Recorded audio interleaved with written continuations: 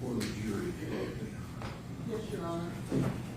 At this time, the defense would move for a judgment of acquittal on a couple of grounds. One being that no trier of fact would be able to hear or at least deliberate on the evidence that's been placed before this jury for the following reasons. One, in regards to the 225-23 blood that was considered by the medical examiner in determining the cause of death. In that regard, the witness testified that, and when I'm speaking of the witness, I'm speaking of Dr. Methune. Dr. Methune testified that there was no way that she, well, I shouldn't say that she considered and had to rely on the summaries of the individuals who performed the test for litigation packet.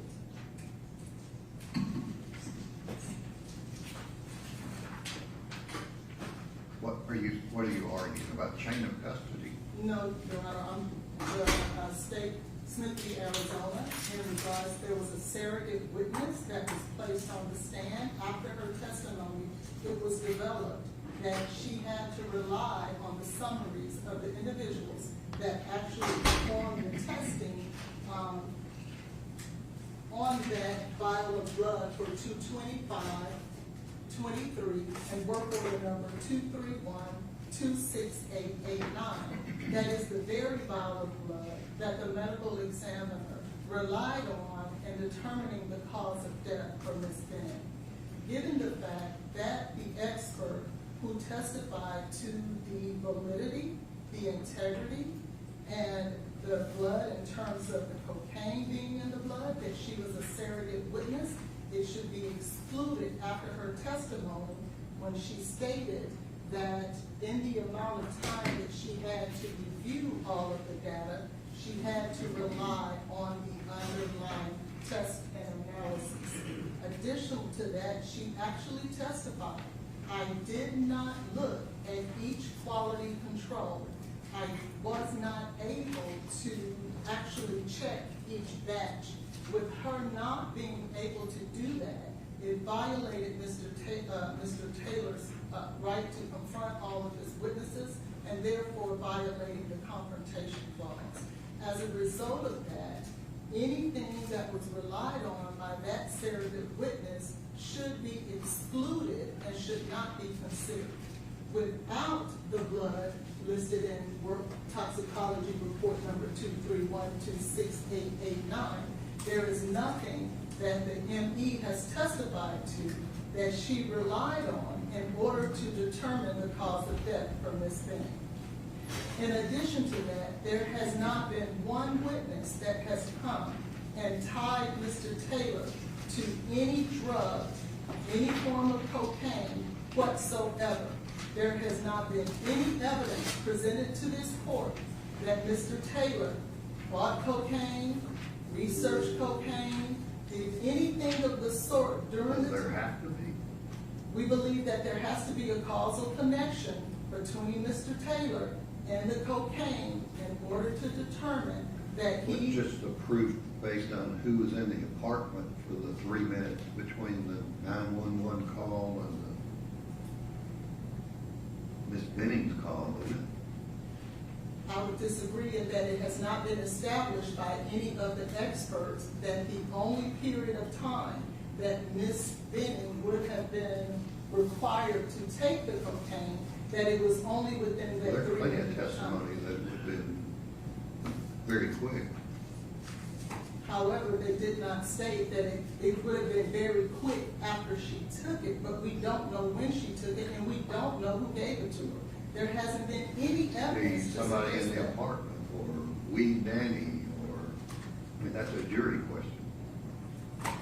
It is the defense position that no causal connection has been made between the cocaine and Mr. Taylor. As a result of that, in addition to the Smith v. Arizona issue, that there should be a judgment of acquittal, because without a cause of death, then there is no proof evidence that in fact Mr. Taylor could have caused the death of Ms. Benning. As a result of that, we move for a judgment of acquittal.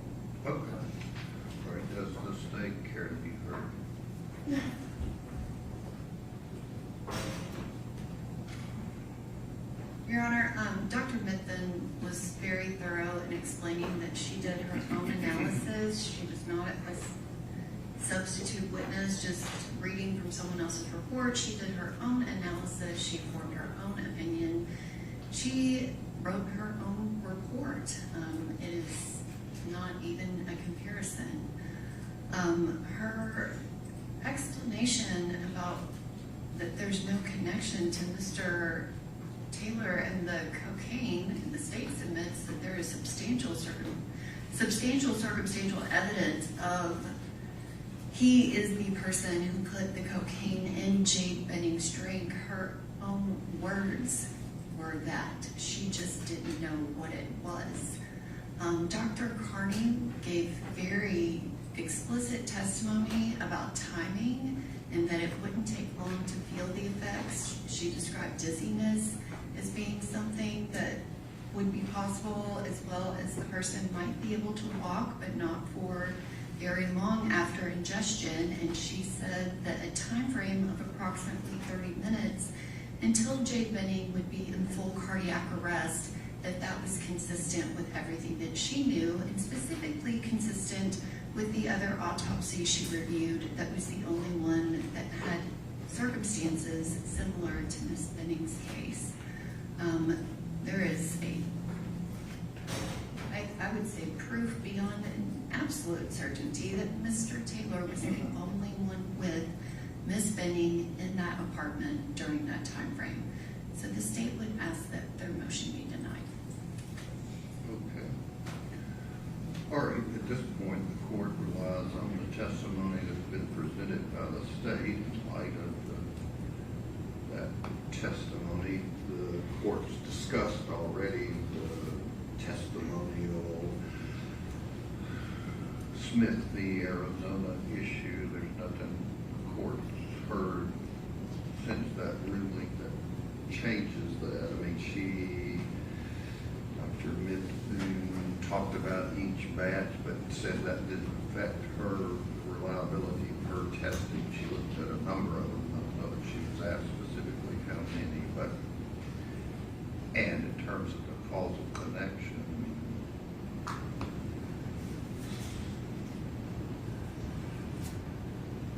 something happened to Miss Benning in that apartment.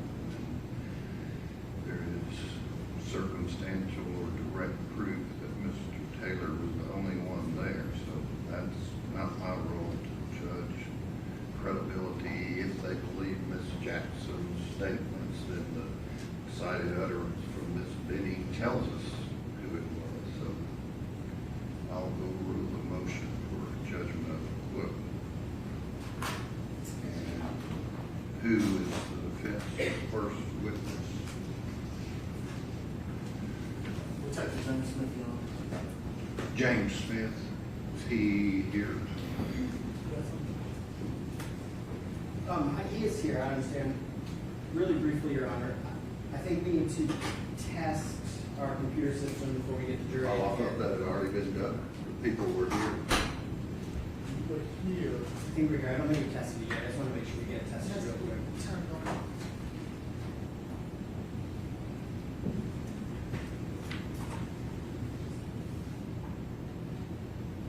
Is that your computer? Yes, What's on your computer? it's a PowerPoint that's on it. Well, your apps are down there. Yeah.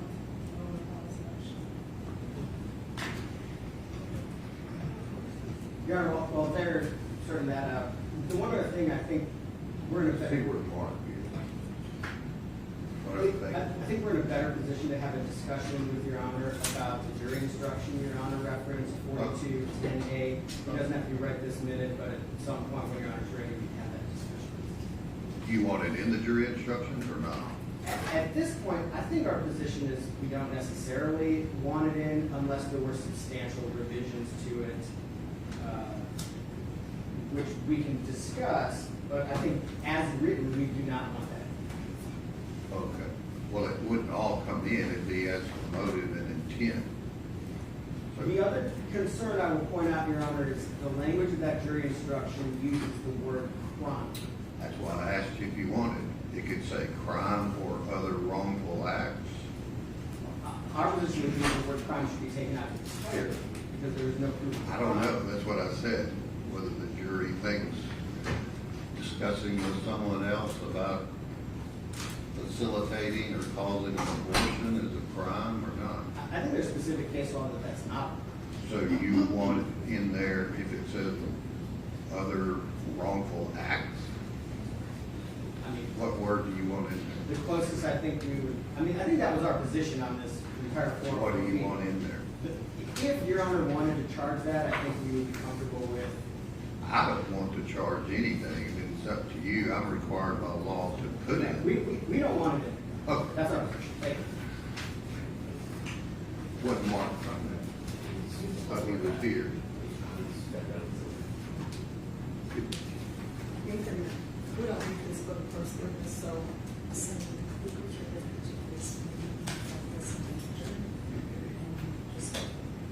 All right, get it, Detective Smith.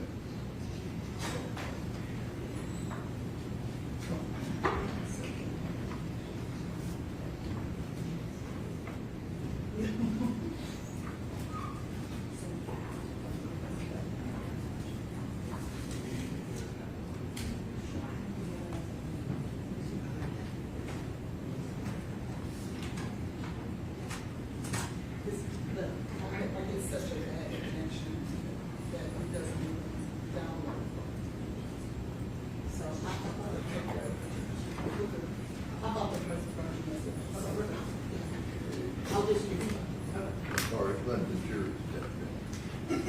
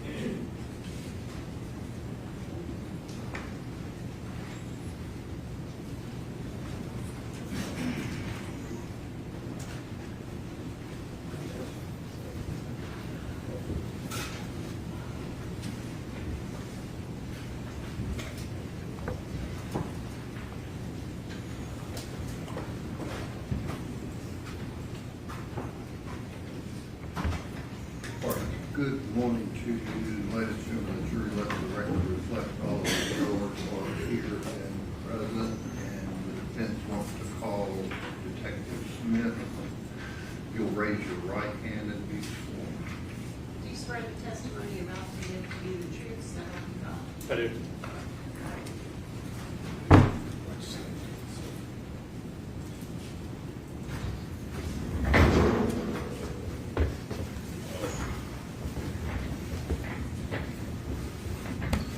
Good morning, Detective Smith. Good morning. Can you please state and spell your name for the record? It's James Smith, James Smith. And where are you currently employed? The Metro Nashville Police Department. And how long have you been employed there? Nearly 13 years. Did you ever have an occasion to get involved in this case involving Mr. Blaise Taylor? I did. Were you the first officer on the scene at the hospital, the first detective on the scene at the hospital? I was the first detective to respond. Did you ever call Andrea Browning and give her permission to go into the house? Initially, I did not recall that spoke. But yes, been talked about, yeah. And would you have given anybody permission to go into the house? Is that something you would have done? The only time that would be done is because I was not doing the search warrant, and the officer I had released, the perimeter officer who initially was going to secure the scene or the apartment at that time, he had been released. The apartment at that time had been released, was no longer in police custody to be frozen and such. So to give permission to anybody, it would have been after that fact that I can't say they can or cannot go in there at that time. And just to be clear, do you have any documentations or recordings suggesting that you gave someone permission to go into the house? I personally do not. And would you have given permission for her or any friends to enter into the apartment? If given permission, it would have just been family. I would have given them family. And did you give family permission in this case to go into the apartment? Based off the recollection that was given to me, it would have been either stepmom or mother. But Ms. Browning would have been the contact. Would an email that you sent refresh or aid in your memory for your testimony here on today? Yes.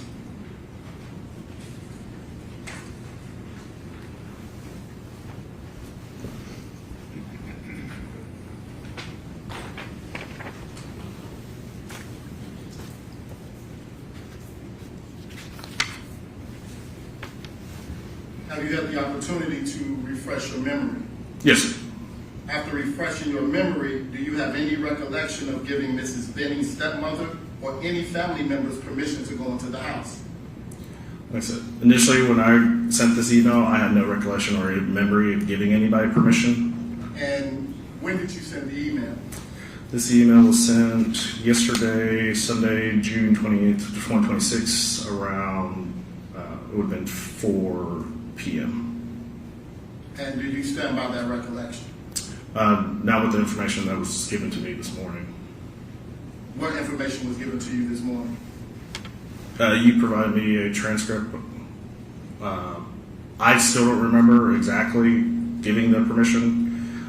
Like I said, it wasn't in any documentation. I don't have a recording. The last recording I have was speaking or interviewing anybody was Mr. Taylor. But it was possible that since you gave me information showing this transcript that from Ms. Browning that I had spoken to her. So, is your testimony today that you called Ms. Browning and gave her permission to go into the house? I would say it's possible, yes. Based on what? Based off the information that was given to me this morning. And who gave you that information? You did. And the information that I gave you was what exactly? Transcript from you stated Miss Andrea Browning testifying that I called her. Was it Miss Browning or was it Miss Burks? I'm not sure. I recall you saying Miss Browning. It was Miss Burks. I'm not sure who Miss Burks is. Did you ever speak to a Miss Burks? I'm not sure who that is. That is Mrs. Benning's mother. I spoke to her on the phone initially at the hospital. Again, I don't recall speaking to her after. And that conversation with her at the hospital, do you recall giving her permission to go into the house? No, not at the hospital. Thank you.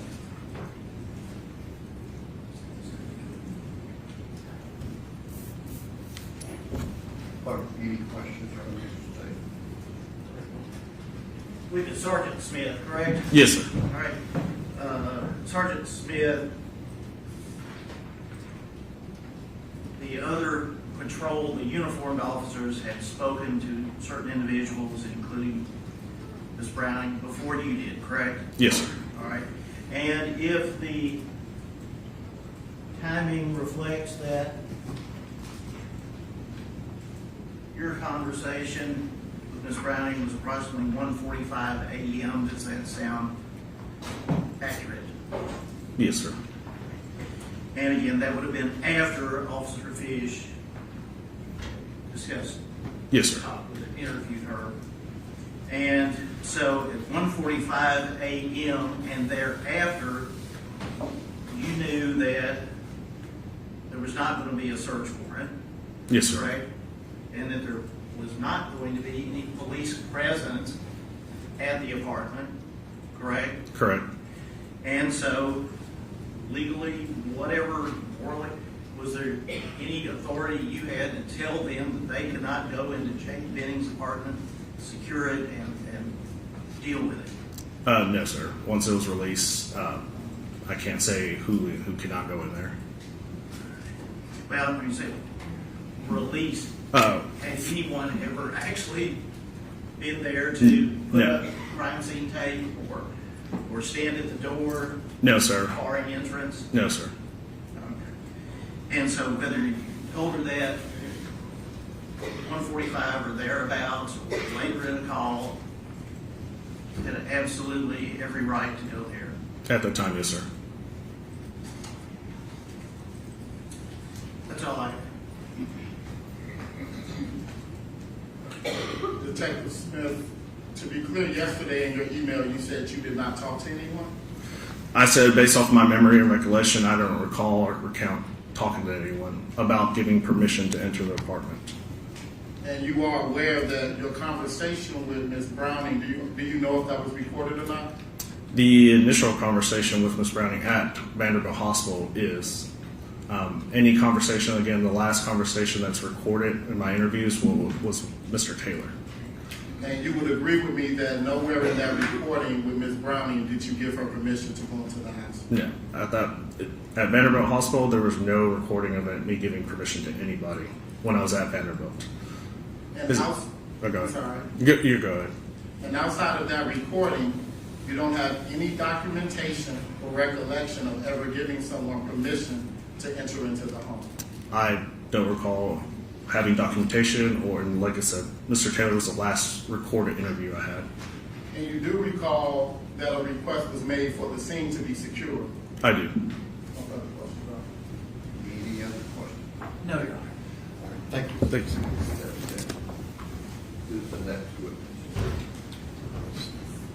We will call Sergeant Lindsay Fish.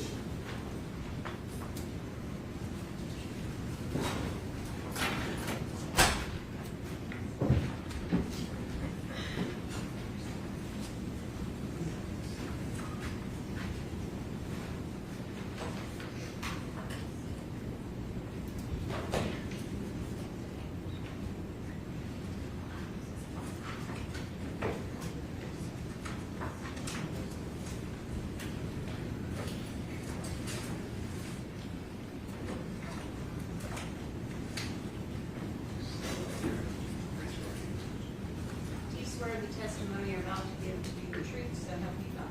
I do.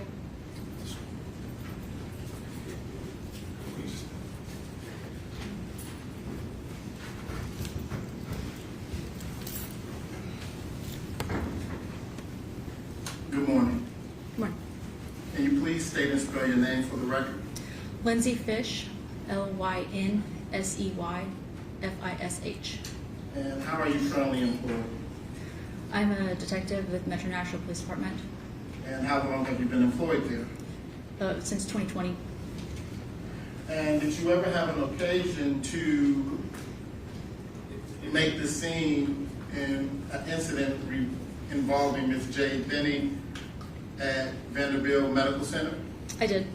And that would have been around February 25th of 2023? Correct. And in what capacity did you show up on the scene? I was a patrol officer. Were you wearing a body-worn camera? I was. Was it activated? It was.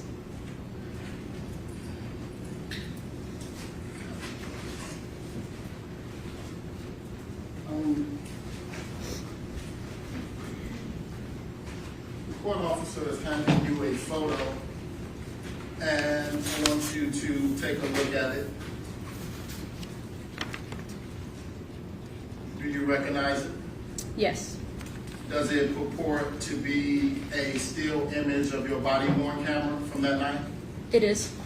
And is it a fair and accurate depiction of from your body-worn camera that you were wearing that night? Yes. Has it been altered in any way? It doesn't appear to be. Your Honor, at this time, I would ask that this be entered into evidence as a defense exhibit 3, I believe. Yeah, we're just putting it in the 55, I'm sorry. Okay. Permission to publish on? Okay.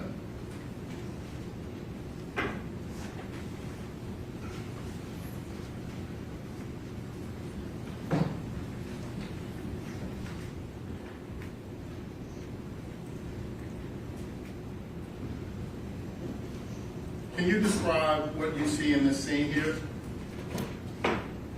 This is the entrance to the ER of Vanderbilt Hospital.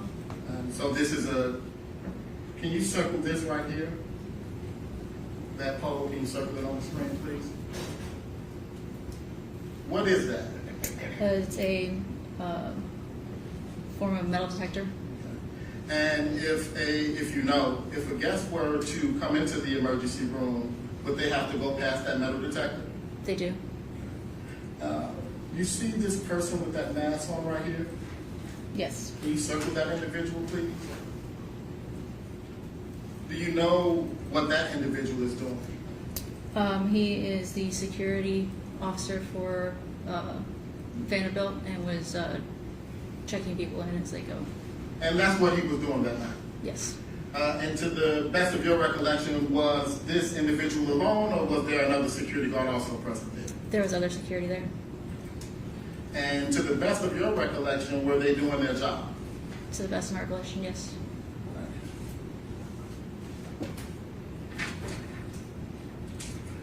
Did you ever have an opportunity to speak with a Miss Brown that night? Yes. One second, I want to go right back to exhibit number 55. Can you tell me what, if anything, that security guard is wearing on the face? The mask? Is that a mask that they're wearing in this photo? Yeah. What about the individual that appears to be checking in? Is that individual also wearing a mask? Yes. And so was that a standard protocol and procedure that night that people entering into the hospital with flu had to wear masks? Yes.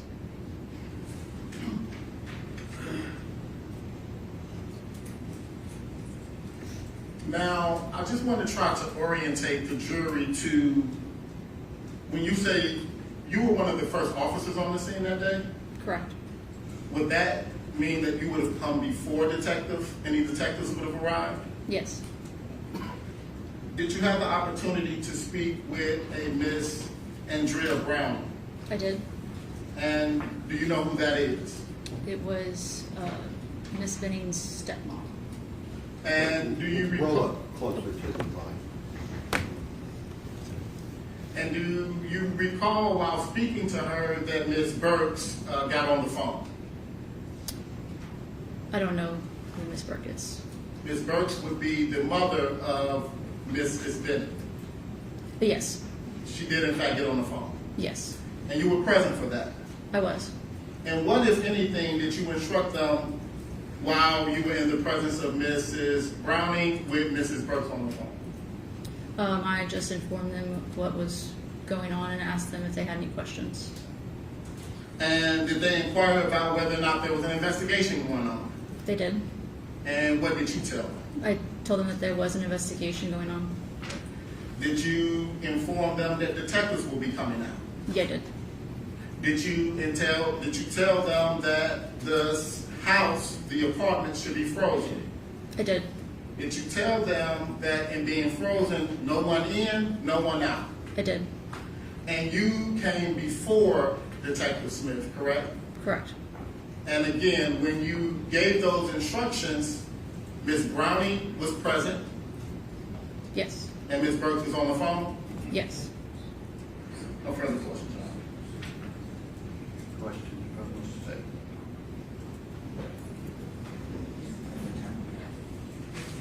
Good morning, Officer Fish. Good morning. You were just asked if you recall telling them that the scene should be frozen. Is that correct? I do. Okay.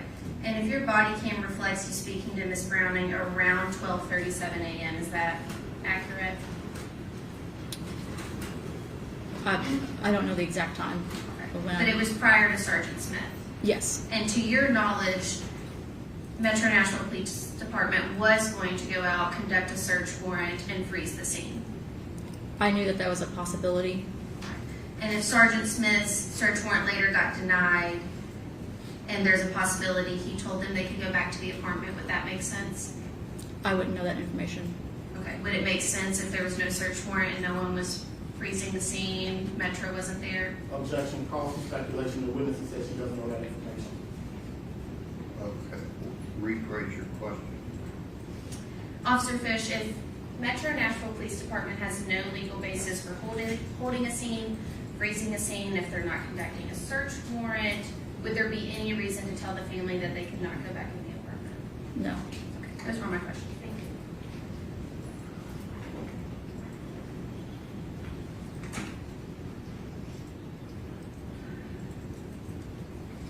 you. Officer Fish, do you recall ever stating that you all had information that a possible crime had occurred? I do.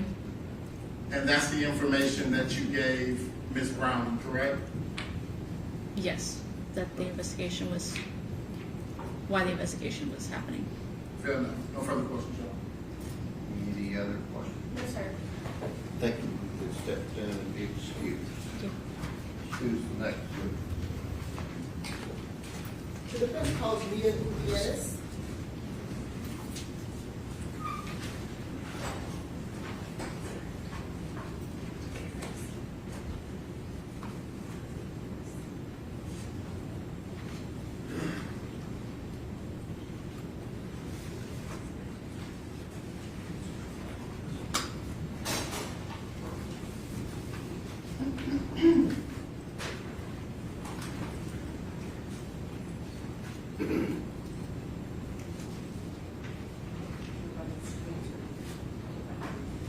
We'll move to Dr. Peters. What's the last name? Sheila Peters. Oh, there she is.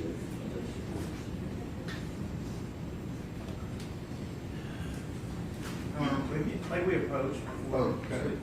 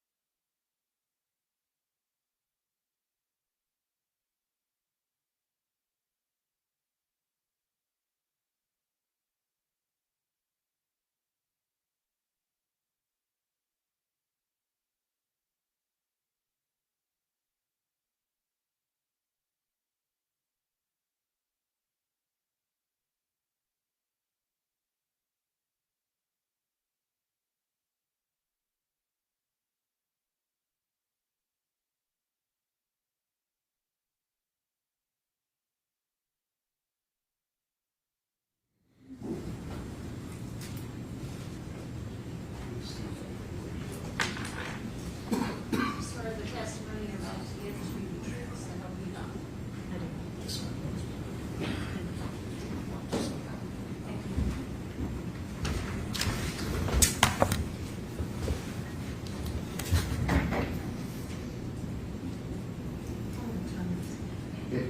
No problem. Okay.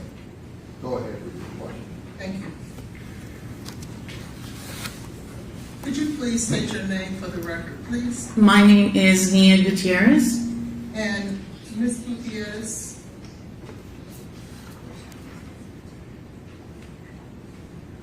How are you employed? I am a Tennessee licensed private investigator and a Texas licensed private investigator. And how long have you been a licensed investigator? In Texas for about a total of 7 years, and in Tennessee, I'm coming up on 1 year. And did you recently move to Tennessee? Yes, last year. Okay. And what company do you work for in terms of for investigations? Out of Texas, I work for Willis & Associates, and out of Tennessee, it is Covert Results. And how long has Covert Results been in business? Since 2017 or 2018, I believe. Okay. Did you have an opportunity to go out to the Ontario apartment where Ms. Benning lived? Yes. And when you went out to the apartment, did you have an occasion to view the apartment where Ms. Benning lived? Yes, I did, on the exterior with the door closed. Also, did you have an opportunity to view the marquee for the apartment? Yes, I did. I want to draw your attention. Do you have with you photographs? I have something else not to put photographs with me. Should I have photographs? Okay.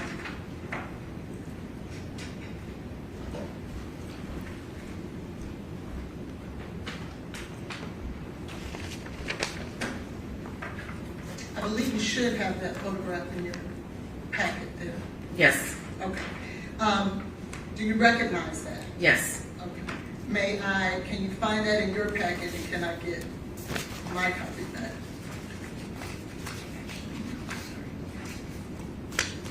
I'm sorry, this picture is not in my packet. Okay, that's fine. Do you recognize that photo that Yes. you took? Yes. And what is that a photo of? It is a picture of the marquee of the incident location demonstrating the physical address of the apartment complex. Okay. May I have it back, please, so that I can publish to the jury? Is it in the same fashion in the way that you photographed? Yes. And are you the one who actually photographed this? Yes, correct. Your Honor, at this time, I'd like to publish. Okay. Is that, in fact, the marquee for the Ontario apartments or condominiums? Yes. Have you had the opportunity to view any photographs from 2023 or February in regards to the Ontario apartment complex? Yes. And is that marquee in the same fashion that it was in 2023? Yes. Could you please read for us the address here at the bottom of the sign? It is 1522 through 1550 Lebanon Pike. Thank you. Did you have an opportunity to go out and look to see apartment 107 where Ms. Benning was living at the time? Yes. And were you able to ascertain whether or not Ms. Benning's apartment had windows? Yes. Where were her windows situated? On the rear of the apartment. If I may, Your Honor. Was there anything behind that apartment where the windows were located? There is a trailer type business, as a trailer service repair business at the rear of the apartment complex. It's rather large, and from my understanding, it's called TSR, and they repair trailers. I want to first show you this photograph here. Do you recognize that? Yes. And what is that? It is an angle from the rear of the apartment. And are you the person who actually took this photo? Yes. And could you, for the jury, well, let me ask that it be admitted first, Your Honor. Okay. Could you, for the jury, please point out which window belonged to Ms. Benning's apartment? It would have been, I'm not sure. Mark. I can mark on here? Sorry. It would have been this one. Okay. And I want to now show you another photo. You can clear the screen. If you, Oh, sorry. okay, Got it. there you go. I want to now show you this photograph. What is this? This is a picture of the rear end driveway, you could say, of the apartment complex, coming in after you would come into the apartment complex and then turn to the left. It is a picture of the driveway alley behind the apartment. And would Ms. Benning's apartment window be adjacent to that, I guess, would it be a pasture or field? It would be, you could say, parallel, yes. Okay, parallel, thank you. And if you could just orient the jury where Ms. Benning's apartment window would be located. I can point. Yes. Okay. It would be this way. And did you take this photograph? Yes. At this time, we would offer. We'll just make it collective whenever you Thank get you, all Your of Honor. them you got. If Ms. Benning was to have a camera in her window, where would that camera, if it was facing out, where would it focus on? Where would it be directed towards? Depending on the range of scope of the camera, it would have captured the entire back alley drive here, or maybe just her back patio, or to where a vehicle could be stationed back there, or all the way up into the trees. It's unsure. Were there any other windows besides those windows that you saw in apartment 107 at the Ontario? That is the only one that I recall. I want to draw your attention now to another photo, if you can clear the screen. What is this? This is an angle closer to the end of the parking where the truck repair service business is located, just below on the hill. Is that also behind Ms. Benning's apartment and the view that would be out the only window in her apartment? Yes.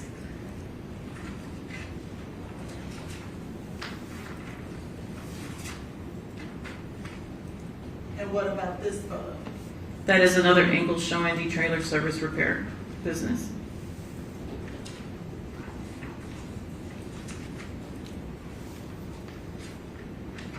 Now, did you have an opportunity at our request to do any research in regards to the son of Ms. Stephanie Franklin? Yes, I did. Did you determine a name for the son of Ms. Stephanie Franklin? Yes, the name is Jordan Franklin. And were you able to ascertain whether or not Mr. Jordan Franklin was in fact a police officer? Your Honor, to object to the relevance of this. Your Honor, there's been testimony that a police officer gave Ms. Franklin. Right, you asked all about it. A police officer told her to do X, Y, Z. Correct. And if I Now- may, I would like to, So what do you want to ask? did you ascertain whether or not Ms. Franklin's son was actually a police officer? Yes, so to answer the question. Object that would be based upon hearsay. Care to be heard? Yes, it's not hearsay. She did the record search herself, Your Honor. Well, I know that, but wouldn't the information be an out-of-court statement offered for the truth? I don't believe that if you are doing, nobody told her anything. She researched to see whether or not a T-code existed So for you Mr. want to litigate whether the gentleman was or wasn't a police officer?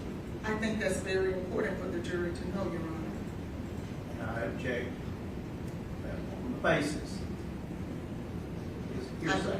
I believe it goes on the effect of the listener. Effect on the listener? Absolutely. Okay, it is hearsay, so I'll sustain the objection. Also, it goes to 609 impeachment, which allows you to impeach with hearsay. Based on reliable information. Correct. And I believe that the information that Ms. Gutierrez received. Do you have someone that you're calling from a police department saying he wasn't a police officer? Yes, sir. You do?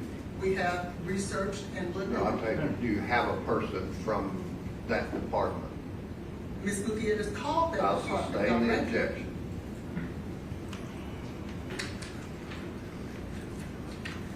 And, Your Honor, if I may, through this witness, introduce this judgment. Now, I certainly object to that. Okay. The It's- judgment about. It's a certified copy in regards to Okay. Mr. Have Jones. you looked at the certified copy? I'm not sure which one Yes, is sir. using. We have the one, Here you go. I gave it to you last week, but I'll give you one. but like we approach. Okay.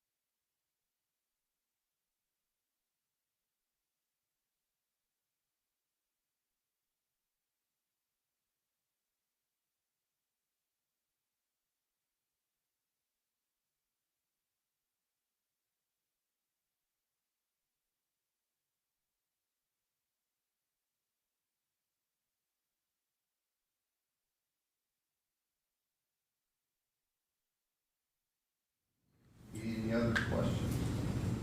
No, Your Honor, not from this witness. Okay, and get those, I think, maybe 5 photos that you asked her about.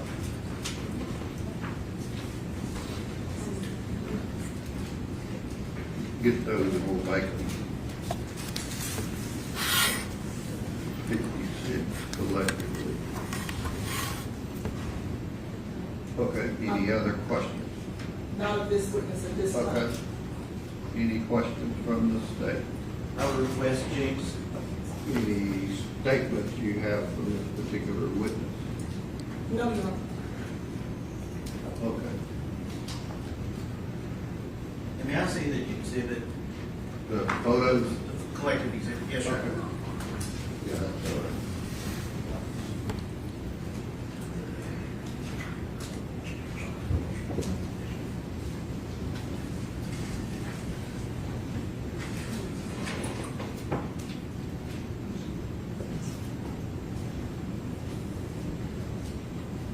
I believe you said that you were employed by Covert Investigations. Did I get the name right? Yes, and Wilson Associates. Oh, okay, okay.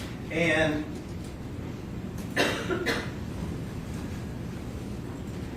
is that based in Texas with an office here, or is it totally Texas? The Willis and Associates firm is based out of Houston, Texas, and Covert is here out of Nashville, Tennessee. Okay, and so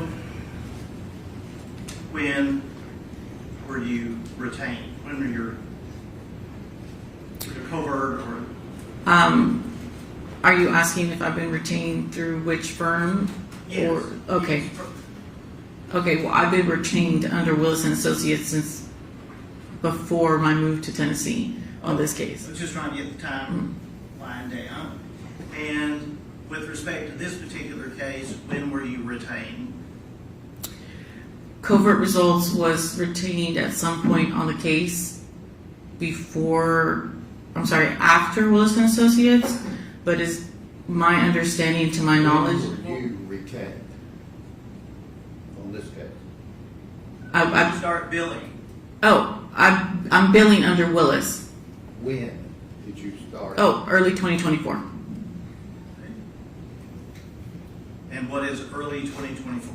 I would say probably March. Do you have records of that? Yes, according to timesheets that I turn in, correct.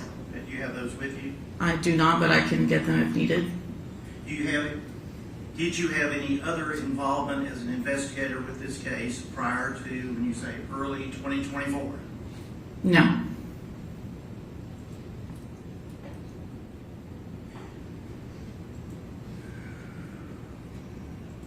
Were you familiar with this apartment complex prior to being No, retained? I was not. Now, Ontario is an apartment complex on Lebanon Pike here in Nashville, Davidson County, Tennessee. Correct? Yes. And this sign is at the entrance, correct? At the entrance, correct. Main entrance. And Miss Benning's apartment that you were directed to is essentially in the far back corner, correct? I would say the center far back corner building. Well, I mean, council's seen this photograph. They put this view. Actually, it might show up there, but you have the ability to touch this. Where is the sign that we just saw? It would be right about here. Okay. And Miss Benning's apartment would be in that general area, correct? No. That would be the entrance to the breezeway to her apartment, but not on that corner. Okay, well, would you circle in what It would- part of that corner it is? Probably right here towards the center, somewhere in that section. All right.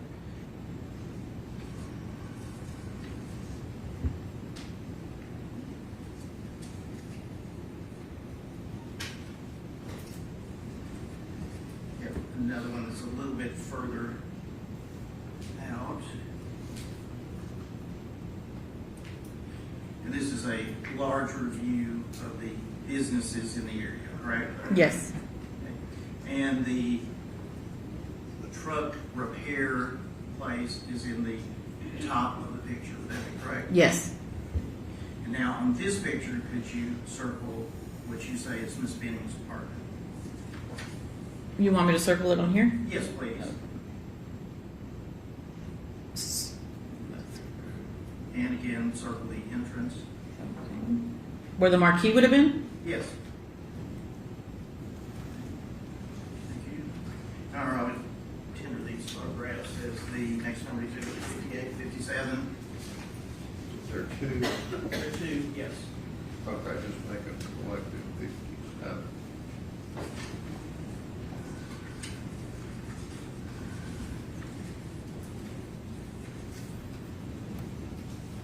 And this is part of Exhibit 56 that we've previously seen.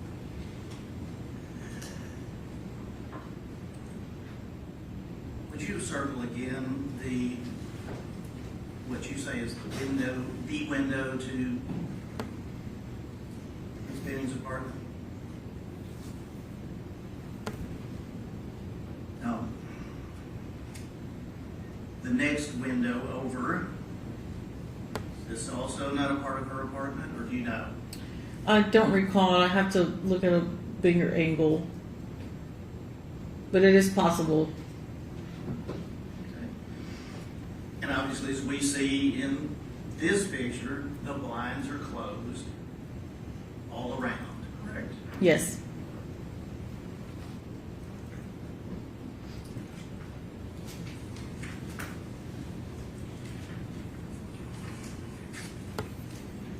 You never went in this apartment, did you? I did not.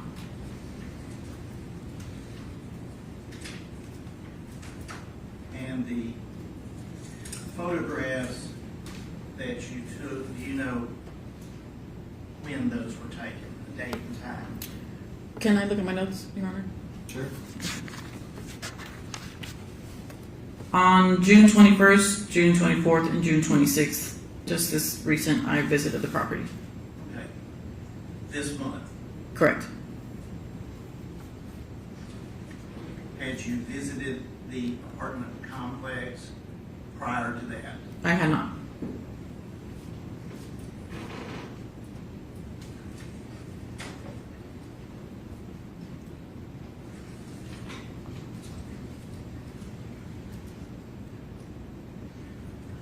Judge, those are my questions. I'll Okay. submit these back. Any other questions? No, Your Honor. Thank you. Next. At this time, Your Honor, we would submit a judgment. Okay. The judgment for Keontae Jones for conviction of theft on September the 1st of 2022. Okay.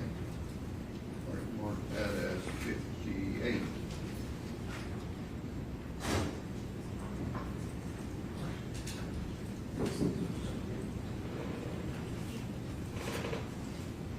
Who's the next one? The defense will call Dr. Sheila Peters, Your Honor. Okay. Your Honor, again, I have to do this with lady we approach. Okay.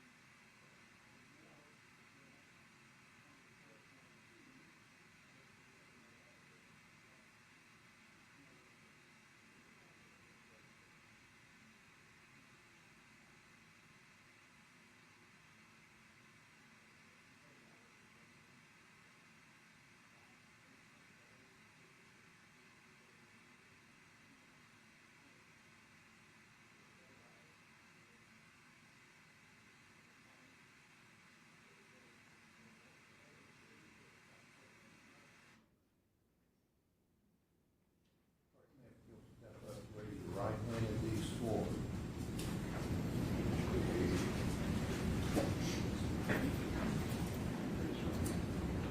Do you swear the testimony you're about to give to be the truth, so help you God? Yes, I do. This one.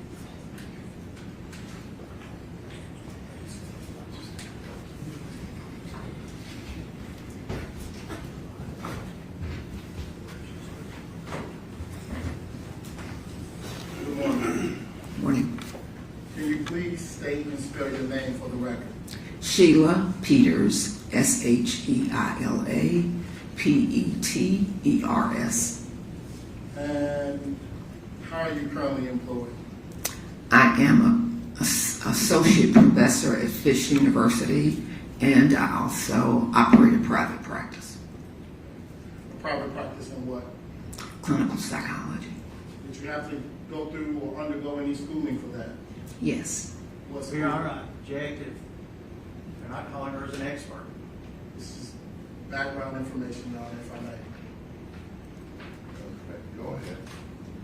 Did you have to undergo any schooling for that? Yes. What kind? Undergraduate degree as well as a master's and a doctorate. From where? Undergraduate degrees from University of North Carolina, Chapel Hill.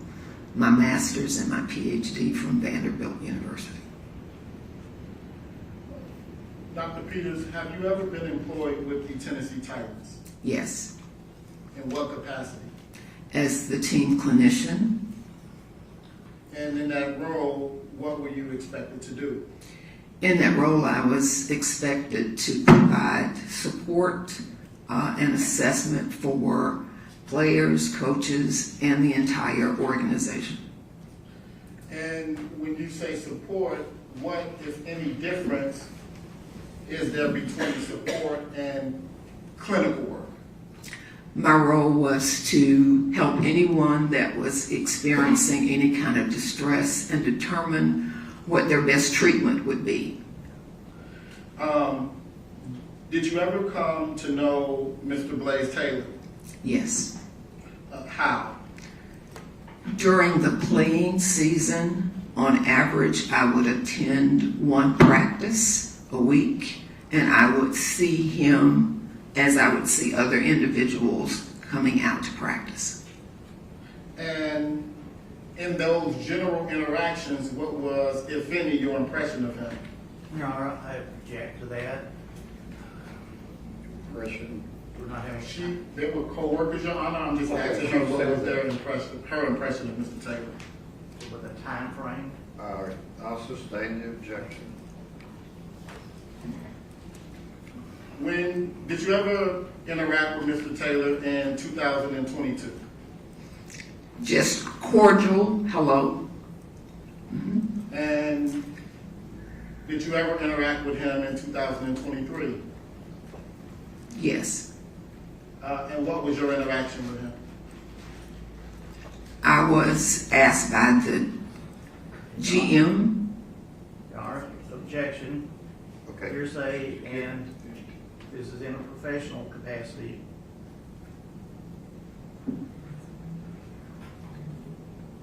If I may, Your Honor. What is your question?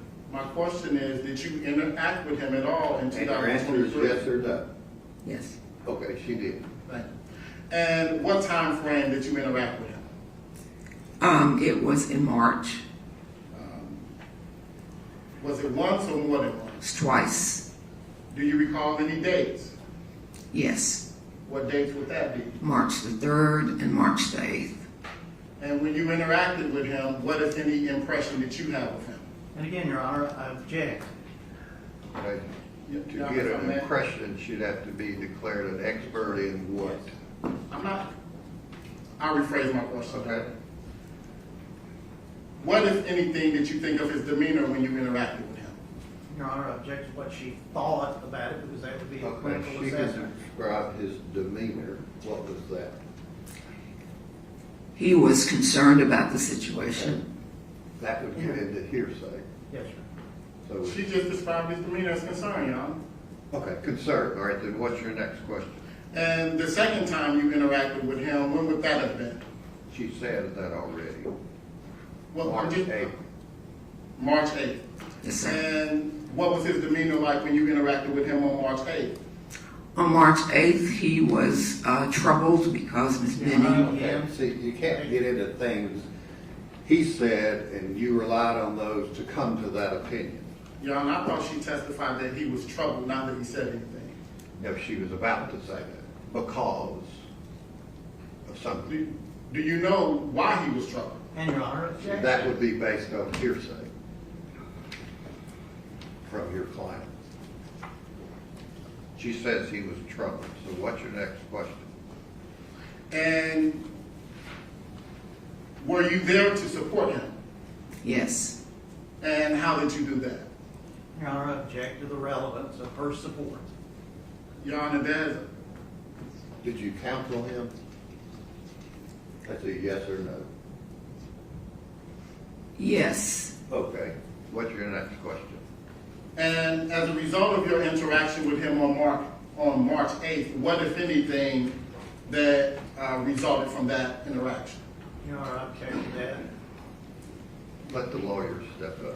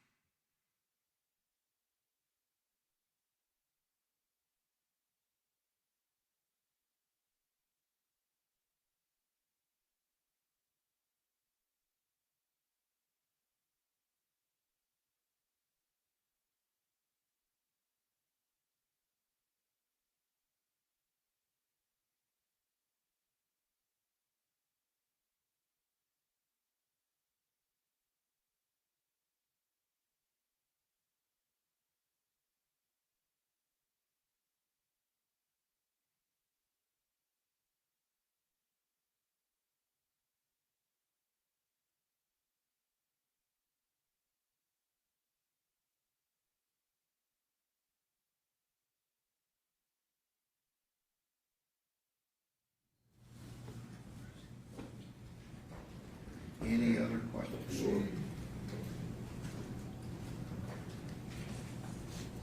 Dr. Peters, do you know if Mr. Taylor remained with the Titans after March 8th? I don't know. Do you know where did he go, if anywhere? Sometime thereafter, he went home. Do you believe that was a good decision? Well, Your Honor, whether she believes it. Okay, I'll sustain the objection.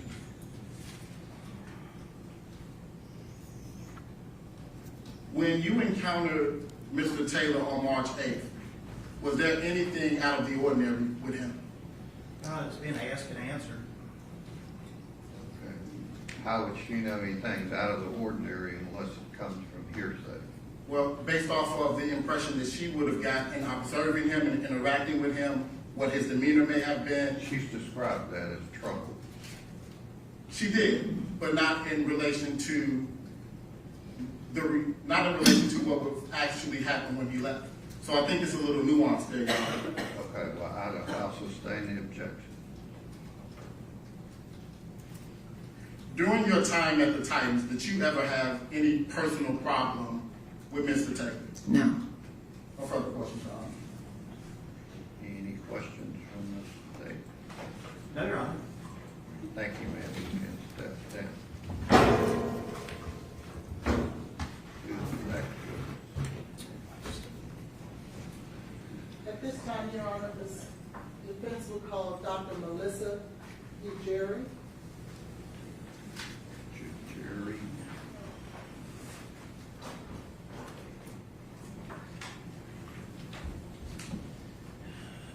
Your Honor, at this time, pursuant to previous discussions, state request to carry out, because we have no report. All right, ladies and gentlemen, the jury appeals step down the hallway just briefly.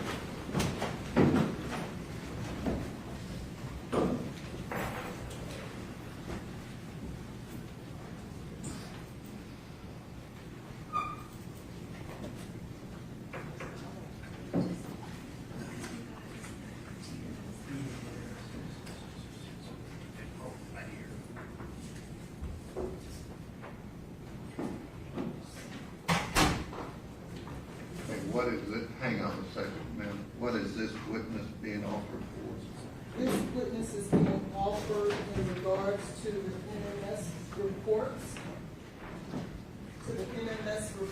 that were tendered to the defense in regards to the blood and urine of Ms. Benning, and the testing of that blood and urine that went to the cause of death in this particular And case. you're wanting her declared an expert in what field? And laboratory testing of toxicology. Is she a toxicologist? She is. Okay. And the state's objection is what? That we have no report, we have her CV, but no report to know what the parameters of her. You have a report from her? She didn't give a report. She looked at the evidence. Notes? Do you have any Do you have any report? notes? No, I'm asking you, do you have any information from her that would be considered a statement? I don't, Your Honor. I asked I'm her. not talking about you, I'm talking about your firm, your counsel? No, I am the firm counsel. We don't have anything. I've met with her on several occasions. I have my work product, but I don't have any notes from her. So she's never emailed you or anything like that? Of course. But Those it would wasn't a be report. her notes. I don't have notes from her. She may have emailed me in regards to what time is the Zoom call, or are we? She didn't have a report. No. she So didn't. what do you want me to do? We would hear her testimony out of the presence of the jury for the court to determine whether it will materially assist the jury and basically a McDaniel hearing. So you're thinking this particular witness isn't qualified as a toxicologist? No, it's the substance of what she testified about that we have no knowledge. She just now says about NMS. Well, if we'd had a report, we might know whether to have had a... Some people don't do reports for Unless- tactical reasons. Yes. And it would appear, since the witness has a notebook with her, that there may be some, if nothing else, jinx material that we would... What is all that? Your Honor, it is my brief notes to prepare for testimony today and the NMS reports that were provided. Okay. Do they have a right to look at that? Sure. How long do you need to do that?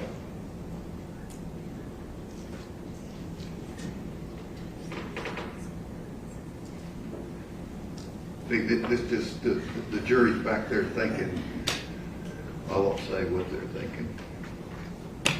Judge, prior to the last trial, when we had this come up, certainly recall that the court said witnesses would be excluded if they did not prepare a report. And here we are now without a report. I don't know if I said that. As well as counsel saying that they were only intending to call Eric Devlin. Well, I don't know who that is. I mean, this person's listed on this witness list. We have provided the state. Lena Gill. We have provided the state a full list of all of our experts and a brief summary of what they are to testify about. The rules and the statute does not require that every expert draft a report. Any notes that Dr. DeGarry may have, I don't have those notes.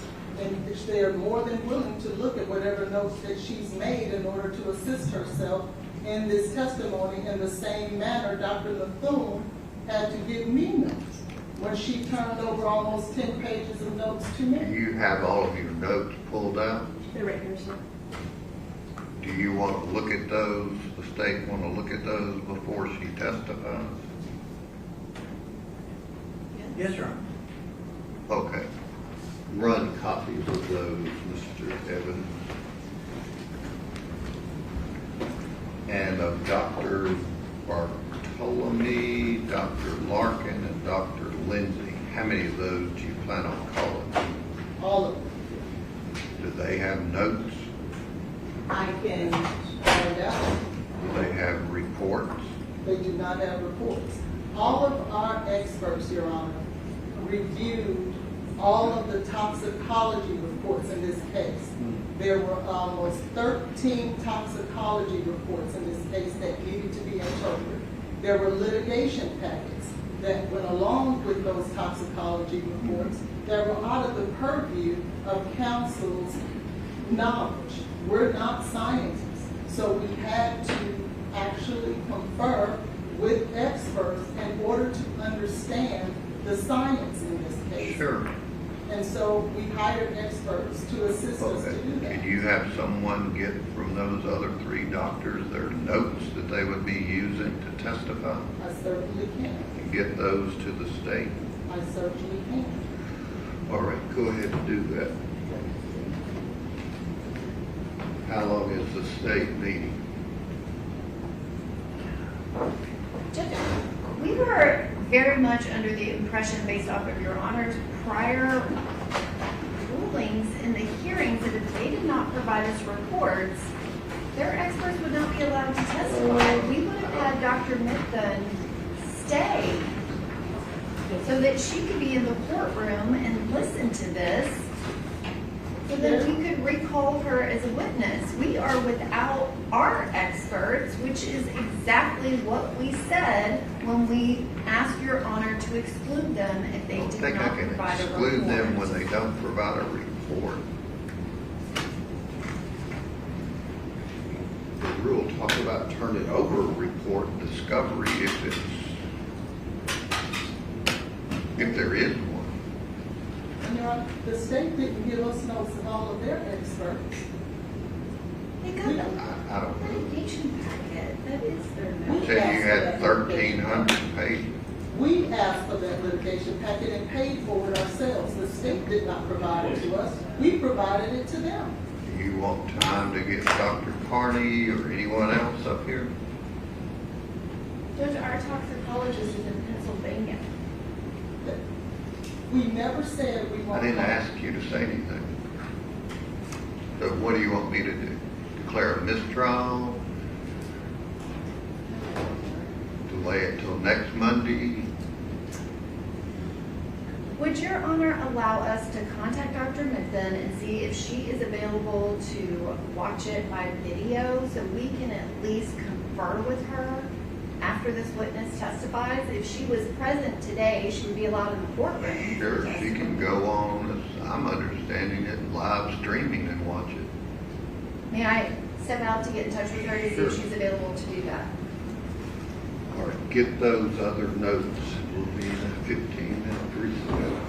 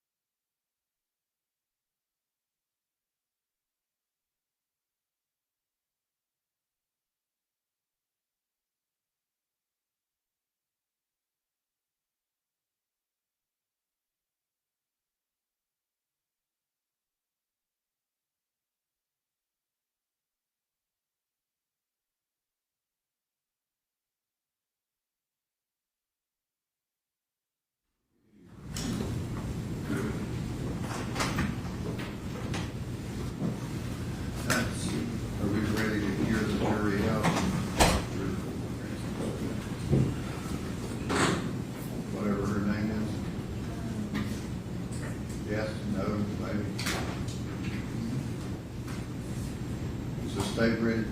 Yes, Judge, we were just, honestly, to expedite the process, we are no longer asking for the jury out. We have our toxicologist that's on a link, and we won't, if your honors are going to allow the witness, we won't object. Okay. Well, if you want to be heard under qualifications and all, then I can do that. Not as a attorney. Okay. And then if Dr. Minton is to be recalled, I don't know, I haven't heard anything. I don't know nothing. Which means, Your Honor, we would like notes and emails as well, please. what are you talking about? I said, if she is, so that we can get ahead of it, we would like notes and emails as well, please. Notes, emails about what? Her testimony and her notes that she made. She would be, as you said, offered as rebuttal. And I would like those. Raise your right hand, we'll just bring the jury down.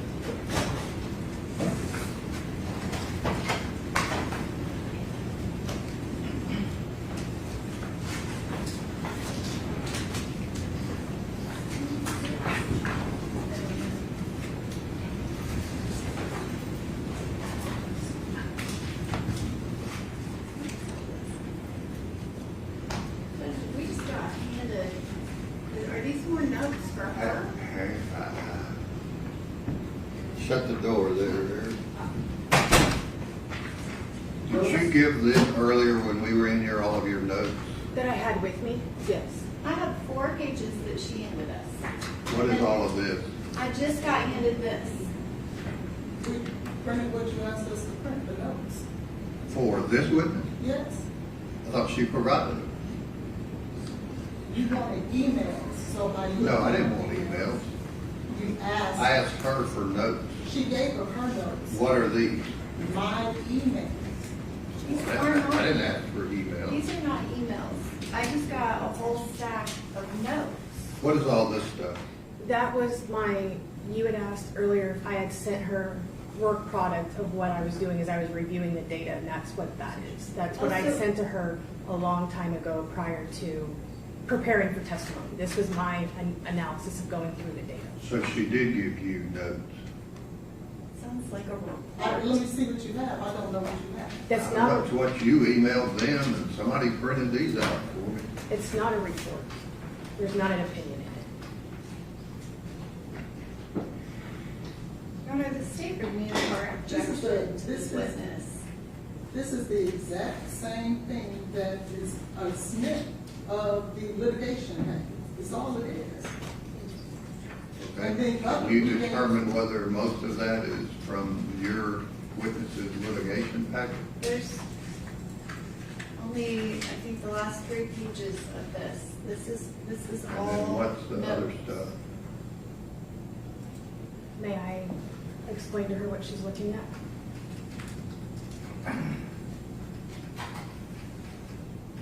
I'm asking counsel. Okay. If you look, all of this are snippets of the litigation package. Is all of this snippets from the litigation package? All of it is derived from the litigation And package. then What do you there are mean notes derived from? on top of it. It's notes on top of it of what I was From seeing. who? From me, as I was Why didn't you looking. give us that earlier? I didn't have it, sir. I don't have See, it. this is what hide the balls off.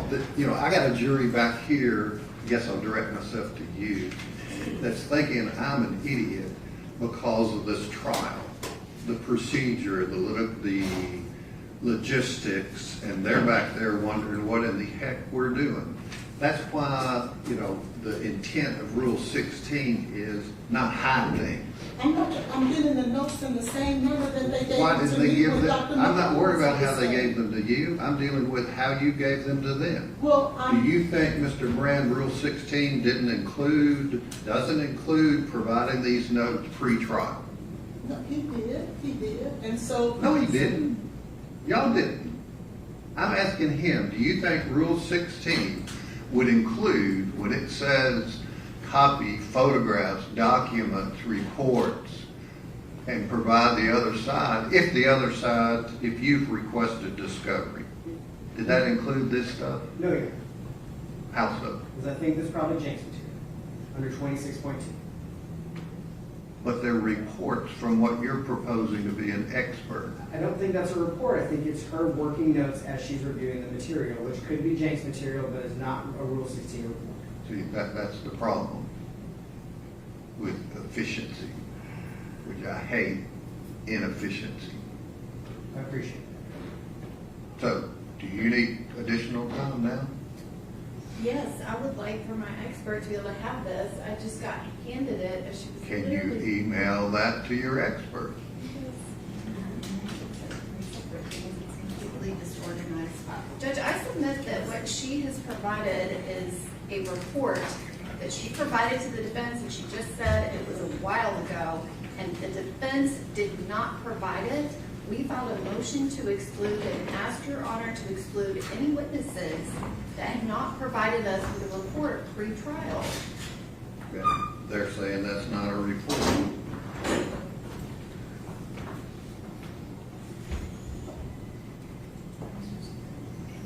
I mean, do we need to have a jury out to determine if it is? If it is a report, is Your Honor going to exclude it? Sure.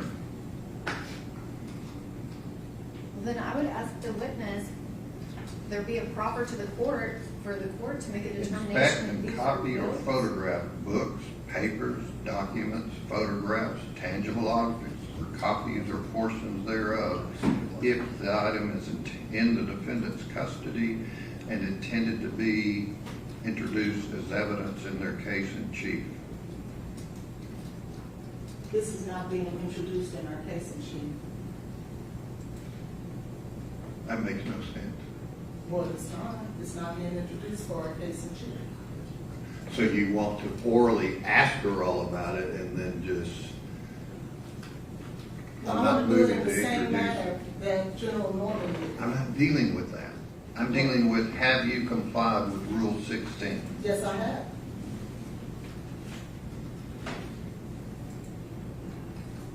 So you're not going to ask this witness to introduce anything? No, I'm not. So what do you want, General Norman? Well, honestly, I gave somebody my paperwork to go copy it and send it to our expert. I thought you got haven't an email with that in it. I haven't even had a chance to look at it, but what the little I looked at, it looks like she typed up a report It's to not a them. report. Where is that?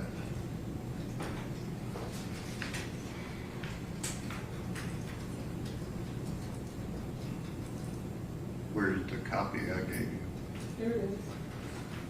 What page in that are you thinking is a report? There's one that has like 7 or 8 pages and then a couple of pages of litigation packet in the back. So I'm not worried about the litigation packet. I'm not either, it's everything that precedes it. It would look like, I don't know, what, page 47, 48, what are all these notations from the litigation packet? Yes. Page 50, 51, so that's just a summary of what she's looking at. 69, 75, 81.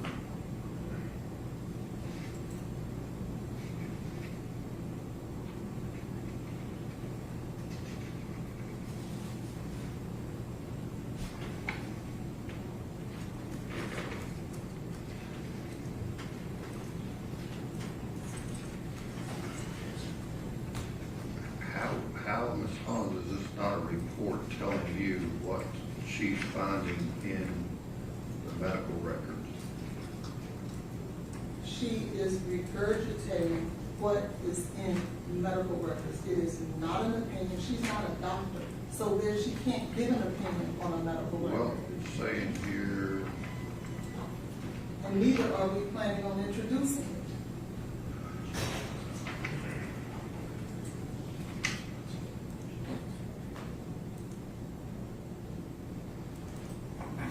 page 75, instrument had an error, incorrect vial, not on our case. What's she reporting to you? What's in the litigation packet. That is not her opinion, that is directly taken from the litigation packet. Okay, what do you want to do, Joan Norton? Judge, I mean- Witness testify. I think the witness should be excluded. Okay, other than that, what do you want to do? I would ask the court to give us 5 minutes so I can at least have the paperwork in front of me before she starts testifying. Did you get this document through an email? I don't know. She handed me documents, she emailed me documents. I'm It asking was that an all. email to the court? I asked Were you all not of it to in be on it? printed. I'm saying I don't think they're the same things. What she handed us and what she emailed us, they are printing it right now. The emails that I sent over are nothing but logistics. I sent them over because they're emails. Sent them to who? To Joe. No, I'm not talking about emails in the past. I'm talking about, did you email this packet to the state? I don't know. Yes, Your Honor, I believe that the packet that you're holding is included in the email to the state that Did has you get this several by email? Word documents. I received an email with 7 attachments that say summary of lit package, which sounds like a report. If she is not introducing anything, then our Do you request. want to forward this to your Yes. Dr. Mitchell? Can you do that? I have forwarded the email. I'm asking that the printed documents, which don't appear to be exactly the same, be scanned in so we can send that, and that's happening right now. How did I get this if it's not included in an email? I'm saying she handed us documents and the emails look like there's additional things. Who handed you documents? They did, right when she was walking out to Was the this stand. packet sent to the state as an email? Yes. Yes. Do you have that? Yes, Judge, I received it a few Okay, minutes can ago. you forward that to your expert? I did. Okay. All right, so do you need additional time? I would like to have a copy, but I guess. Oh, okay, give that to the state.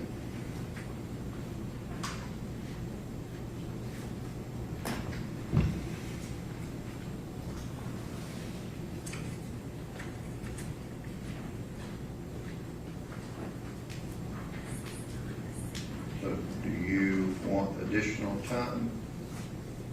No, Your Honor. All right, let the jury step down.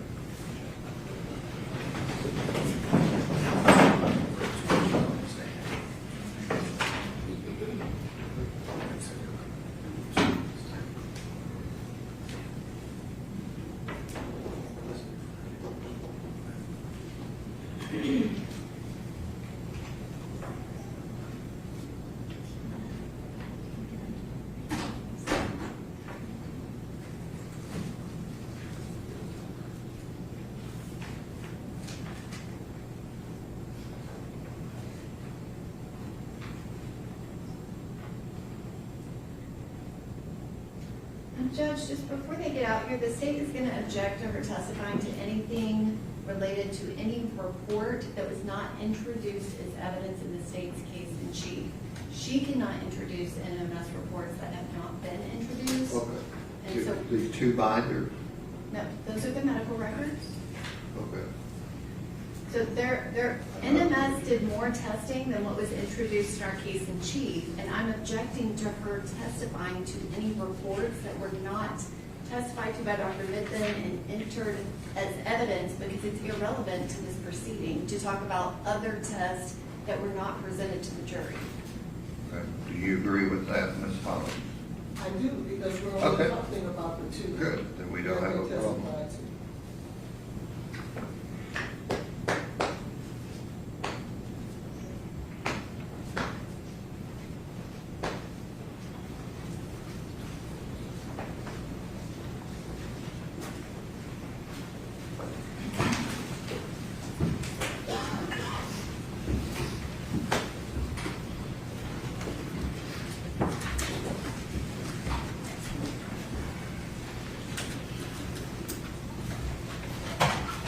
All right, thank you for your patience, ladies and gentlemen. The jury, ma'am, if you'll step up, raise your right hand and be sworn. You swear to the testimony you're to help you out. Yes. This way. Just,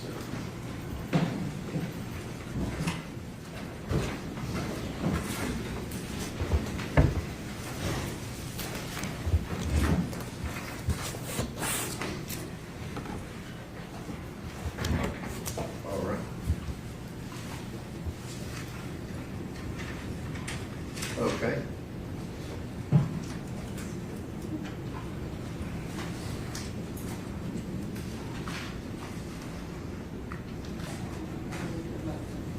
Good afternoon, Dr. Jagari. How are you? Good, how are you? I'm good, thank you. Could you please state and spell your name for the record, please? Dr. Melissa Jagger, Melissa Giguere.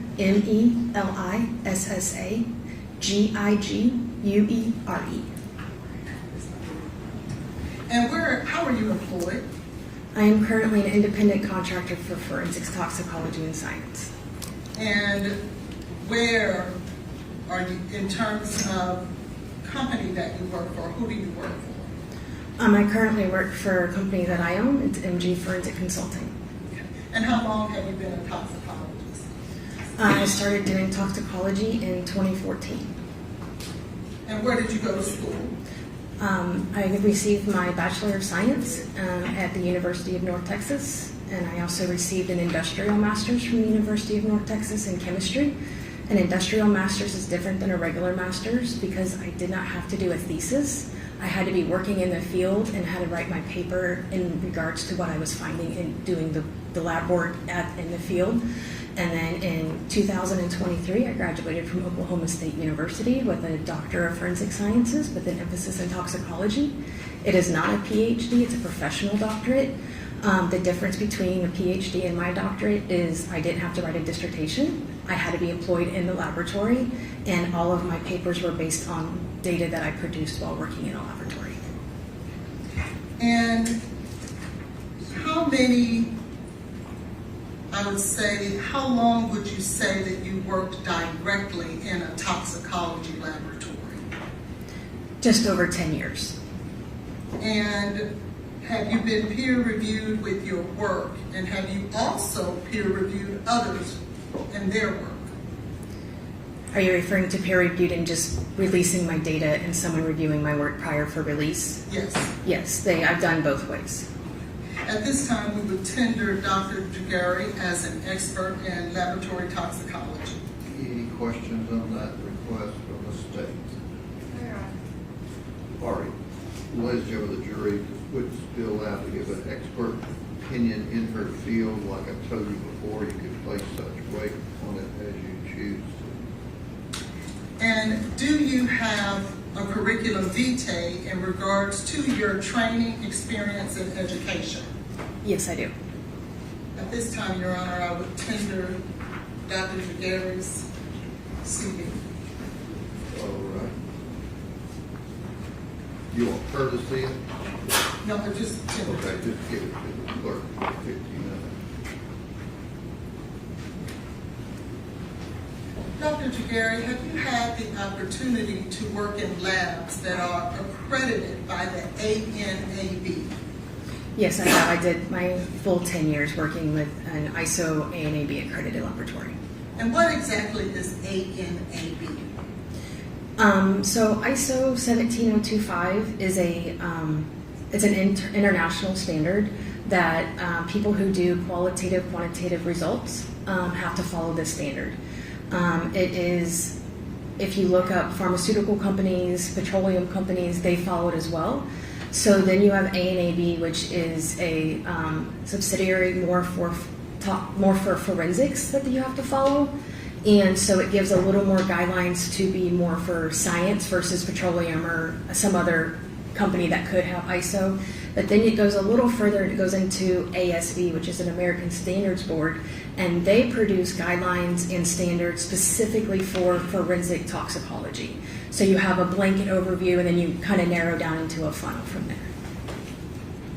And can you tell us some of the things that are required in order to be accredited, such as chain of custody, such as keeping things stored at proper temperatures and things of that nature? Sure. So the accreditation is very, the ANAB standard itself is very bottom line. It's very minimum, and it says you have to maintain a chain of custody. You have to monitor your refrigerators, and it should be kept between this temperature to this temperature. But you get those more finite details in the American Standards Board standards, those ASB standards. ANAB is more of a general. It's you have to do this, but you should try and go better. It's the bottom line of what it is. And so you have to maintain chain of custody. You have to document all kinds of everything in a forensic laboratory. You have to, the bench notes that as you're working through a case and you take a bench note, you write down it's oily or it smelled funny or whatever, that has to be maintained with the case file as well. It also goes through guidelines about who's allowed to work on it based on credentials. It goes through who has access to certain areas. It restricts that. It doesn't restrict it, let me clarify that. It dictates how you should document who has access. It's more of a documentation aspect from ANAB versus the recipe on how to do things. And why is that important? Forensics is the way I look at it, has three pillars. You have integrity, you have chain of custody, and then you have unbiased opinions. And you have that as a three pole and a stool. If you lose one of those, then you kind of wobble and you kind of can lose the reliability of the forensic analysis that you have. And so those guidelines between ASB, ANAB, and ISO all help to make sure that stool is good and stable and it can be reliable and accurate at the end of the day. So I want to draw your attention to the NMS lab report number 231-26889. Are you familiar with that toxicology report? Yes, ma'am. Do you have a copy of that report with you? Yes, ma'am. How many reports were issued under that work order?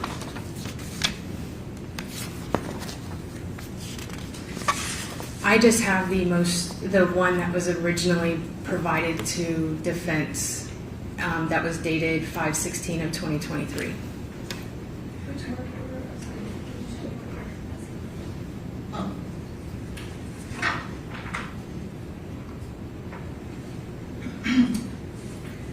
And have you recently been made aware that there was a new report issued on June the 10th of 2026 in regards to litigation packet 231-26889? Yes, you informed me of that.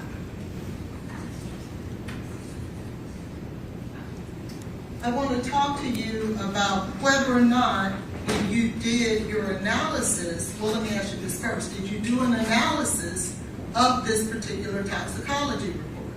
I wouldn't call it an analysis in the sense of science. That's doing actual chemical extractions. I did do a review of the data. Okay. Sorry. Excuse me. I need to get with your terms. So tell me, what, if anything, did you learn after reviewing the data in regards to work order 231-26889? So when I first reviewed it, what first caught my eye was we can see at the bottom it says specimens received, so that's what I go to look at. Typically, if you're looking at anything for blood, Sorry. oh, It's not working.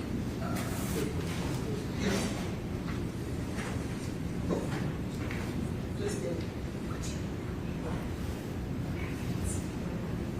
Don't worry, I can use this. My computer doesn't like that. Can I switch? We're going to end up having a problem with it, so don't worry about it.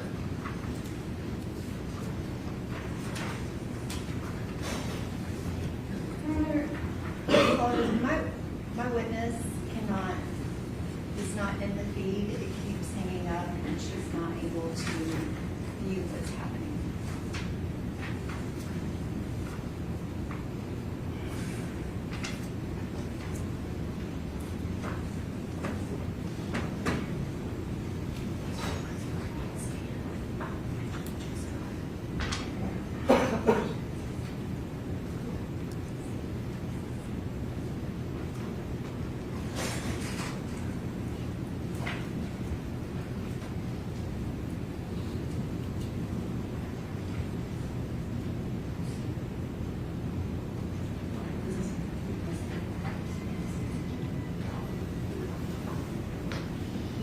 some of the witnesses in that he can hear.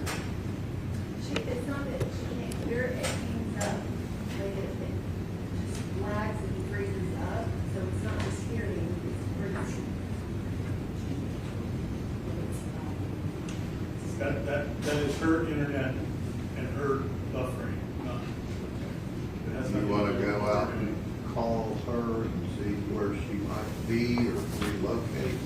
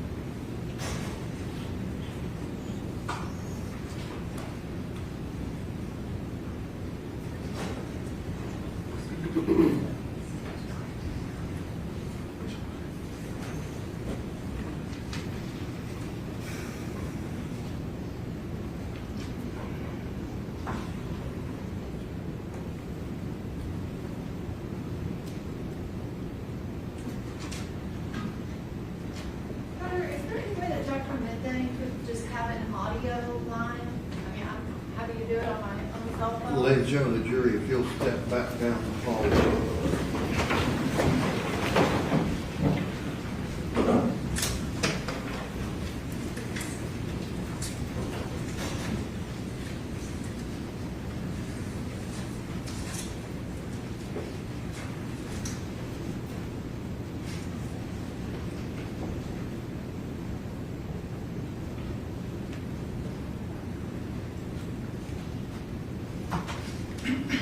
I don't know of any way to do a Zoom link and do additionally what we're talking about doing in this trial. Is she somewhere that she can relocate or get better internet service? She said she tried it on Wi-Fi and also her cell phone. She was in the car driving and drove to a location so that she could do this. She said if she could just be on a phone line so she can hear what is said, that would be sufficient. Is that a possibility?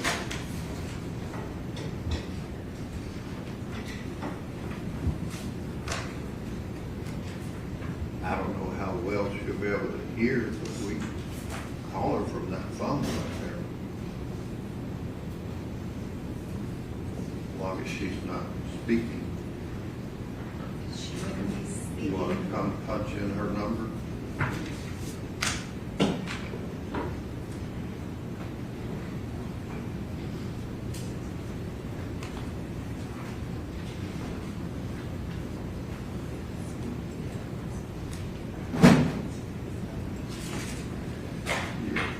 Hit speaker.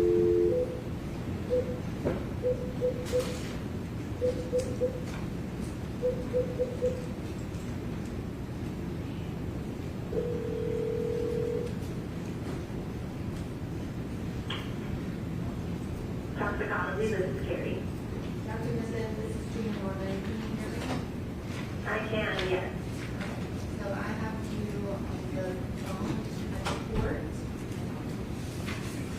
Okay. Can we ask the witness to say something to see if she can hear? Can you hear me, doctor?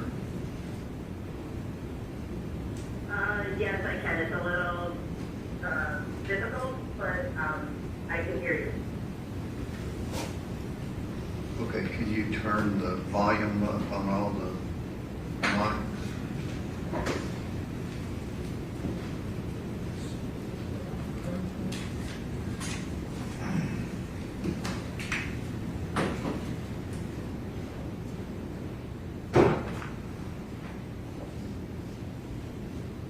All right, can you state, can you state your name, please, ma'am, for the record? Melissa Jaguar. You'll have to speak up into that mic. Melissa Jaguar. Can you hear that? Yes, that's much better. Thank you. All right, bring the jury back then.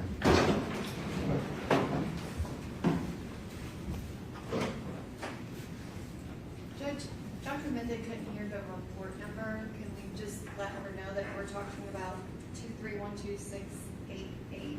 231 26889. 26889. Okay.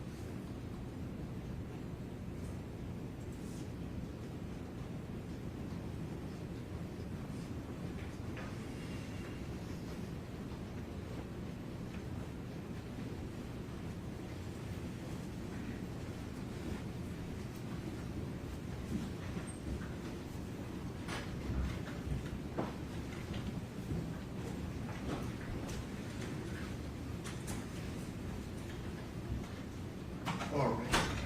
Go ahead, Ms. Collins. Dr. Jageri, we were talking about litigation packet toxicology order 231-26889 from NMS. Can you tell the jury what sample of specimen is this referring to? You'll have to speak into the mic. It's referring to the clear plastic top tube with 1.75 mils that was collected on 2/25/23 at 22:31 or 10:31 p.m. labeled hospital blood.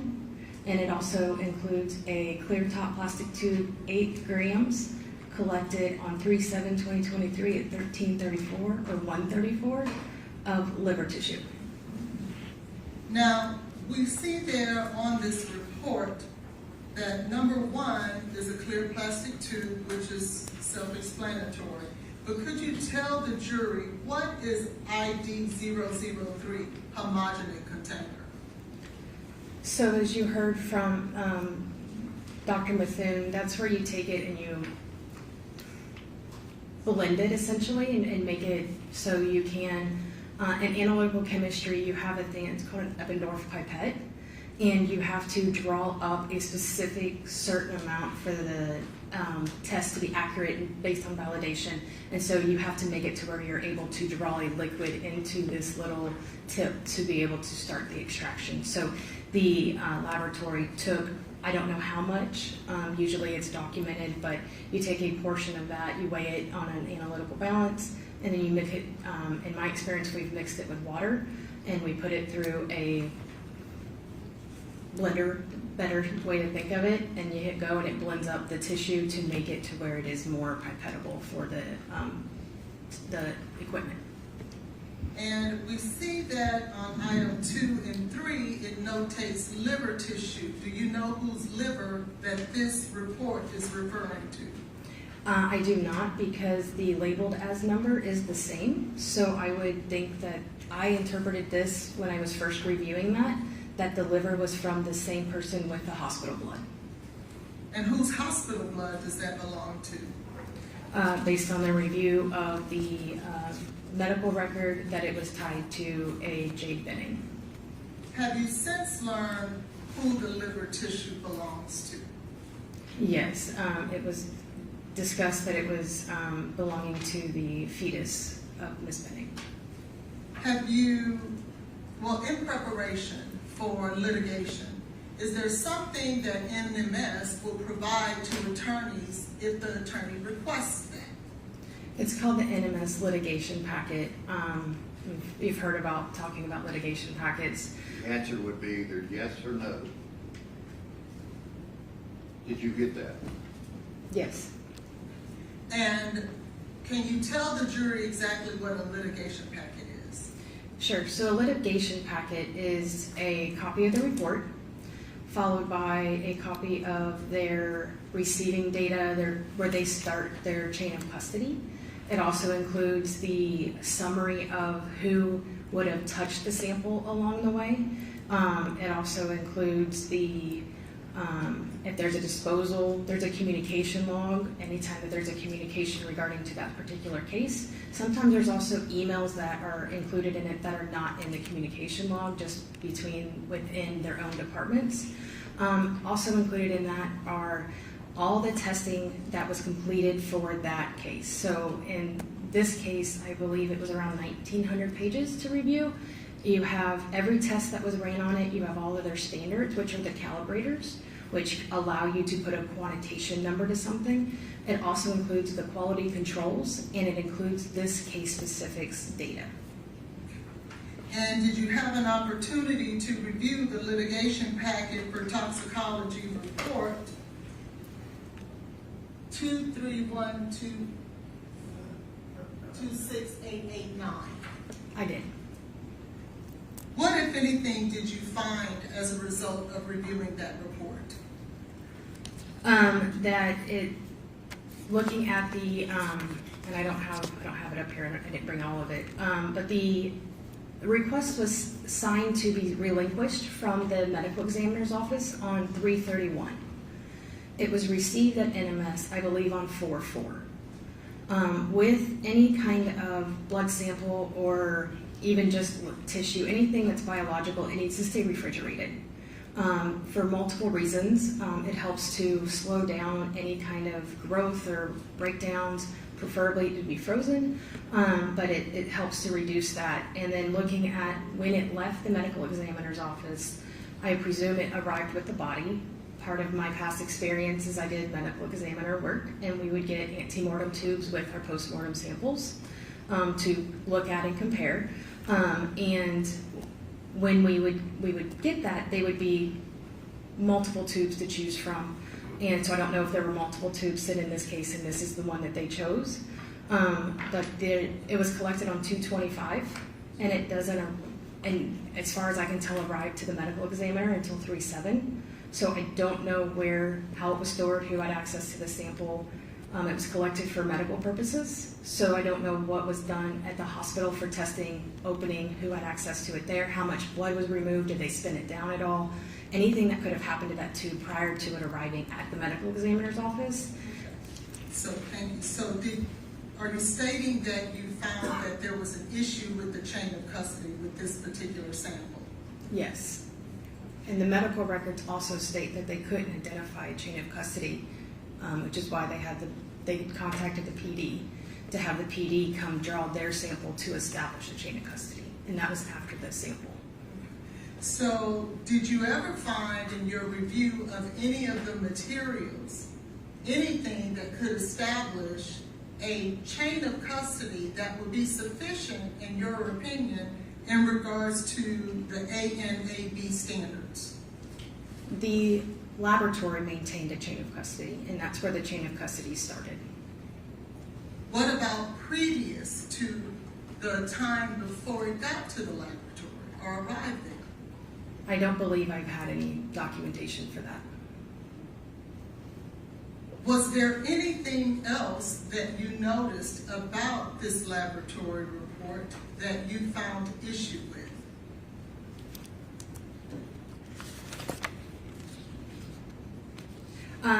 I notated that there was no seals on the tubes when they arrived at NMS. There was no evidence tape over it. There was nothing to seal it. Not saying it was open and spilling everywhere. I'm not saying that. The sample would have been closed because there was notation of no spillage. But there was nothing over top of the tube and a date and an initial to make sure that it hadn't been tampered with or anyone had access to it prior to it arriving to the laboratory. Is that something that ANAB requires of an accredited laboratory? No, it doesn't require it to be that. It's just required that they document how it was received. What what do you find is best practice when you're dealing with these types of forensic toxicology tests, especially in criminal cases? In my experience, we've received our samples for forensic toxicology to be sealed, dated, and initialed by whoever collected it for the integrity of the sample. And was that done here? It was not. What type of tubing was the blood or the vial of blood? What type of tubing was it packaged in? It was in a clear plastic tube, which would have no preservatives. So if there was a dirty collection, meaning they didn't have the site clean and some bacteria got in, there's nothing to even slow down bacteria growth or bacteria formation. And there's also nothing to slow down or retard any of the degradation of any of the drugs that would have been present. Are there, if you can educate the jury, and we've all had our blood taken before, are there different types of tubes that are utilized to preserve whatever the sample is, whether it's blood, urine, whatever that is? Are there different type of tubes for that purpose? Yes, there's different color top tubes. Ones that I'm familiar with from working in the laboratory, we saw tiger top, we saw blue top, purple top, and those are all unique to the medical field of what they're looking for to test. So each of those have a different preservative in them depending on what the medical need is out of that sample. The most common one used in forensic toxicology is the gray top tube because it has potassium fluoride or potassium oxalate and sodium fluoride, and both of those help to slow down or retard the formation of bacteria, as well as help to preserve the blood specimen as best that it can. Now, was this sample actually preserved with the proper tubing? Not for forensic testing. So, did you find that as a result of the issues, well, let me ask you this, were there any other issues that you found with this particular vial of blood?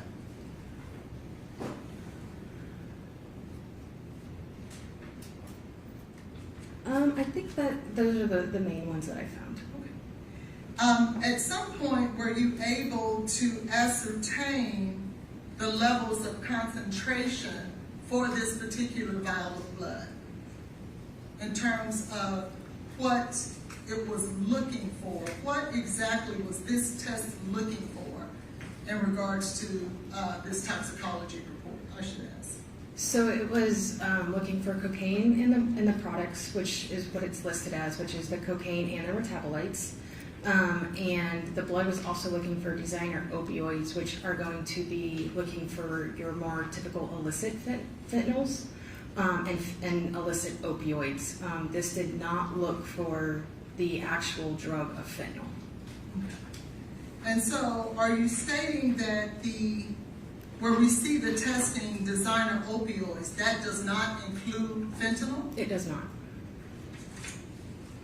Did you see anywhere in this particular report where it was asking for a fentanyl test? I do not, and they also didn't order a general screen that you typically see with forensics post-mortem that we saw in the liver, which is a very broad, looks for multiple substances, and I believe there was a note in there that it was a direct reflex for cocaine in the designer opioids because they were nervous about the volume of blood that they had left for testing. So they directed the sample instead of taking out of the normal flow of how a sample would have been received and processed. And were there results as a result of the testing for this particular report? Did it yield any results? It did. And what results did it yield? We have benzoylecgonine, which is the first major metabolite out of cocaine, and cocaine, which is the parent drug, and then ergonine methyl ester, which is a secondary metabolite out of the parent cocaine. Was there anything else of consequence that resulted out of this blood as a result of the testing that was performed? So the things that are reported are things that are above their, what they call the LOD, the lower limit of detection, or the LOQ, which is the lower limit of quantitation. I'm not sure, I was not provided their SOP or their validations for these methods, so I don't know if those are one and the same. Some laboratories, their LOD and LOQ are the same. Then what that means is that the instrument cannot look below that quantitation level or that limit of detection and be reliable. And so I don't know if that included that, but in my review of the data, I actually did find that there was some of the metabolites that were present that were just not above the reporting limit, so it wasn't reported, but there was presence of an indication of in the data. And what exactly did you notice that was present in this particular report that was not reported? So in this, it would be the item number is 1A1, and I can identify it because it has a 001. So if we go back to the first page and we saw that the clear top tube had 001 in front of it, that is, as I review the data, everything that I find that has 001 is tying it back to that specific item. So I'm not mixing up that with the other liver item or their homogenate. And so I was, there is presence of coca-ethylene in the windows, and if it's not there, then the window should be just a flat line. There should be no coloring of the little mountains or peaks in there. But the is this? No, that's 285. I apologize. That's okay. Let me make sure I have the right one. So, did you find, in fact, coca-ethylene in that report? I found indication of. I will also say though that the you'll pull up so I can up or down. Sorry. Over to the right. That's the comforter. Okay. And so the ion ratios though on this are out, however. And what that is important to also note that even though it is in the window, the ion ratio is out. So it was below the reporting limit, and it had another criteria that was also out for the reporting limits. But this was a very low sample, and it was very, I don't know what all had happened to it prior to, so if we would have had a full sample, I don't know if those ratios would have been able to be in, because I would have had the full sample instead of having stuff removed, because I don't know what the hospital took, and I don't know what the hospital did to that tube prior to it being there. Okay. And so did you in fact find a notation or an indication, if you will, of coca-ethylene? Yes, it is present in both windows of the, there's a transition, you have a main transition and you have a second transition, and it looks at, for lack of better understanding, you have my water bottle as one transition, and you have this cup as a second transition. You look at this ratio of the height between the two, and that's what it's talking about the ion ratio. That ratio needs to be consistent to call that drug. But just because it doesn't have the ion ratio, it should lend to further testing to look and see if it is actually present or not. Okay. Would this be the correct? No, that's 183. Oh, okay. Sorry about that. So, but you can tell us that it was in fact an indication of coca-ethylene in this report. There's indication in both windows, yes. Now, you stated that the ion ratio was out, is that right? Yes. And so how can you then tell this jury that coca-ethylene, there was some indication of it? The ion ratio being out doesn't mean that the instrument didn't see the analyte. The instrument saw the analyte and was able to generate a indication or a peaks in the window. If it wasn't there, it wouldn't have a peak in the window. Okay, and did you in fact see a peak in the window in this particular testing? I saw indications of yes.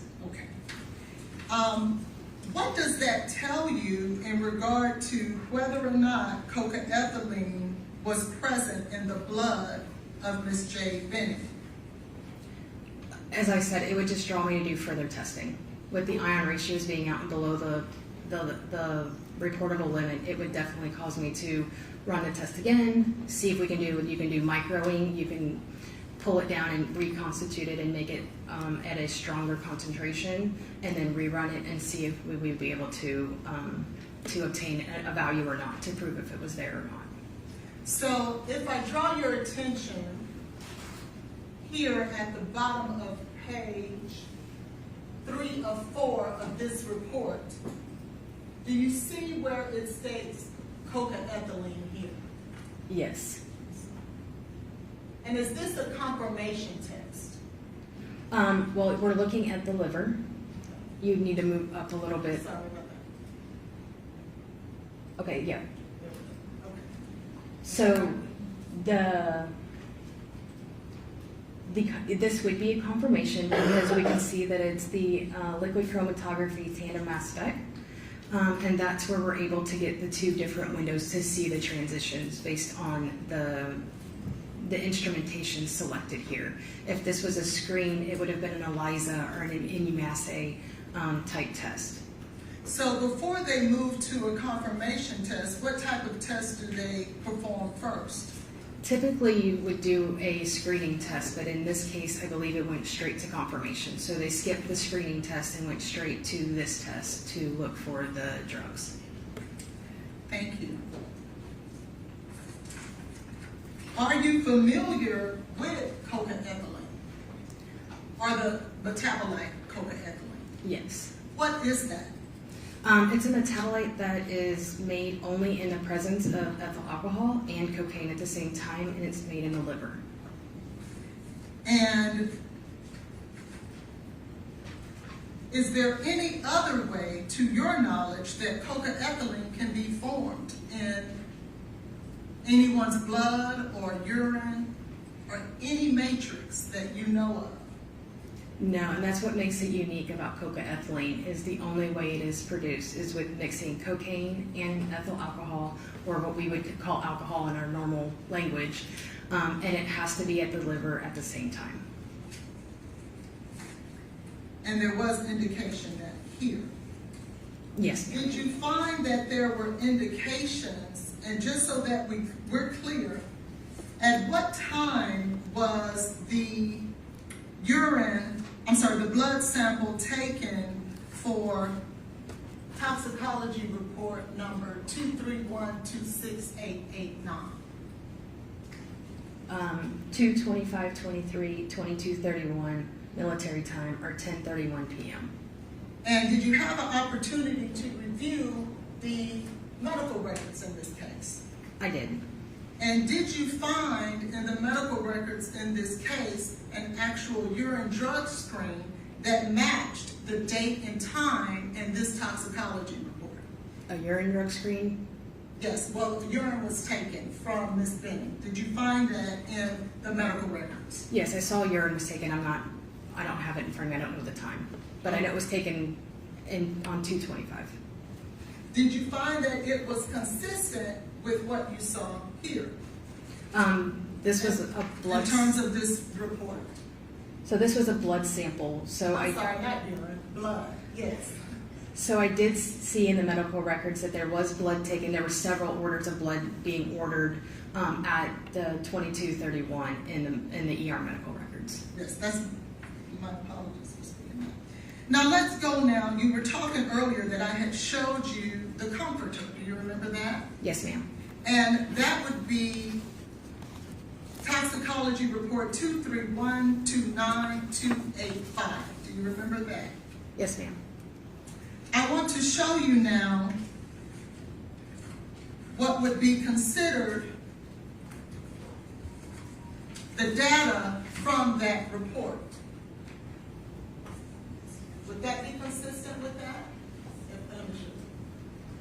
Yes, this is a summary page of the cocaethylene. And the comforter in this case, would that be the comforter that was recovered from Ms. Jade Benning's home? According to the documentation provided in the literature packet, yes.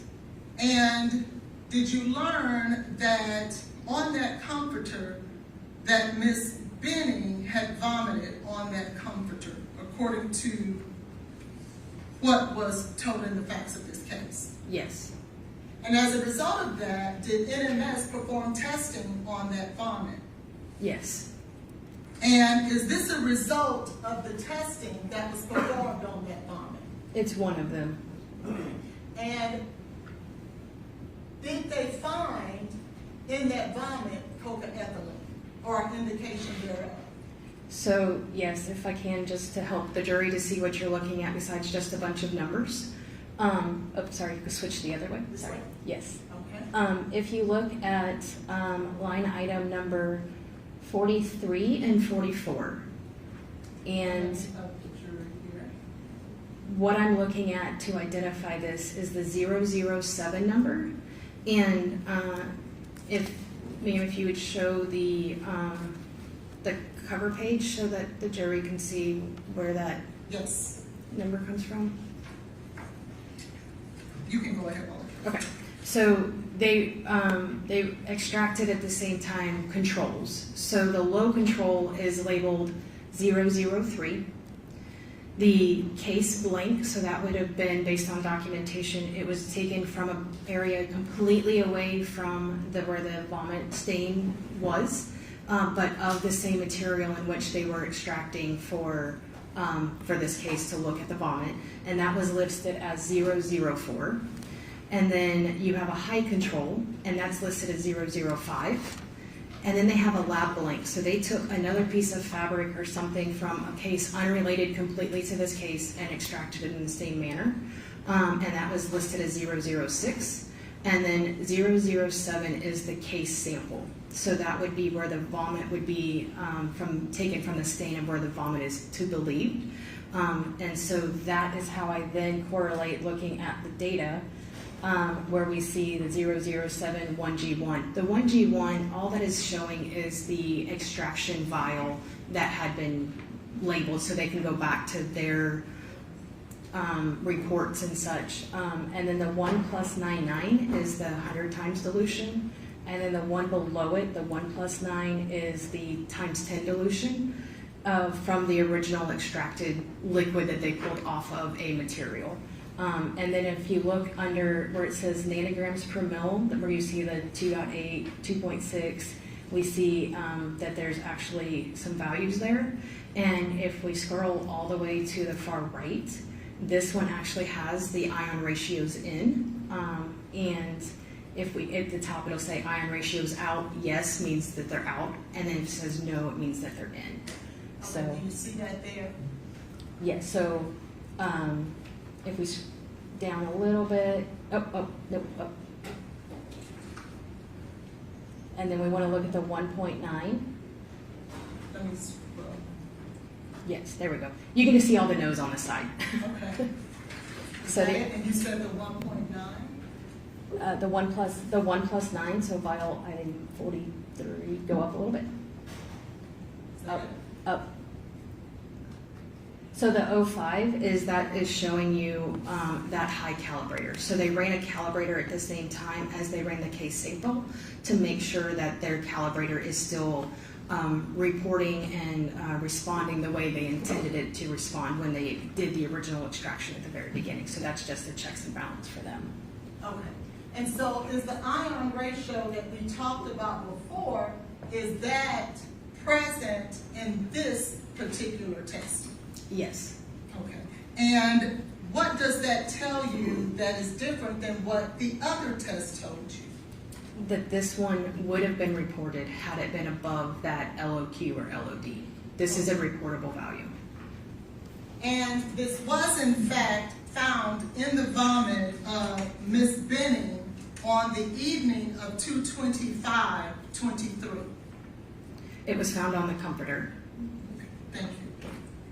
Was there anything else of value that was found on the comforter from Miss Benning? That was found on the comforter? In the vomit, yes.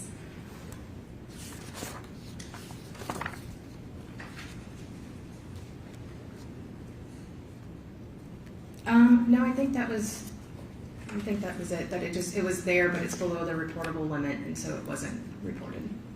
And what exactly would that have been that was there but was not above the reportable limit? And that would the fentanyl as well. And so Is this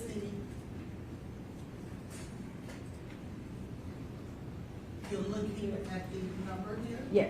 So 007, so that indicates us that that is the case sample. We're not looking at a blank. We're not looking at a QC. And the 1+1 is a dilution of some sort that they're doing. I'm not sure what the dilution is, other than because they had to extract it from a solid material, probably into a water with some steps that they did. And then if you see the two windows on the top where it says fentanyl quant, the one on the two on the left is the deuterated internal standard. So that is something that was put there to know that the instrument is responding correctly and is doing what it's supposed to. The two on the right under fentanyl quant is the sample of the unknown. So if you look at the one that's below it, it's hard to read because it's blurry. It says norfentanyl quant. That second one, how it just has a squiggly line and there's no actual peak there, then that's not there. But if you can give us a minute to see if we can fix it so that it can.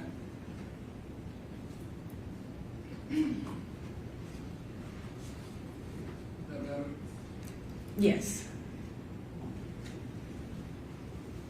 But that's, you just need to see that those peaks are there. That's what the indication is.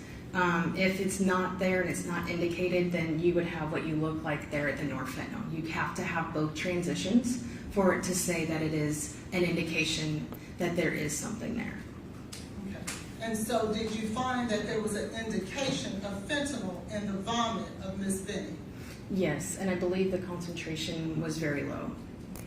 Now, speaking of concentration, as a result of the type of testing that was performed on the vomit, are you able to quantify that vomit? No. And why is that?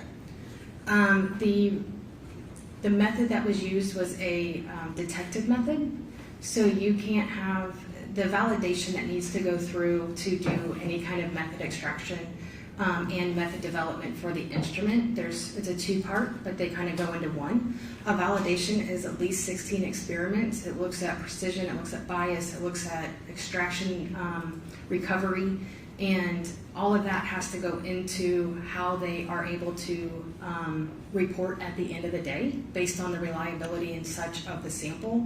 And so if you have a qualitative assay, it is just that. It's present or it's not. You cannot assert any kind of number to it.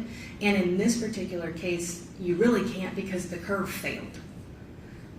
Meaning you can't take, a curve is created with known concentrations to make a linear line. I like to kind of help you guys have an idea. If you remember, have kiddos that have elementary school and you were given an X and Y and you had two of them you had to find and you had to count across on your X and up to the Y or either way to find it. Think of that line as the calibration curve, and then the unknown is that X or Y that you're trying to track over to it. So if that curve is not successful and does not pass, then anything on that cannot be reliable. And so then you switch it to qualitative, and qualitative is just there. Quantitative is a number. And so it's present or it's not. You cannot put any kind of faith into the numbers that are produced from that report. And so are you telling the jury that when it comes to the vomit, there was on Ms. Benning's comforter that there was in fact an indication of fentanyl, and there was in fact an indication of cocaethylene? Quantitatively, yes. Now, the blood that was taken, as we were discussing previously, in regards to the litigation report 231268889, I asked you whether or not there was a corresponding date and time of blood collection for Ms. Benning. Do you remember that? Yes, ma'am. And that was, in fact, at the hospital for 225 at 2231. Is that correct? Yes, ma'am. Did you have an opportunity to look in the medical records to determine whether or not Ms. Benning had been given fentanyl at the hospital prior to that time? There is notations in the medical records. It says that it was pulled, and then it says it was wasted, and so I'm not clear if it was given or not. And that's something for more of a medical professional to discuss, but Yes. I just wanted to know whether or not you had the opportunity to review that. I did. Let's now discuss whether or not, or tell me this, what does it take for you as a toxicologist that works in a laboratory to review records if you were to look over someone's work in order for you to sign your name to it? Can you tell this jury what all that would take? Objection, Your Honor, to relevance. May I respond, Your Honor? I'll overrule the judge. Go ahead. So in my experience working in the laboratory, we've had people leave and had to review their work and whatnot. For myself to put my name on a report and take responsibility for that work, I looked specifically at the QCs. I looked at the calibration data or the qualitative data, whatever it is. But I looked at the entire case, and many times I would actually go to the instrument and I would look at the raw data. So there's printed computer data and then there's raw data. Raw data is what is done in the software. That's well above my knowledge as it comes off the instrument and it computes it into the computer. The reason I specifically would want to go look at that raw data is an analyst can manipulate that data and then it will print, and you don't know in many cases if that data was manipulated or not. So if I'm going to be putting my name on that paper, I want to make sure that that data is true as it is on the computer. I want to look and make sure that the entire batch had consistent results. So when you look at the lit packet does include the calibration and the controls, but we're only getting a snapshot of just this case. In many of these samples, there was hundreds of cases ran at the same time. So if you take a 35 millimeter film strip and you take out one picture, but what happened before or what happened after it, if I'm putting my name to sign out that case, I want to know that everything was before it, there was no problems with the instrument, there was no delays, there was no other issues, and correspondingly after it as well. And so it takes time to go through that data. Even doing this for 10 years, it still takes some time to review all of that. And did you have an opportunity to look at the litigation packet as it relates to the litigation packet we were speaking of that ended in 889? I did. Do you remember how many pages of documents was that litigation packet? I believe this one was around 1,900 pages. 1,912. Do you remember that specifically? Yes. Okay. And in your opinion, in order for an analyst to be able to review 1,912 pages of data, how long would you say that would take? Just to review the lit packet and not look at the entire batch would take a significant amount of time. Okay. What would be a significant amount of time? To tell you, it took me almost an entire day just to go through just the lit packet myself and to look at everything and look at the controls, look at the responses, look and see if there's indications in the windows, and look at the entirety of just the lit packet. That's not looking at the entire batch.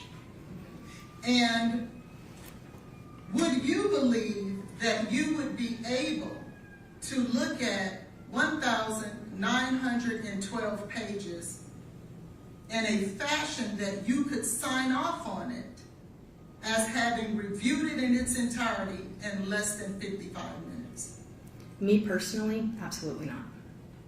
Do you know of any situation in your experience as a laboratory toxicologist, with all that you know that it requires, any situation where that could be done based on your opinion? It would be difficult to do a thorough review before putting a name on the bottom of it and taking true ownership of that data. Now, let's say that there was another packet that you needed to review, And that packet was over 2,600 pages.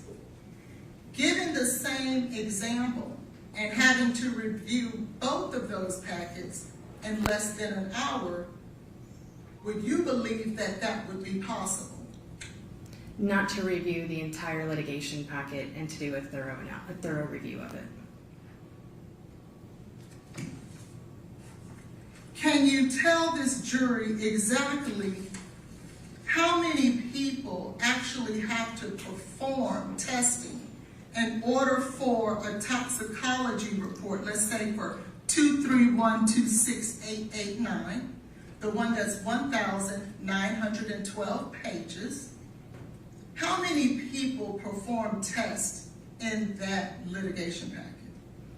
For NMS specifically, because every laboratory is different, NMS specifically, there was, I believe, 4 to 5 people who handled something in the preparatory of that sample. So from my understanding, I don't work at NMS, but from doing review and talking to colleagues that work there, it starts off with one person who receives the package, and then it goes to another person who does an aliquot. So it's a big science word. An aliquot is a sample of the whole. So if you think of a piece of pie and you take your slice of pie out, you've taken an aliquot of pie. And then they then put the rest of it aside, and I'm guessing so it's easier to maintain and move through. Doing 130 samples in one batch is significant a number of tubes you would be having. And then it goes to another person who preps the sample, and then it goes to another person who does the extraction for the sample, and then someone puts it on the instrument, and then someone reviews it coming off the instrument, and then it goes to the review person after that, and then it appears with Dr. Methune to release the report to the customer at the end. So it goes through multiple hands along the way. I want to show you an example of both of those packets that I just discussed with you about the review of those packets. Can you see these packets here, or do I need to move them over here? I can see them. Okay. And so,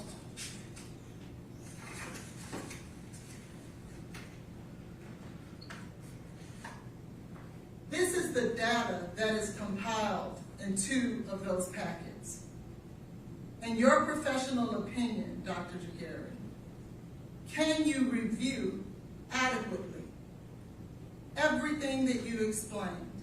All those individuals who had to run through this testing and perform some of the data that goes along in here. And I'd like to just show the jury and orient them to some of the data that you must review.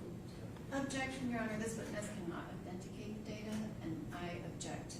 I'm not asking her to authenticate it. I'm asking that anything be shown to the jury that has not Okay, been admitted. you're just asking to show. I'm just asking a question. You've already asked that question about the volume, so. And so, this is just an example of all the data that's compiled in those litigation packets. It's not.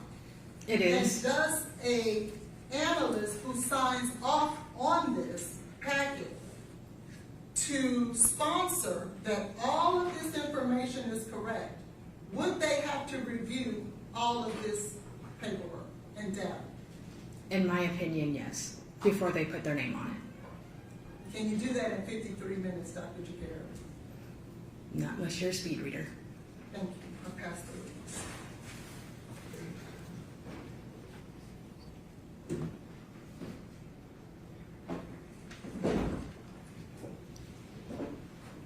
Questions from the state? Yes, Judge. Because of the circumstances, can I have just 5 minutes?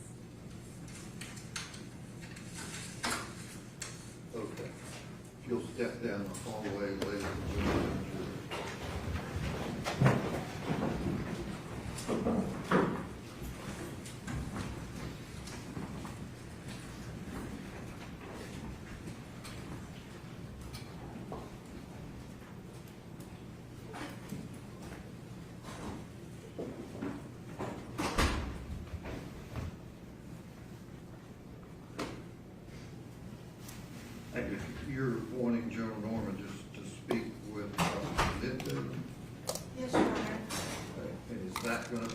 case, is she gonna need to listen to Dr. Mario Bartolome, Dr. Kelly Larkin, and Dr. Lindsay?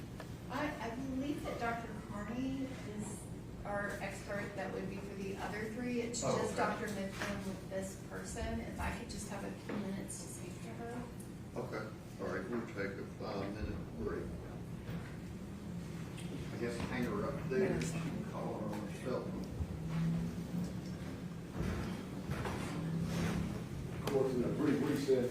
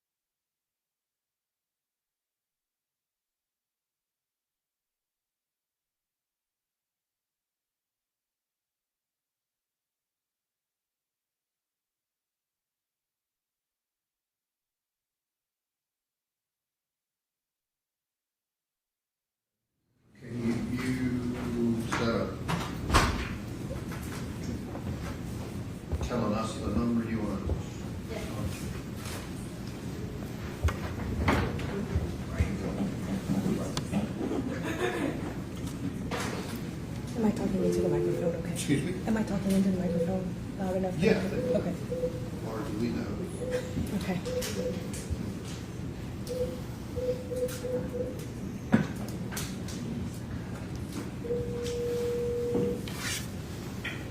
Toxicology, this is Carrie. Dr. Benson, can you hear us? Yes, I can. Thank you. All right, let the jury step there.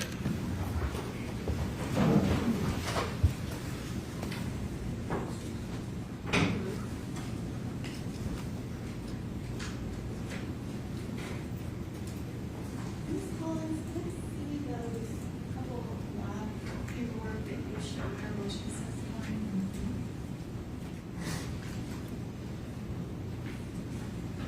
I gave you the copies of this. Would they be exhibits? No, they're already a part of the record. Introduced.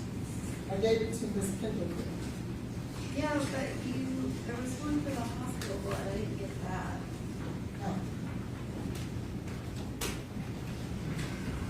That one was actually the hospital, urine, not the blood. Okay.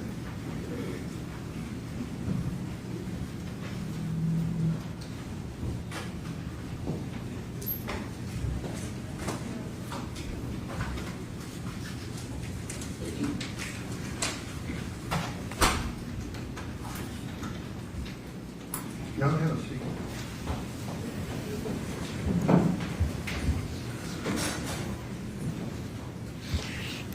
This is the, I didn't show them this. This is the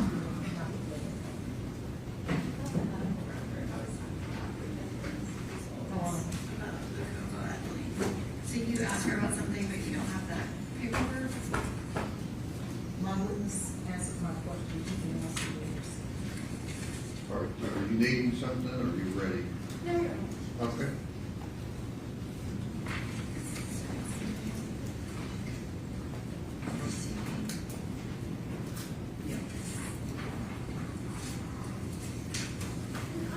sorry, pronounce your name. Dr. Jadir. Dr. Gier. Okay, Dr. Gier, do you actually do any lab assessments? What do you mean by lab assessments? You know, do you go to other labs and do you perform an assessment of the lab? When I worked at the laboratory, I did the internal auditing of our own laboratory. So yes, I did do assessments. I don't do external assessments. Okay, so you are not trained in assessing and reviewing another laboratory's standards and processes? If you're asking if I am been through the A&AB assessor training, I have not. You have not been through the A&AB assessor training. I have not. But you are here testifying about the processes of NMS labs. I'm testifying to their data, yes. Okay, but you are not trained as an A&AB lab assessor, correct? Correct. Okay, and did you know that Dr. Mithun is trained as an A&AB lab assessor? No, that's great. So she actually goes to other labs outside of her own lab and she audits them for their standards and accreditation. And she has been trained in that. Did you know that? No, I didn't. Okay. You referenced that you reviewed the first hospital blood and you were talking about some seals. In your notes that defense counsel provided just before you testified, your notes under the report from Forensic Medical 2312-6889, you list what samples were submitted, and it says blood, in parentheses, Jade, liver, in parentheses, Jade, liver, in parentheses, baby. These are your notes. Can I see that? Because I don't have a copy of that. Sure.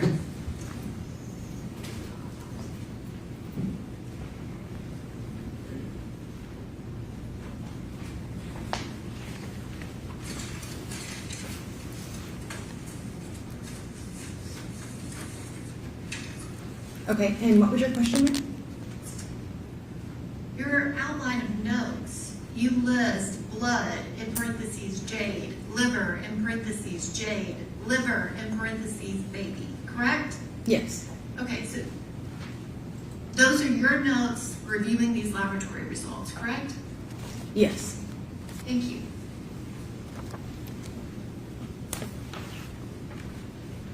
So apparently you are not aware that Jade's liver tissue was not submitted for testing, correct? No, when I made that you're referring to, that was my work product. That was just stuff as I was looking at it, and I didn't know if that was Jade's or if it was the baby's, because there's two listings for the liver. There's the homogenate, and then there's the liver. So I didn't know what was what at the time when I made that list. I had since got clarification, and that is an older work product that I had, so that was not updated prior to my testimony for today. You didn't update it when it was clear that it was only fetal tissue that was submitted. It was documented in multiple different places, but you didn't notice that.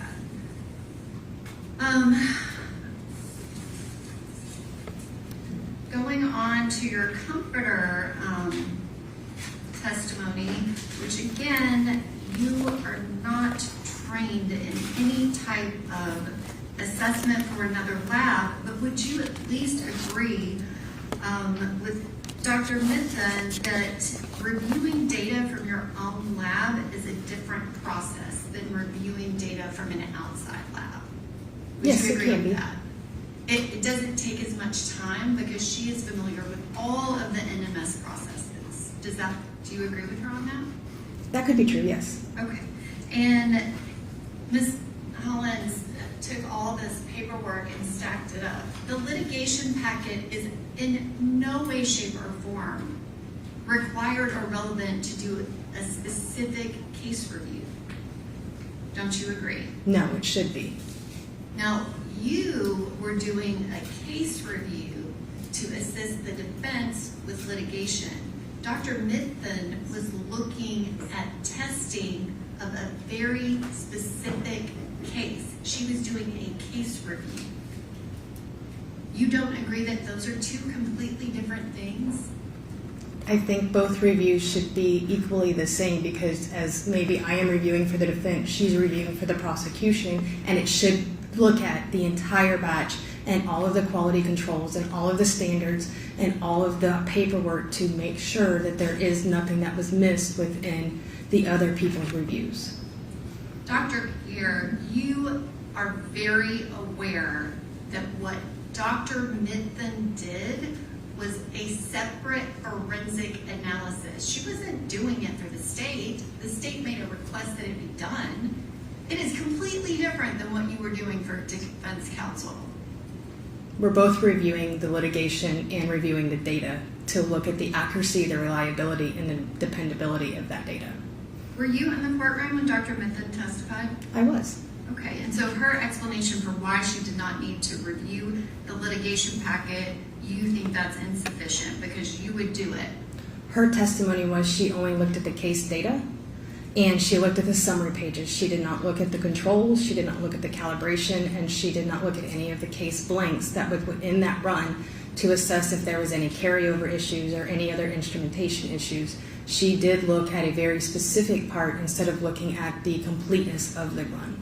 So you must have missed the part where she testified that she had been reviewing the data in the casework for all of the reports since at least October of 2025. I'm going to object to argument, Your Honor. Okay, she's asking, do you recall that? I recall her testifying to that, yes.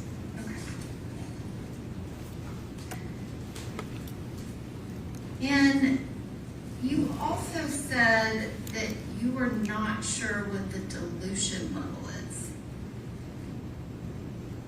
Which one are you referring to? There were several that had dilutions. On the comforter samples, you're saying you don't know. I don't know the factors in which they did the dilution. So when I worked in a laboratory, if we ran a dilution, we had to document, we took 5 grams to 15 mils of water to make that dilution, and we recorded that math. So anyone who was reviewing our documents could go back and know what factors and what dilutions we were doing and how we came to get to that dilution. All I have on this is a 1+1. I don't know the amount that it started with, and I don't know how much of the liquid solvent would have been added to it to allow for the dilution to take place.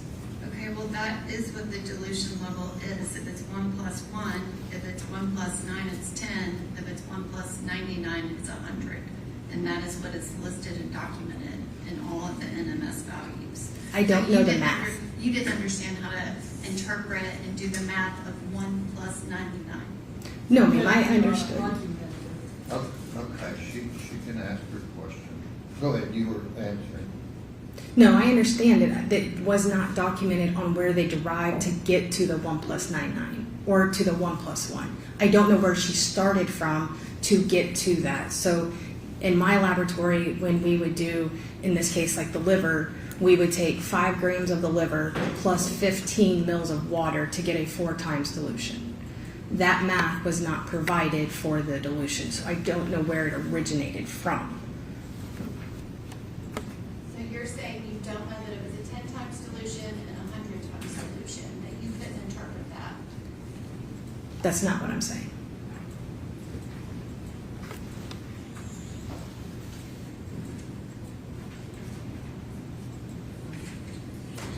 I don't have anything else. Just briefly. Brief, okay. Very good.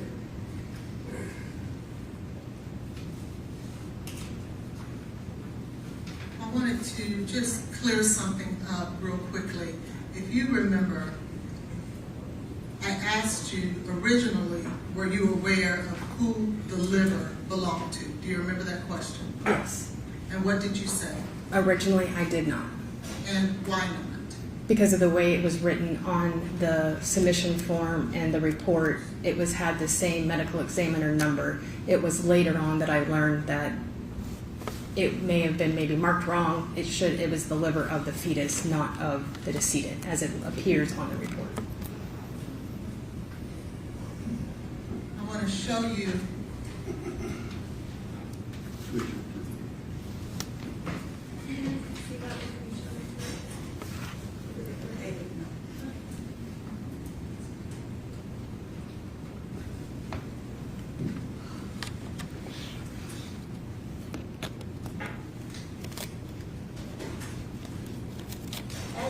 as it is listed here. Does it say who the liver belongs to here? It does not. In my previous experience working in a medical examiner office, if they come with the same labeled as number, it's from the same person, versus if it would have been the fetus in the laboratory I was in, it would have been given a daughter number or a separate number so that the testing could be separated. And that is for litigation packet 231268889. Yes, ma'am. And did you see anywhere else where the liver was associated with the fetus of Miss Benning? Only in the autopsy report. And I apologize, my PowerPoint didn't work earlier, so I didn't have my paperwork, but you had asked me to give you this document so that you could assign the numbers to the vomit on the comforter. Do you remember that? Yes, and it was to help the jury understand how I was able to look at the data and relate the data that was produced to the corresponding sample that was ran at the same time. And So, is this the data that you were speaking of? yes, so if you see where it says sample ID in the 003 and the next column labeled as low control, and then it has the description of what that control or that item is, that's where I was using that report to look at the data to correspond the data to the appropriate item number. Okay. And if you were to turn to the next page, because you were citing 007. Yes, and you see where it's created from the fabric of the area with the visible stains, and it's labeled as the case sample. Was there anywhere else on the comforter outside of the vomiters where fentanyl was found? Yes, it was found in the case blank. And would that be 004? Yes, and again, the case blank is taken from the comforter, separate away from the stain of which they were testing for the case sample to make sure that the material was responding the same way. And should fentanyl have any indication on the case or were they expecting in the test for fentanyl to show up on the case, if you know? I would think no, because it's called a blank, which means it should be negative for any analyte in what you're looking for. It didn't say blank plus fentanyl, so.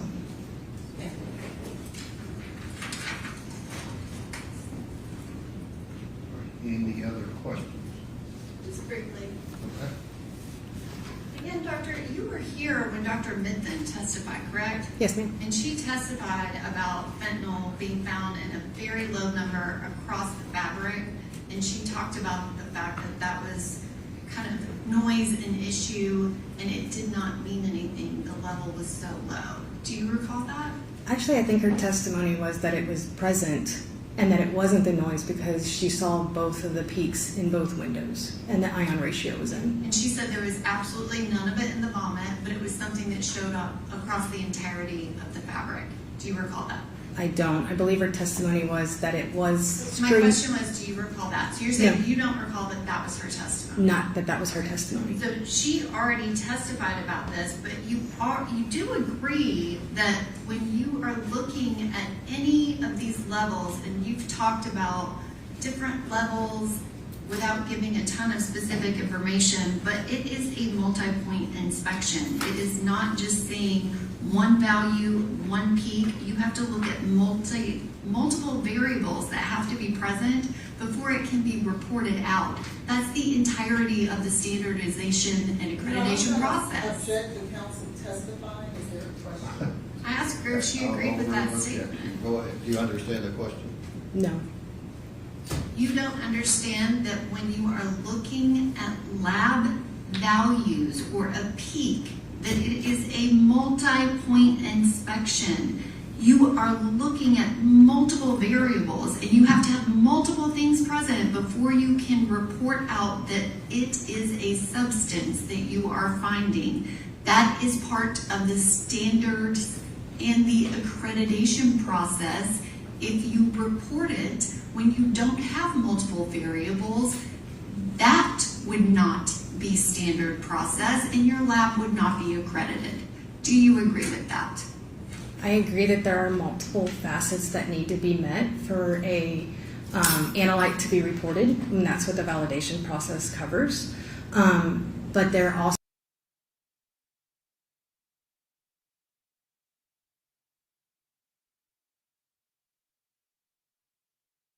it also has both transitions in both windows, and I believe her testimony said that it was present in the vomit. Well, actually, the standards are part of what's in the litigation packet, which is part of the reason Dr. Minthen doesn't need to review it, because she's familiar with the standards of NMS. So you didn't review the standards of NMS laboratories, what you're saying? They weren't provided in the litigation packet, ma'am. I don't have anything else. Nothing. Okay. Thank you, ma'am. You can step down. Thank you for your time. Thank you, Roddy.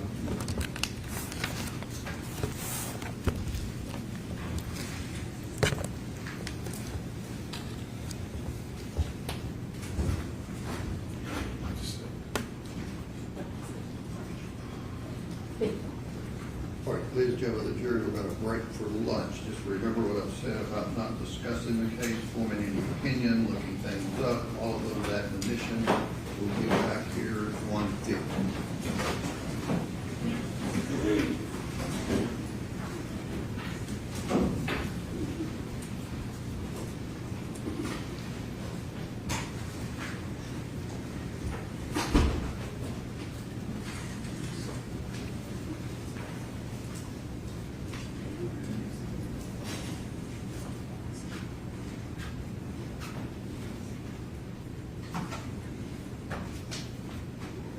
Okay, and Ms. Holland, you said the other three expert or doctors that are listed here will be testifying, and then what about the other 1, 2, 3, 4, 5 people?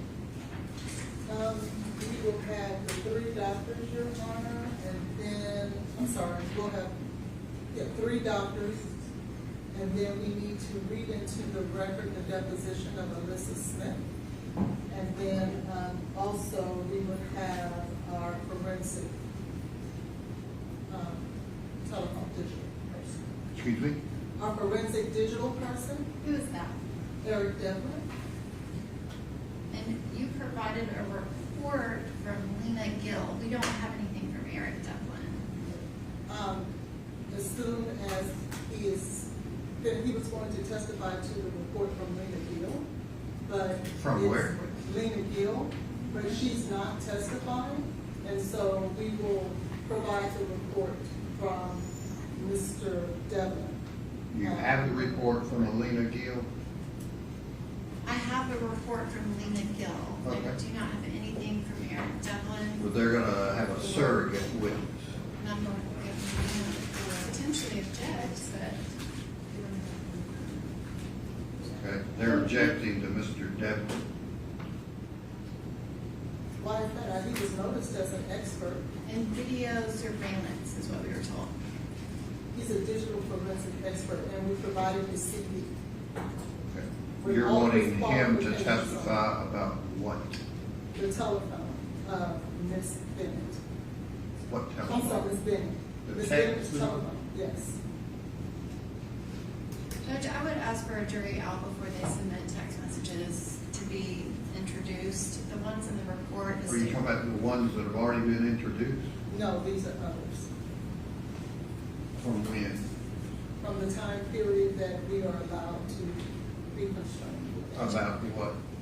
So the state has put on evidence. About what? It will be about Ms. Benning dating other men. It will be about Ms. Benning's involvement with drugs. And it will be about Ms. Benning's involvement with drugs during her pregnancy. Judge, the majority of the report is completely outside of January and February of 2023. They went all the way back to May of 2022 before she had ever even met Okay, Mr. so Taylor. there's an objection about the relevancy, so we'll need to hear We from will Mr. stay, will represent to the court that we will stay within the time period from when Ms. Benning met Mr. Taylor until February 25th. The state has an objection to relevance, and I would ask for a jury out before she is allowed to call a witness, Okay. especially based Have on you got what happened the yesterday. text you're wanting to show Mr. Devlin? Yes. Have you given them to the state? We're adding a few, so based on the state's presentation of evidence and their case in chief, we are adding. So they've got everything but the few you're adding. Exactly. Okay, and Just how do like- you define few? I'm not sure, I'll check and see where we are in a few minutes. I mean, 2 or 50? It will probably be more like 30 to 40, I'm sure, because they provided us with 30, and then when we got to trial, it was over 100. Judge, I provided them updates. Mr. Brandon, I communicated, I sent him information. Okay, you better get them printed out real quickly. So you have the 3 doctors and then Mr. Devlin, is that it? And the deposition of Alyssa Smith.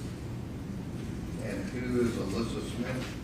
She was the EMT that worked at Oh, okay. Vanderbilt when Ms. Benning arrived at the hospital. She And is the is one. that- Okay, I got it. Is that not the video? Okay, you said read into the record. I wasn't sure how the court did it, so Okay. it doesn't matter. If you have a recording, would just play it on your, through a thumb drive. And then, we also have Dr. Bucalotti.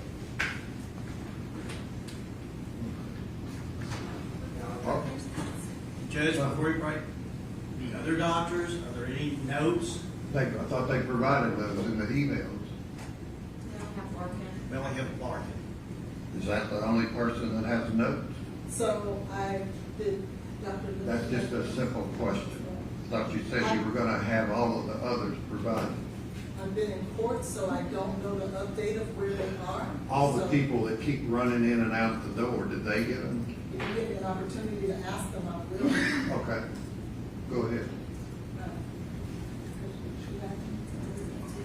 not gonna wait with this jury here on stuff you hadn't provided. Just won't come in. We're not offering anything into evidence. But they're entitled to Jeep's material, I'm giving it to you. and that's it? That's it. That's all I have. She hasn't sent me anything. She who? Dr. Lindsay. Is she here? She is, you know what? There is a article that she sent. Has your staff asked her if she's got notes? Yes, they did. And she doesn't have any? That's what she provided. Judge, those are allegedly notes. Okay. So what do you want me to do? I want you to exclude her as a witness. These are not notes. There's a couple scribbles on a piece of paper. Okay. Well, you can do your Perry Mason moment with her. Thanks, Judge. So they have everything that these individuals are gonna say that they notated. Is that accurate? So I don't have their notes. They've given me what they have. Has your staff gotten everything from these additional 3 people that would be considered notes and or reports? Your Honor, as far as I know. I'm not asking you, I'm asking the people that are here being paid to represent Mr. Taylor. Do they have it or not? I explained to you that I gave them what they gave me. And I have to ask Ms. Lewis, because if I'm in questioning witnesses. You were gonna ask Ms. Lewis. Will you stop her from answering? I'm not asking her, I'm asking you. Do they have everything that these 3 people have in terms of notes? Yes, they do. Thank you. You're right. So Yes, they do? Yes, Okay, they do. certainly. So if something else comes in, then other than what they've got, you got a problem. Yeah. Well, we have Devlin, of course. Excuse me? We have Devlin with report, we have that. They don't have to make notes to Get justify. them the text that you're adding, the few 30 that you've added, so we don't have to delay the jury trial anymore. Let's recess.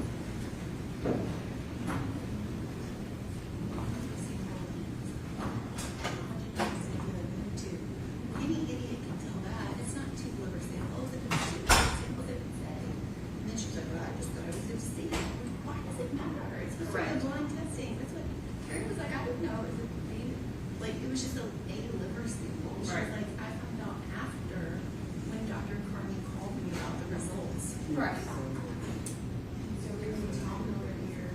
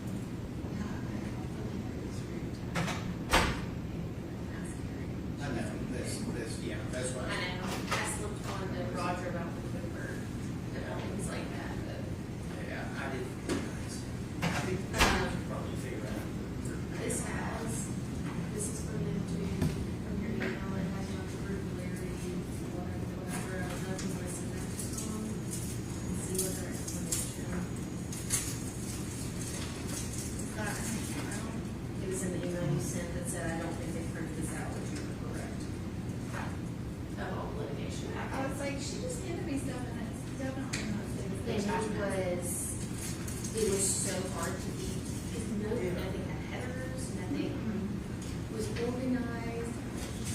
Thank you so much for, wow. I know, at least she wasn't like just great there.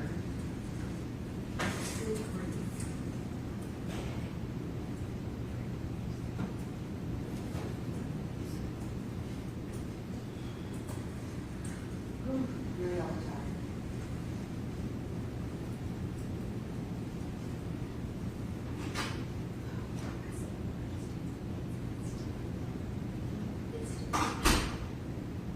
It's still on audio right now. That's not fair. I think that needs to be said.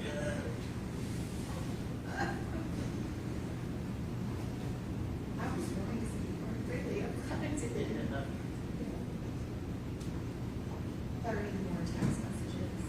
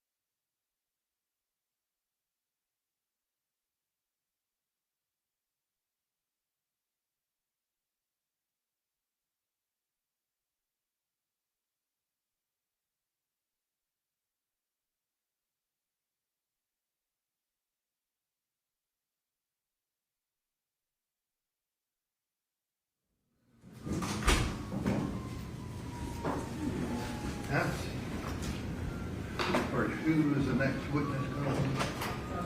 Elizabeth Smith. Okay, and Judge, we have experts here because they said they were calling experts. That's a deposition that's recorded that can be played at any time. It is an order that I wanted to go before my next expert. well, you said your other person was next. We would request a jury out regarding Dr. Larkin as we were provided with. Okay, hang on, notes. you're jumping to something else on me now. So you want me to order the defense who to call first? Your Honor, I'm simply asking that we have a jury out about this document that we just received.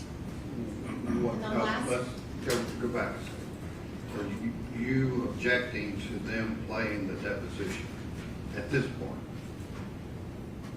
Yes, because we just asked Dr. Carney to leave her job and come over here to assist us with their defense experts, and they said that's who they would call. You did say that. I never said who I was calling that jury. I said I had experts today that I was calling. We have not stated who we were calling next. So you want to play the deposition, which is a 50-something minute long. Yes. You want her to go, so you want me to order them to do that? Judge, I'm simply asking if we could have a jury out so Your Honor can make a determination if Dr. Larkin will be allowed to testify, because we just received a report that we have not had. It has an opinion and a conclusion about the cause of death of Jade Benning. I haven't even seen that, Your Honor. So if she gave him the report, it's not Wait, something. your staff she gave said to me. that they had everything. That's been emailed. When they said that they emailed that over, that is what they emailed over. When? This morning, I mean, this afternoon, I don't even know if it was morning. She Let me see what prepared you're it for her testimony today. Is it a report? Yes. Yes. Is it a report? Let me take a look and I'll let you know. Okay. Well, I'd ask the court to make that Hang determination. on.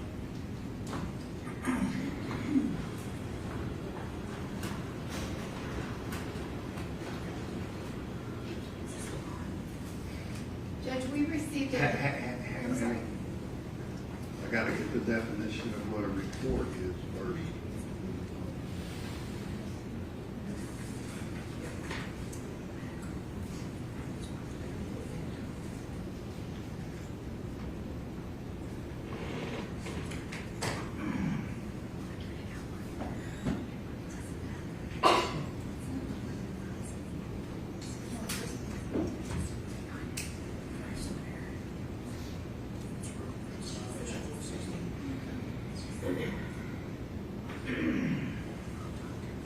It is definitely her opinion, so, but this is not something that we've had in the past. This is something that she formulated for her testimony. When? I'm assuming, I would have to ask the probably yesterday. Letter, is it a she? Yes, I'm Letter sure it's to- yesterday. See if Dr. Kelly Larkin is out there. No, she's not here yet. She is my last witness. So I was under the assumption that I could call my witnesses in the order that I wanted to. That's normally the case. I was just Okay, trying so- to help do this jury out here while Dr. Carney was here. She's not here yet. So let me have that, make a copy of that. Can Dr. Carney come back? Who is Janice Lindsay? She is a toxicologist. And who is Dr. Mario Bartolome? He is a toxicologist, medical review officer. And they're gonna be testifying about, someone said the cause of death? In regards to Dr. Larkin, yes. And Dr. Kelly Larkin is what? She is an ER doctor, a medical doctor. Not a forensic pathologist. No. And you want to ask her what, you just found that out, what her opinion is today, so what are you wanting to ask her? I want to ask. What is her opinion? Her opinion is that this was more in line with a fentanyl overdose and what she's seen in the ER as opposed to a cocaine overdose.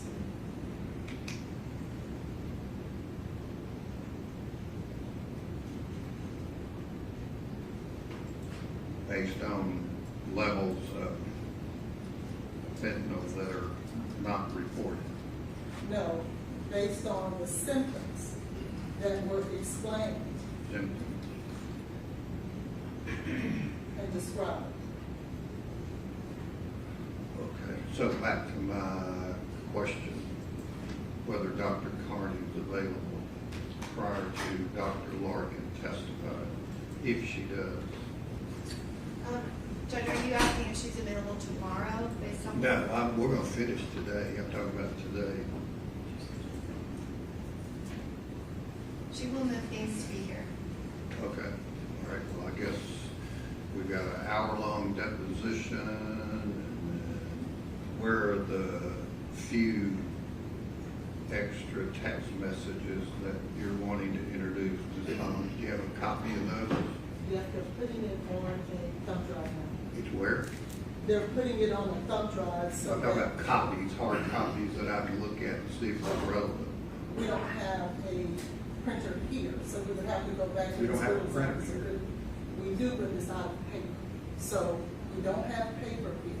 So we have to go to Ms. Riddle's office. This is Here, not our there's office. some paper right there. So No, get, that's not. Thank you. no, it's just 30. So get those printed out now, delivered in here to me, so I can look at them, so we don't waste more time. So we've got potentially, I don't know, I guess Dr. Carney, she can be available for 4 o'clock or something. Okay.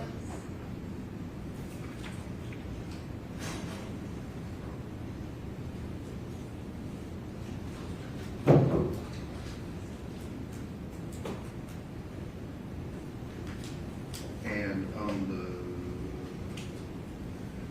the deposition, the court reporter made me aware that there's an objection on page 28 about an exhibit, but then there's nothing else. The testimony just goes on without an issue. Is that accurate from the state's perspective? I've not looked at that in a while. I do remember I objected one time and I don't feel like it was worth rejecting it. Okay. That was your Some, question. have you reviewed some record before your testimony that it just went on? So that's, I don't need to make a ruling on that. It's not my it's my understanding you do not. Okay. I don't know if the defense was asking about it. We're not. Okay, let the jury step. Yeah. Just to clarify for Dr. Carney's schedule, Dr. Larkin will be here at 4 o'clock and we're doing that at 4 o'clock. I'm just guessing. I don't know how long or how many the text messages will come in with Mr. Devlin. I don't know how long Bartholomew or Lindsay will take. I don't know. Are they here? They are here. Dr. Larkin is our last witness. And where is she? She should be here in 20 minutes or so, Okay. maybe by 3. But she's our last witness. So maybe it's 5 o'clock. I don't know. Judge, these are the messages they gave me previously and they say they have 30 more. Just for Actually, it's not, reference. it's probably shorter than that. Can you get me someone on your They're bringing it now. staff to give me what you're trying to introduce through Mr. Devlin? Can they get that? They're getting it now. Okay.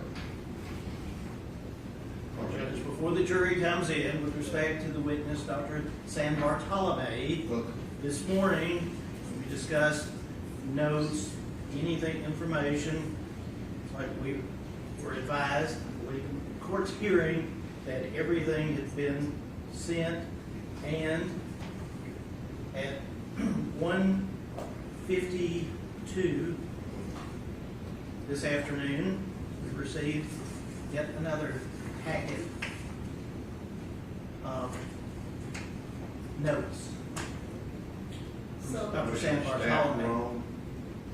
Once we were finished, yes, they Was were your wrong. staff They were wrong? wrong. Let And me once see we were what he's finished, got there.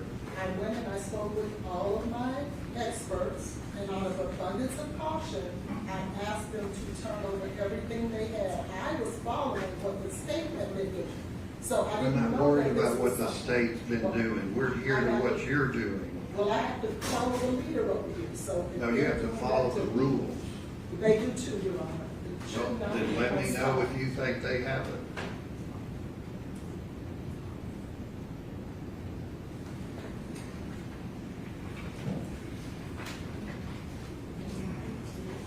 So is this,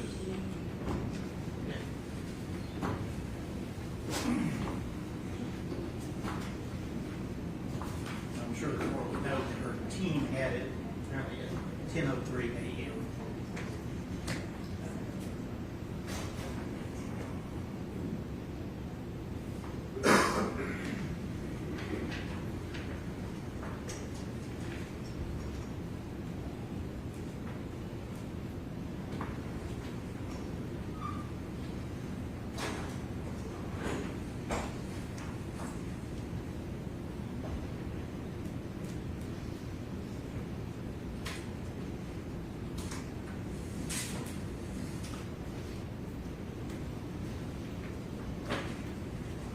have you seen this, Ms. Holland? No, I haven't. That's not my witness. Can I see it? It's not what? Is that Bartholomew? That's not my witness, so no, I haven't. But I'm sure Mr. Joyner may have. Bartholomew is not your witness? No, he's Mr. Joyner's witness. Okay, I thought you were speaking for everybody. Has anybody to the west side of me, to my right, in a southwesterly direction, including the individuals seated at defense counsel table, had this? No, I'm not entirely sure what that is, but I did receive the email at 10:03, which I did. Why didn't Ms. Hollins know that you were, why didn't you pop up and say, hey, wait a minute, whoop, whoop, wait a minute? I could have, Your Honor. I didn't check my email, unfortunately. So you didn't get that until when? Or when did you, I know it was sent 10:03, when did you get it? Probably whenever we was anticipating breaking for lunch, Your Honor, I double checked my email. Anticipating, when was that? We came back at 1:50, so it had been around an hour before that. Okay, so when Ms. Hollins was saying that's it, and confirmed with Ms. Miller or whoever the young lady is, that that's it, you knew it wasn't? No, sir. I did not know it was. Oh, I thought you said you had looked at it in anticipation of lunch. Let me see if that.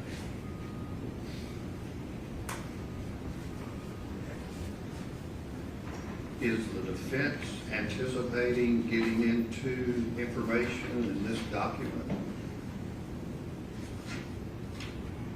What information specifically are you referencing, Your Honor? The sensitivity of identifying a woman with a substance abuse use problem is 80 to 88%, and sensitivity is 35 to 37%. I have no idea what that means, but that's what I'm asking about. It is my understanding that Dr. Mario has treated pregnant women with substance abuse issues. Substance use issues, rather, not abuse, but substance use issues. So, what does that have to do with this case?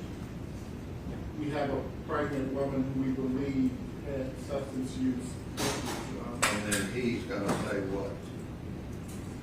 He's going to opine as in his professional opinion about whether or not being pregnant is a barrier or an automatic stoppage to a person using substances. Well, everybody in the nation knows that. It's not like when it comes from an expert, Your Honor. Judge, this goes back to our previous objection. to So you're discuss- wanting, hang on, you're wanting this jury to hear from Mr. Dr. Bartholomew that pregnant women should not use drugs, alcohol, or illicit substances. No, not that, Your Honor. There's been an assertion in the state's case in chief that once Ms. Benning became pregnant, any prior use stopped. Do you have proof from Dr. Bartholomew that she did? That she did stop? No, that she did use. We believe that she continued to be involved in Does he know that? Yes, he's reviewed the records in this case, Your Honor. What record? He's reviewed medical records, he's reviewed text messages, he's reviewed... What medical records show that she was using drugs? Medical records show the absence of a test while she was pregnant, Your Honor. Absence of a what? Testing, drug testing. Actually, there was testimony Does that mean she used? No, that does not mean that she used, but she did have cocaethylene in her system, which suggests that she could have. Everybody, they're saying she used too much cocaine. Yeah, but they were silent on alcohol, Your Honor, and there's cocaethylene in her system. Yeah, and that can be argued for the jury. So what does Dr. Bartholomew have any information directly about Ms. Benning's drug usage? He has direct information that was derived from the text messages in her phone, that was derived from the medical records, specifically regarding the OB/GYN records, where there wasn't any testing. They didn't do it, so that's just a non-issue. What else? For Your Honor, those two things are central to our defensive theory. If the state is willing to allege she could have not taken the substance because she was pregnant. Yeah, she could have taken a substance. I know, Your Honor, that's not the argument we made. Does the state agree she could have taken a substance? In the anything, Yes there's no? no evidence, there's no proof about that. All Does of the state agree that Ms. Benning could have taken a substance? And this witness would not materially assist the Well, jury the answer is yes. in understanding that. Okay. All right, we'll have a jury out as to whether he has any relevant information and whether this should have been provided to the state. Your Honor, I just received a text from Mr. Wiseman in regards to his witness, Dr. Bucalari. Well, He is asking if it's possible to put this witness on prior to the planning of the deposition. I told him that I would speak with the court. She should be very short. And that's so, up to you. You said it had to be this deposition next. I just didn't want it to be Dr. Larkin for certain, but I can accommodate You said Dr. you wanted to Bucalari. put this deposition on next. I do. So but I you don't want to mind call Dr. Bucalari. Brucolari next or the deposition? I can, if you'll allow, I will let him know that he can bring her over. She's very She's short. not even here. No, it seems like he's Okay, at. bring the jury down. We'll play this deposition. One last thing, do we have anything from Dr. Jancy Lindsay? We just turned it over.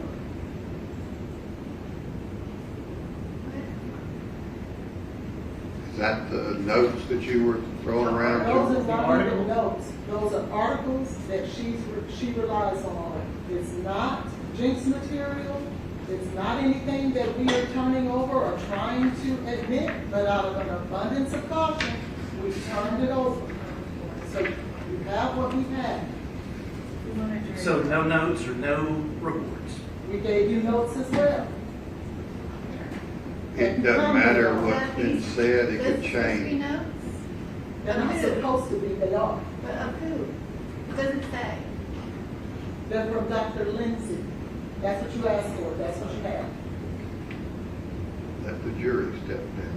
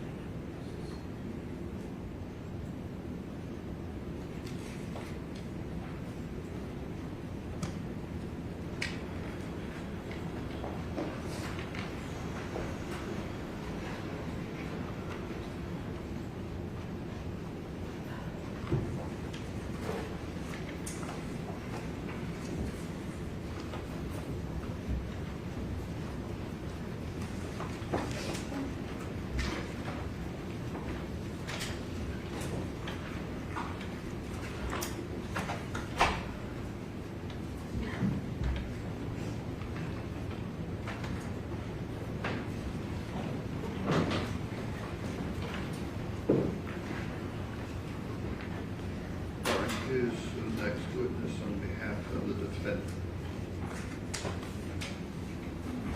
The defense calls Alyssa Smith by deposition. Okay. All right.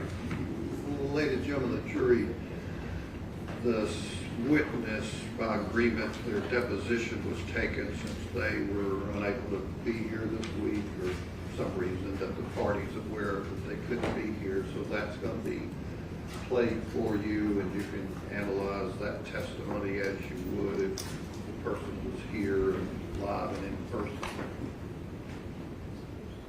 Okay.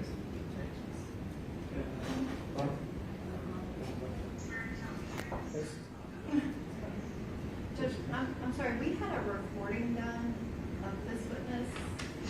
I don't know. I think this is the What did you say?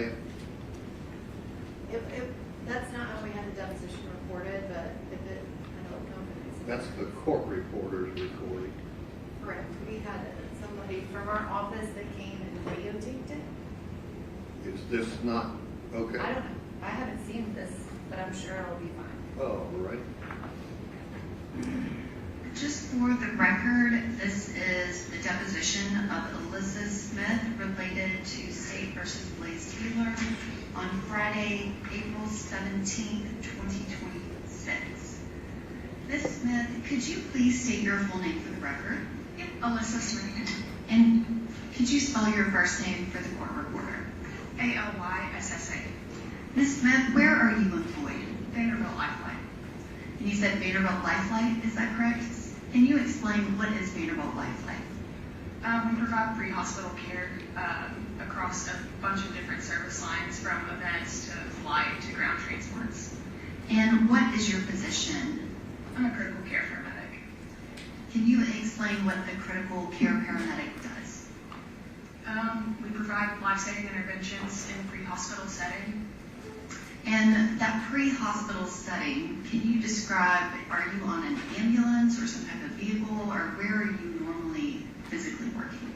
In my current role, I could be positioned on an ambulance, or I can just be in a venue. It just kind of depends on my assignment. And would you ever sometimes be at Vanderbilt University Medical Center? Working currently, no. We're not working at the hospital. And how long have you been in that position at Vanderbilt? In my current role since fall of 2023. And prior to fall of 2023, what did you do? I was working in the ER at Vanderbilt Adult. And what was your position in Vanderbilt's emergency department? Paramedic. And can you describe what was your role in patient care when you were a paramedic in the Vanderbilt emergency department? We were mostly support for the nurses. Anything that they would need, IVs, medications, we would work traumas, anything that would come in. We were just kind of support for the doctors and nurses there. Okay. And that position is an EMT position, but it's a position at Vanderbilt Hospital. Is that correct? Yeah, it's a paramedic position. And so there are other paramedics that would work for Nashville Fire Department with ambulance services. Is that correct? Mm-hmm. Okay. And specifically, were you working as in that position as an EMT at Vanderbilt Emergency Department in February of 2023? Yeah, I was working as a paramedic. And were you working specifically on the night of February 25th, 2023 into the early morning of February 26th? I was. And while you were working, were you involved in providing any patient care to patient Jade Benning? I don't remember. In preparation for testifying today, did you review records to verify whether or not you were involved in any patient care related to Jade Benning? Yes. And were you involved in any way? Yes. And specifically, did you ever administer fentanyl to Jade Benning? And did you review records related to whether or not you administered fentanyl to Jade Benning? Yes. And in the records, there is an entry from February 25th, 2023 at 23 and 27 hours that indicates that fentanyl was dispensed. Did you review those records? Yes. And can you explain explain, what does it mean when a medication is dispensed? When we are pulling it from the medication dispensing machine in preparation to either have it on hand to give or to give to the patient. And did you locate in the records whether or not you actually administered that fentanyl that was dispensed at 23 hours and 27 minutes on February 25th of 2023? No. And no, you didn't review the records, or no, it wasn't? It wasn't administered. Okay, so it was not administered? No. Did the records indicate what happened to that fentanyl that was dispensed? It was wasted. And can you explain why would it be wasted, and what does that mean? Yes, on the note on the document, it states the patient condition changed. And so that fentanyl specifically was not administered to the patient, is that correct? That's correct. If I can have just one moment.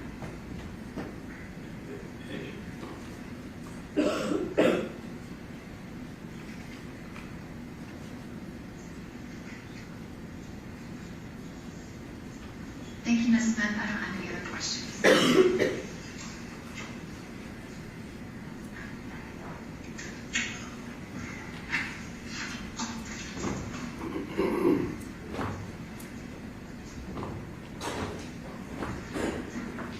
Ms. Smith, good morning. Good morning. My name is Letitia Quinones Hollins, and I'm going to be asking you some questions. If at any time you don't understand anything or you feel like I need to rephrase, please let me know, and I'll do my best, okay? I want to talk to you a little bit about your background. Are you from Nashville? I'm not. Oh, where are you from? Arkansas. Okay. And what part of Arkansas are you from? Jonesboro. When did you come to Nashville? When did you come to Nashville? Fall of 2021. Okay, did you come here to go to school? Yes. And what school did you attend? Nosy College of Art for my bachelor's in photography. I'm sorry? Nosy College of Art. Nosy? Nosy. Spell it for me. N-O-S-S-I. Oh, Nosy. Okay. Yeah. College of Art. And you got a degree in photography. Would that be bachelor's?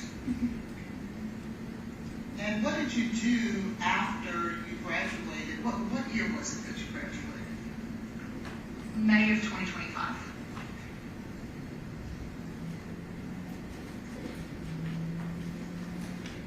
So just last year. Congratulations. How old are you? Thank you. 26.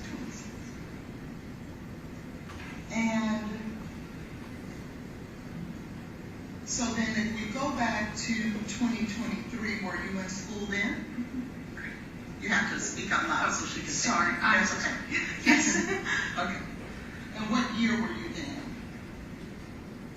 What age was I? No, what year of college were you? Okay. I started in fall of 2021. Okay. And went straight through. Okay. When you were doing your studies at Nosy College of Arts, did you get any type of training in any medical training there? From the college, no. Okay. And did you get any type of medical training anywhere? Yes. And where was that? Arkansas State University. Okay. So I'm assuming before you came to Nashville, you were also in school in Jonesboro. Yes. At Arkansas State. Yes. And what were you studying there? That's where I obtained my EMT basic and my paramedic license. How long does it take to get EMT and paramedic license? EMT is typically a semester, paramedic is typically 12 months straight through. Does the semester that you take for the EMT go towards the year to become a paramedic as well? So they're separate and apart? Yes. And so then that would be a year and a half that you studied in order to become an EMT and a certified paramedic as well? Yes. What is the difference between an EMT and a paramedic? Scope of practice. Scope of practice. What is the difference in the scopes? A paramedic is able to treat and do more, interpret 12 leads, start IVs, administer medications. things of that nature. Yes. And an EMT is only able to do what? They're typically the driver, and they're there to support their medic and, anything they can help them do during treatment. Okay, fair enough. They are not allowed to administer medication? Tennessee is different with advanced EMTs. I was a basic in Arkansas, so I know they're allowed to do some here. I don't know because I was never an advanced. Okay, sounds good. So as a paramedic, though, you were able to administer medications? Yes. What year did you receive your paramedic certification? 2021. So right before you came to Nashville to start at Nashville? Yes. And when you came to Nashville to start at school, I'm assuming you started as a freshman or you had credit already? I had transfer credits. Okay. Were you still a freshman? Yes. And were you working during that time? Yes. Okay. And would that be 2021? Mm-hmm. And where were you working? When I first started school, I was at Emerson Ambulance back home, and then I started working at Hobby Lobby for a little bit to take a break. One of my favorite places. Okay. And what about when you came to Nashville? That Hobby Lobby was here in Nashville. Oh, okay. Yeah. How long did you work at Hobby Lobby? Roughly 5 or 6 months until I started at Vanderbilt.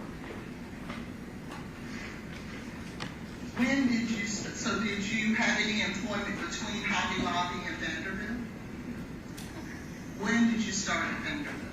March of 2022.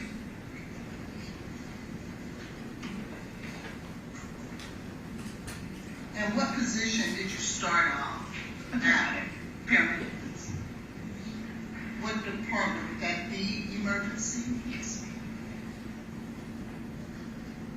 Did you work in any other department at Vanderbilt outside of the emergency department before February 2023? No. Okay.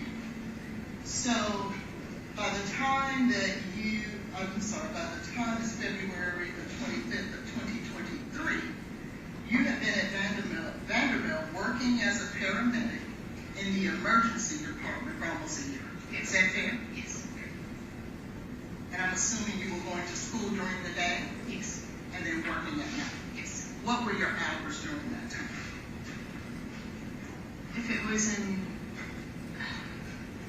I started on night shift from 7P to 7A, and I moved to a mid shift from 3P to 3A at some point. I think I was working mid shift by then. Okay. So 3 p.m. to 3 a.m. And I'm assuming you guys work 12-hour shifts. How many days per week were you working 12-hour shifts? 3 to 4. So it's full-time and full-time student. Yes. Good deal. Could you tell us exactly what your title was from March of 2022 to February of 2023? Paramedic. And nothing else in between? No. Did you hold any supervisory roles or anything of that nature? The last 2 months that I was employed in the ER, I became a paramedic lead. Okay. That's it. And can you tell me when would the last 2 months be? I know you said August and September. I left September 24th. September 24th. So September 2024, that's when you moved to your current position? 2023. 23, I'm sorry. Okay. So September of 2023 is when you left the emergency room department and came to your current position? Yes. And your current position again is? Critical care medic for Life Flight. Is that viewed almost as if it's a promotion, if you will? Or it's just like a lateral move? Lateral transfer. Okay.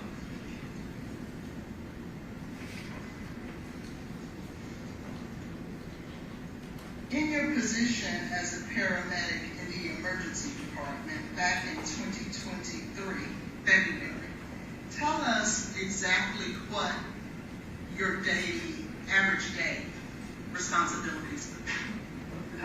So I would come to work, clock in, check off all of our equipment throughout the department,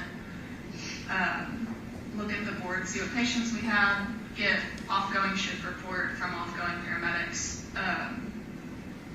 and just help wherever the nurses need me and whatever I was told to do. When you say check equipment, what type of equipment are we talking about? Our crash carts, our trauma equipment, all of our cabinets, all of our carts, make sure everything's stocked for the shift. Okay.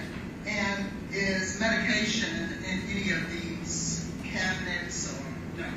So what would be in your carts and cabinets and things of that nature?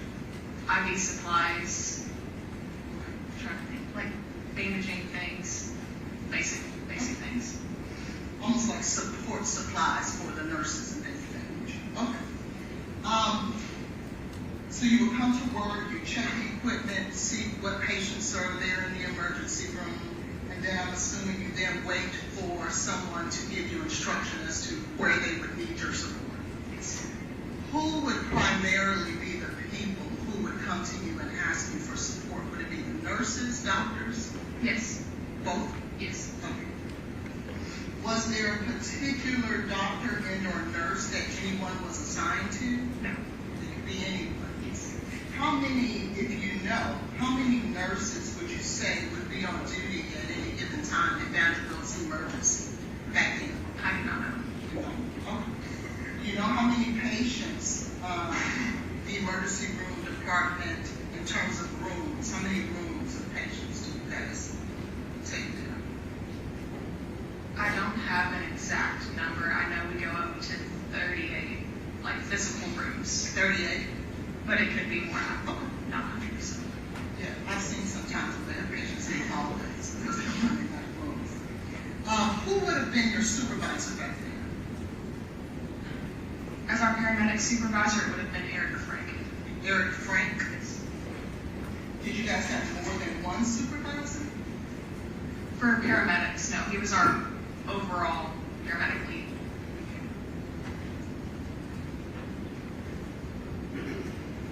So outside of Mr. Frank, everyone was in the same role and position? Yes. Were you supervised directly by any doctors and or nurses? No. And so you, on February 25th of 2023, I'm assuming based on your prior answer, the only reason you remember that you were working that particular day is because you checked the records. Yes. And that makes sense, right? It was 3 years ago. And you're stating that you were on duty there from 3 p.m. to 3 a.m. during that time? I believe if it was my normal shift, then yes. I don't know exactly what my shift was.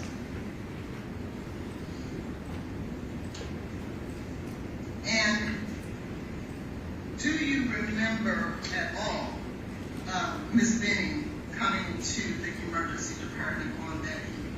I do not. Do you remember which nurse and or doctor that you were working with on that day? I do not.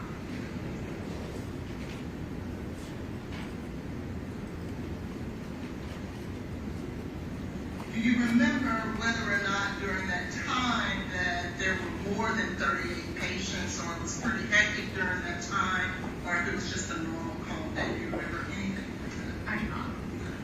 I should probably just ask you this. Do you remember anything about that day? I do not. And trust me, it's fair. That was 3 years ago, so that's fair. Okay.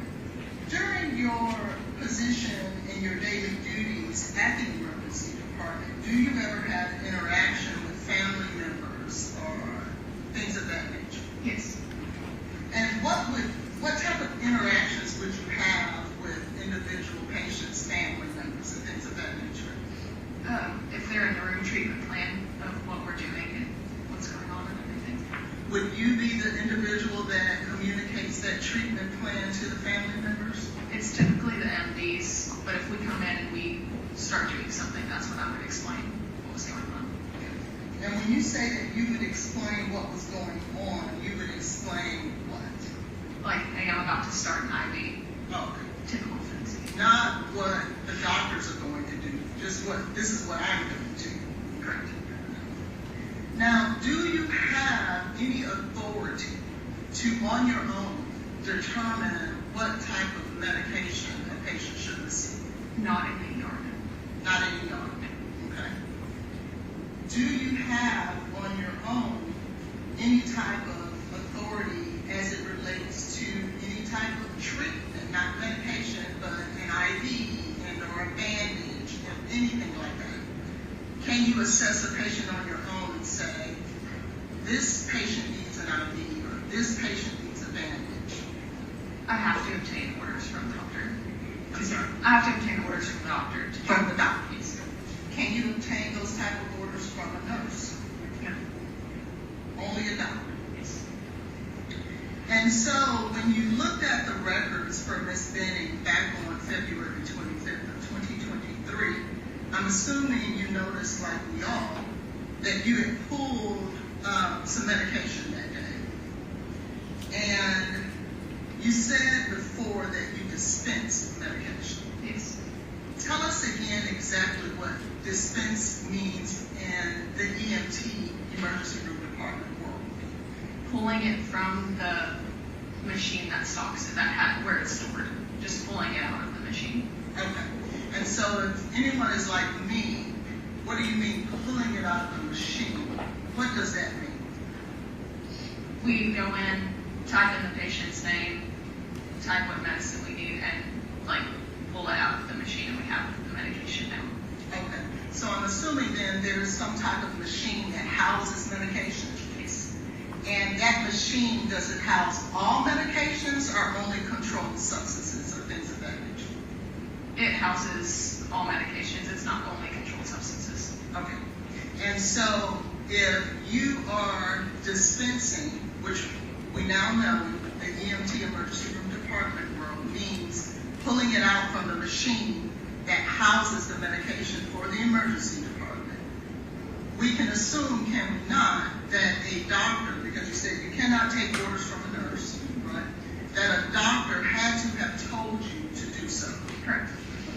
Because you otherwise would not get medication out of them. Correct.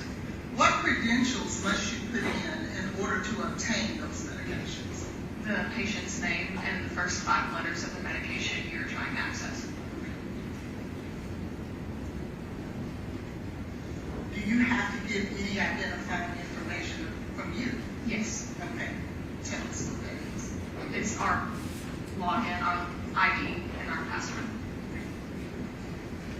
Anything else besides your ID, your password, the name of the first 5 letters of the name of the patient, and the actual medicine? It's the first 5 letters of the medication and the name of the full name of the patient. Okay.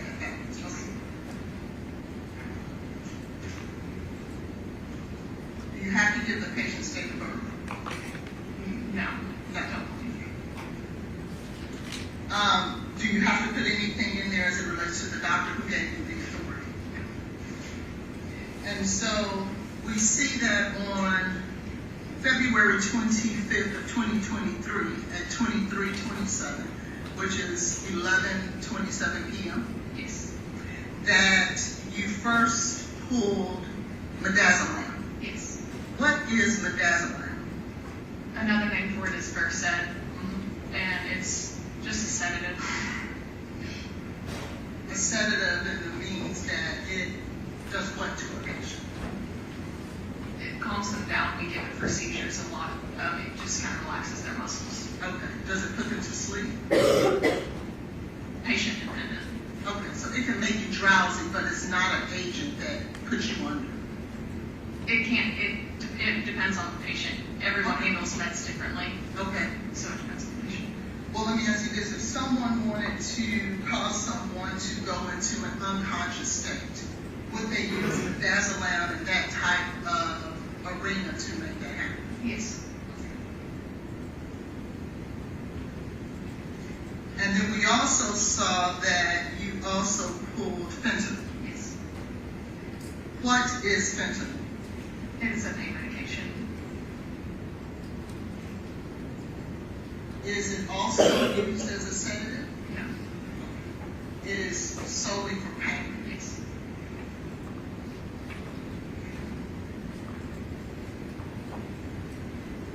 So one can assume then that if you are administering pain medication to a patient, and that patient had to have been in some sort of pain? Yes. And how would you know a patient is in pain? That will tell us.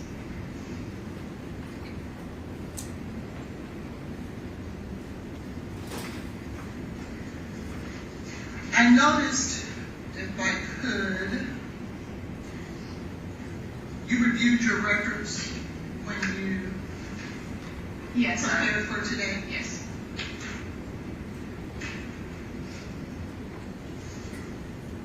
I want to show you what I'm going to mark as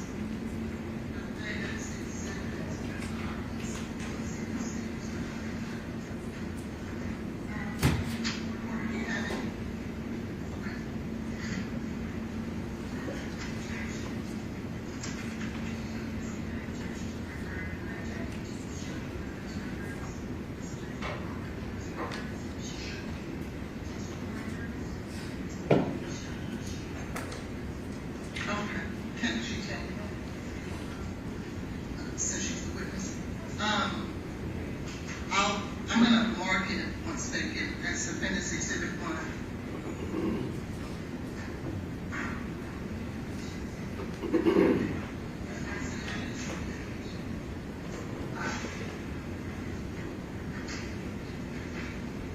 Take a look at Appendix Exhibit number 1. Have you ever seen that document? Yes. Okay. When did you see that document? A strip of only what I had done under my name was emailed to me. Okay. Who was it emailed to you by? That I do not know. Okay. Do you, what email would they have emailed it to you? My work email. Your parent work email? Yes. Are you able to go back and take a look and see who emailed that document to you? I don't have the ability on my phone. Not now, but at some point. Yes. Okay.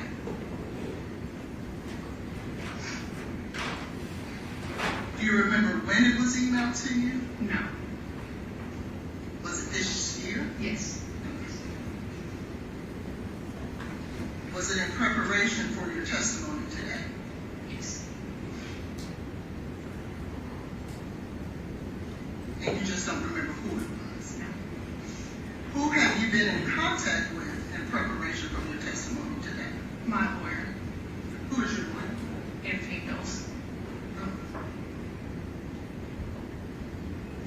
Have you been in contact with anyone else? No. I got the subpoena emailed to me and that was it. Okay. So then the only person that you've been in contact with as it relates to your testimony here today was your attorney? Yes.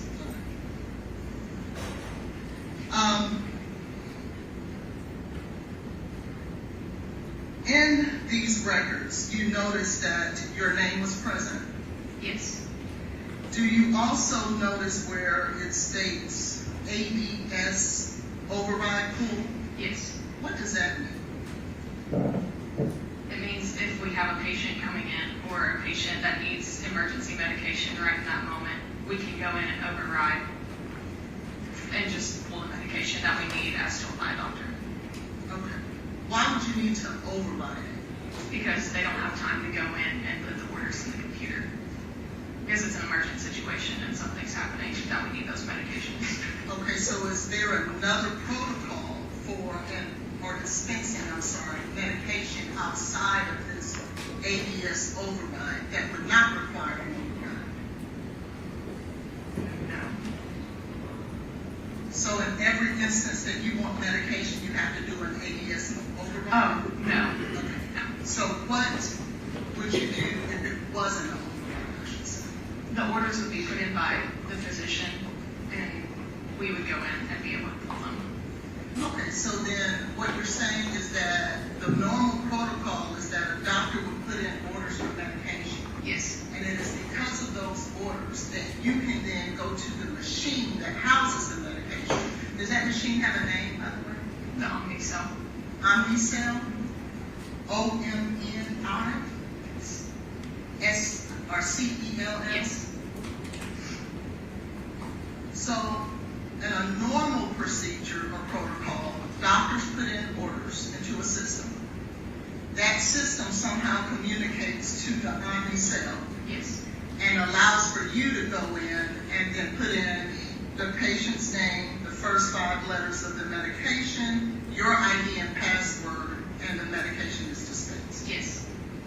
But in this instance for Ms. Benning, there were no orders in the system. Yes. For the Omni cell to recognize. Yes. Because of the emergency situation. Yes. And so because of that, you implemented the ABS override pool. Yes. Okay. And what exactly is the override pool? What do you have to do there? We hit, it's a button, medication override, and the reason, emergency, whatever the reason is for needing it overridden, so that it's all documented. In that situation, what would the reason have been, if you know? I don't know the exact reason. Okay. Would it have been communicated to you?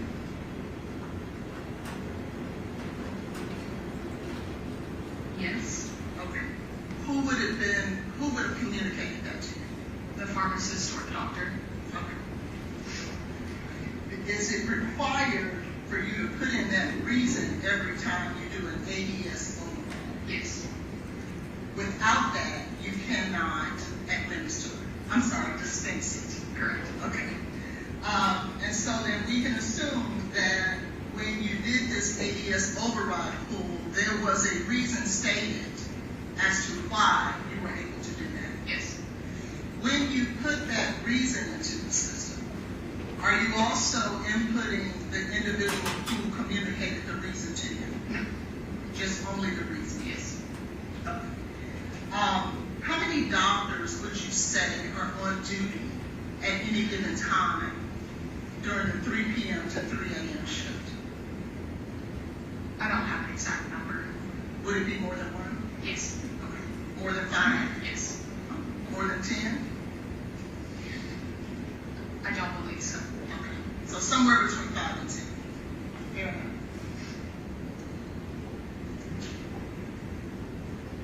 Who would tell you the dosage of the medication? The doctor. When the doctor is communicating this information to you in this emergency situation where the orders are not put into the system, are you taking notes or are you just memorizing? When we pull the medication from the Omnicell, it is the whole vial. So we go and pull the medication, we come back to the doctor and verify the dose before giving it. Okay. So when the doctor is communicating to you before you go to the Omnicell, you're not taking notes or anything at that time, you're just remembering as you go. The medication, yes. All I need to know is the medication. Okay. So because we see in these records that there was a fentanyl pool, there was a midazolam pool, and an override situation, then we can, based on what you just testified here today, assume that there was a doctor who communicated this information to you in terms of what the patient needed. Yes. Okay. Now, when you dispense the medication, who administers the medication? Meaning, who gives the patient this medication? Either myself or a nurse. Not the doctor? Typically, no. Okay.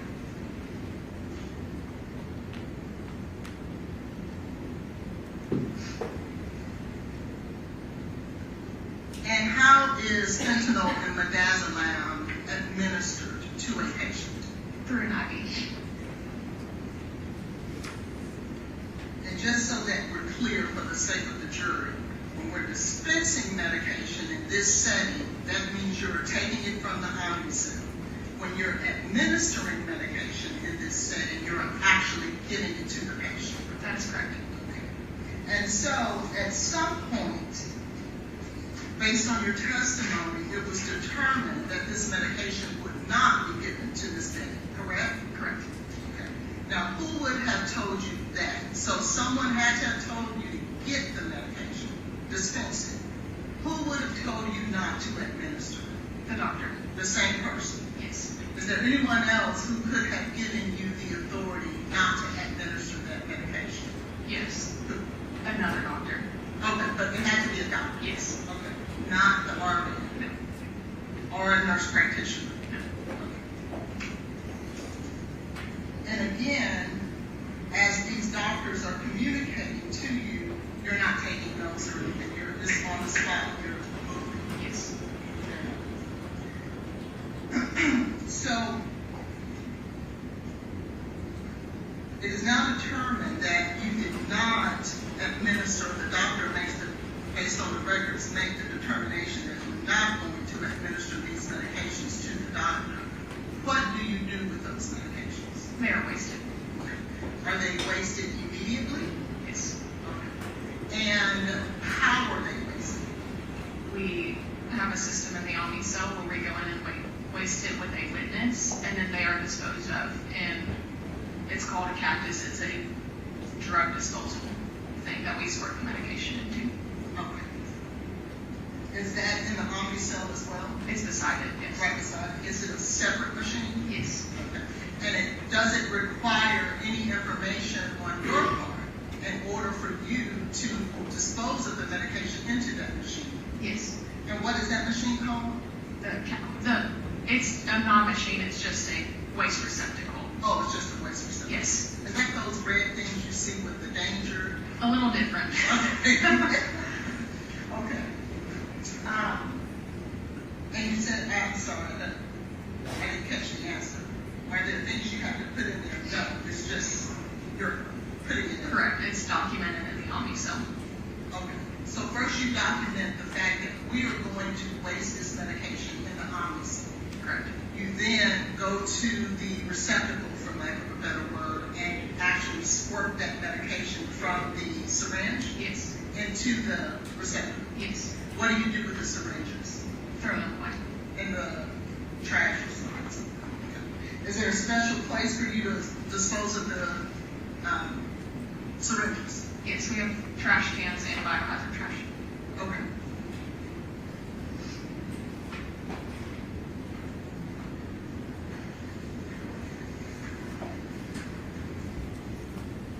When you dispose of the medication and you're inputting it into the Omni cell, are you also putting the reason that you're disposing? Yes. And where are you getting that reason from? The doctors. Are you having to list the doctor's name that told you that? No.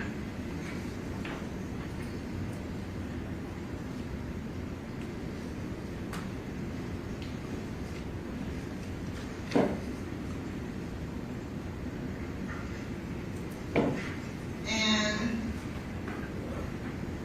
you stated, I think you said something about the patient changed, and that's how you knew that you disposed of it. How did you know that you disposed of that medication?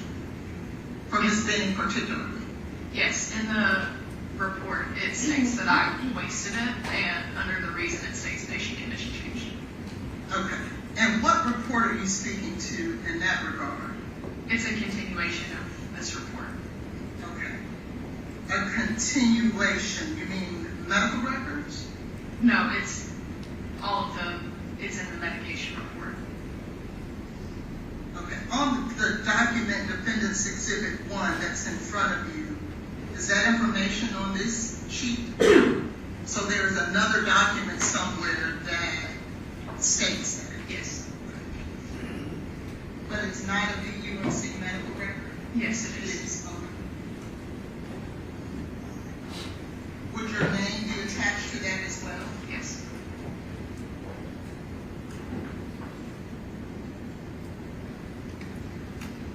Have you seen that document? Yes. When did you see that document? It's the same one I was referring to, or I don't know when it was sent to me. I'm sorry? That's the one that was emailed to me. I'm not sure exactly when I received it. In addition to Defendant's Exhibit 1? I only received a strip that showed my name and like what I did. I didn't receive anyone else's name. It just showed my name and what my involvement. Okay. And that, was it a screenshot of a document? Yes.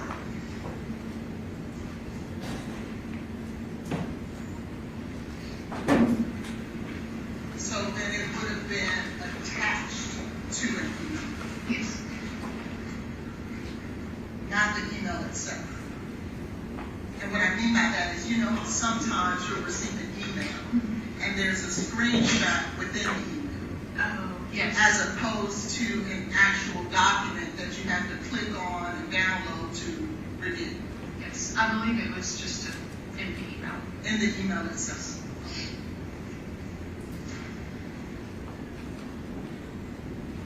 And just so we're clear, because I don't want to confuse that, what you received is different than Defendant's Exhibit 1.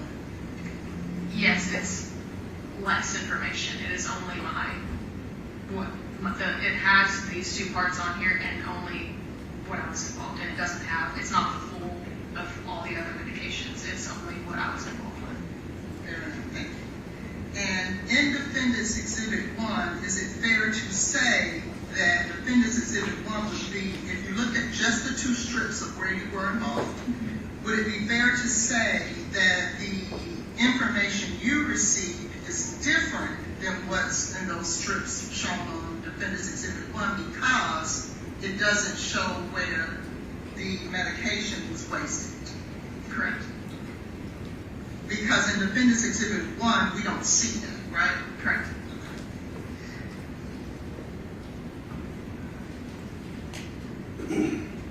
When we see the statement, "Do not tube must always be secured," what does that mean? If you know. Oh, is that on here? Yes, ma'am. For the record, what she says is that on here, she's looking at Defendant's Exhibit 1.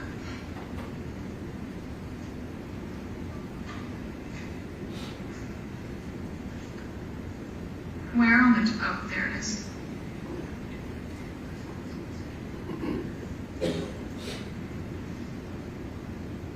I believe it's referring to not, you can't send it through the tube system in the hospital like we sent labs, because it's a controlled substance, so we can't just send it through the hospital. If we were, we would never have a reason to do that, but that's all that means. Okay. Is do not put it in the tube system. Let's keep those separate and secure. Yes. When we see the status as active, what does that mean? On the right-hand side.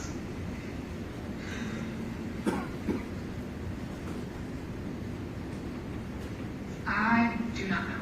Okay. When you look at it, it says ordering mode standard. What does that mean? I also do not know. You see there where it says at the bottom package, and then it gives a number. Specifically under fentanyl, it says package 0409-9094-12. Do you know what that number pertains to? No. Fair enough. And finally, when you see frequency from 225.23 and 23.27 until discontinued, what does that mean to you, if anything? I guess to me that's until they decide that we don't need it anymore, or until they discontinue the order. Okay. And when you say they, you're speaking about the doctors? Correct. Okay.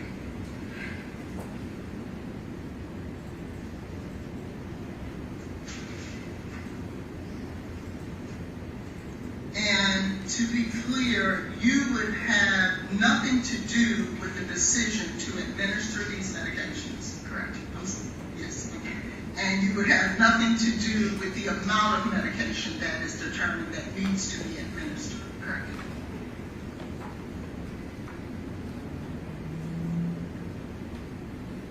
When you, and if you know the answer to this question, you can answer it if you don't. When you see fentanyl, well, let me back that up. If someone was coming in for a potential overdose for any type of drug, would you expect to see fentanyl administered? If you know the answer, if you don't, that's fine. I do not know the answer to And reason being, because you're not the one who made those determinations, right? So that was an unfair question, I apologize.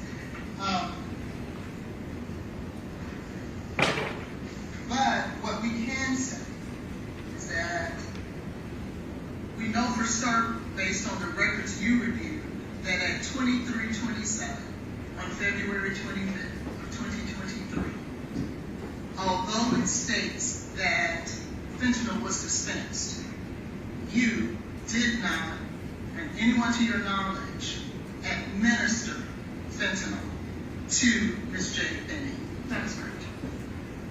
And I'm going to be honest.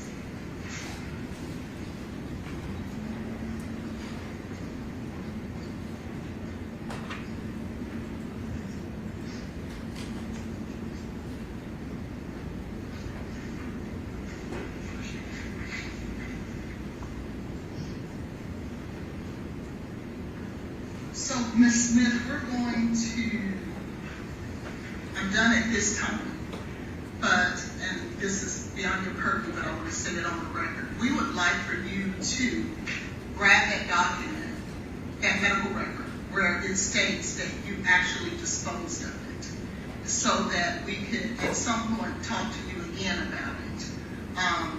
And we'll work with the prosecution to that regard, okay? But we do want you to look. Okay. All right, at this time, I'm pass you this.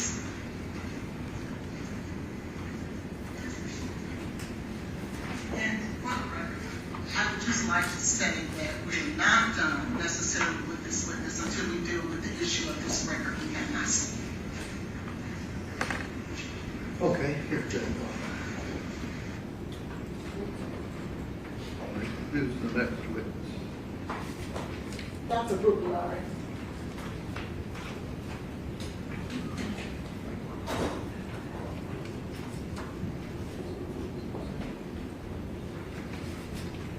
And I believe, Mrs. Collins, this is in the medical records, but you mentioned it during the deposition. Do you want this marked as a separate exhibit? Yes, please. All right, 360.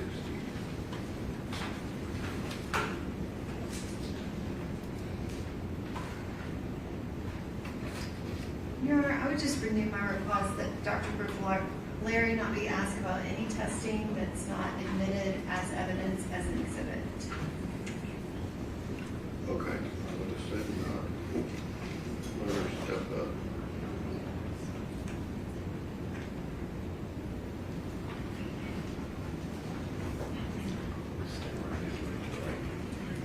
Do you swear the testimony you're about to give to be the truth, so help you God? Yes.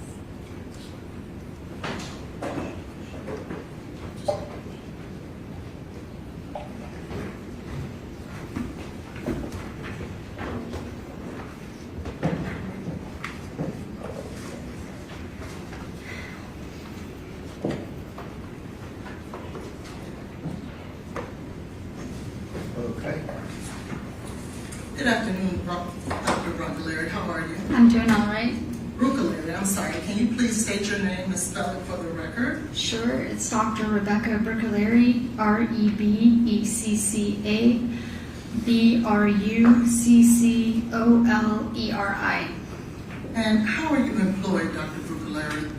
I am employed by Vanderbilt University Medical Center as the medical director of the Tennessee Poison Center and a medical toxicologist.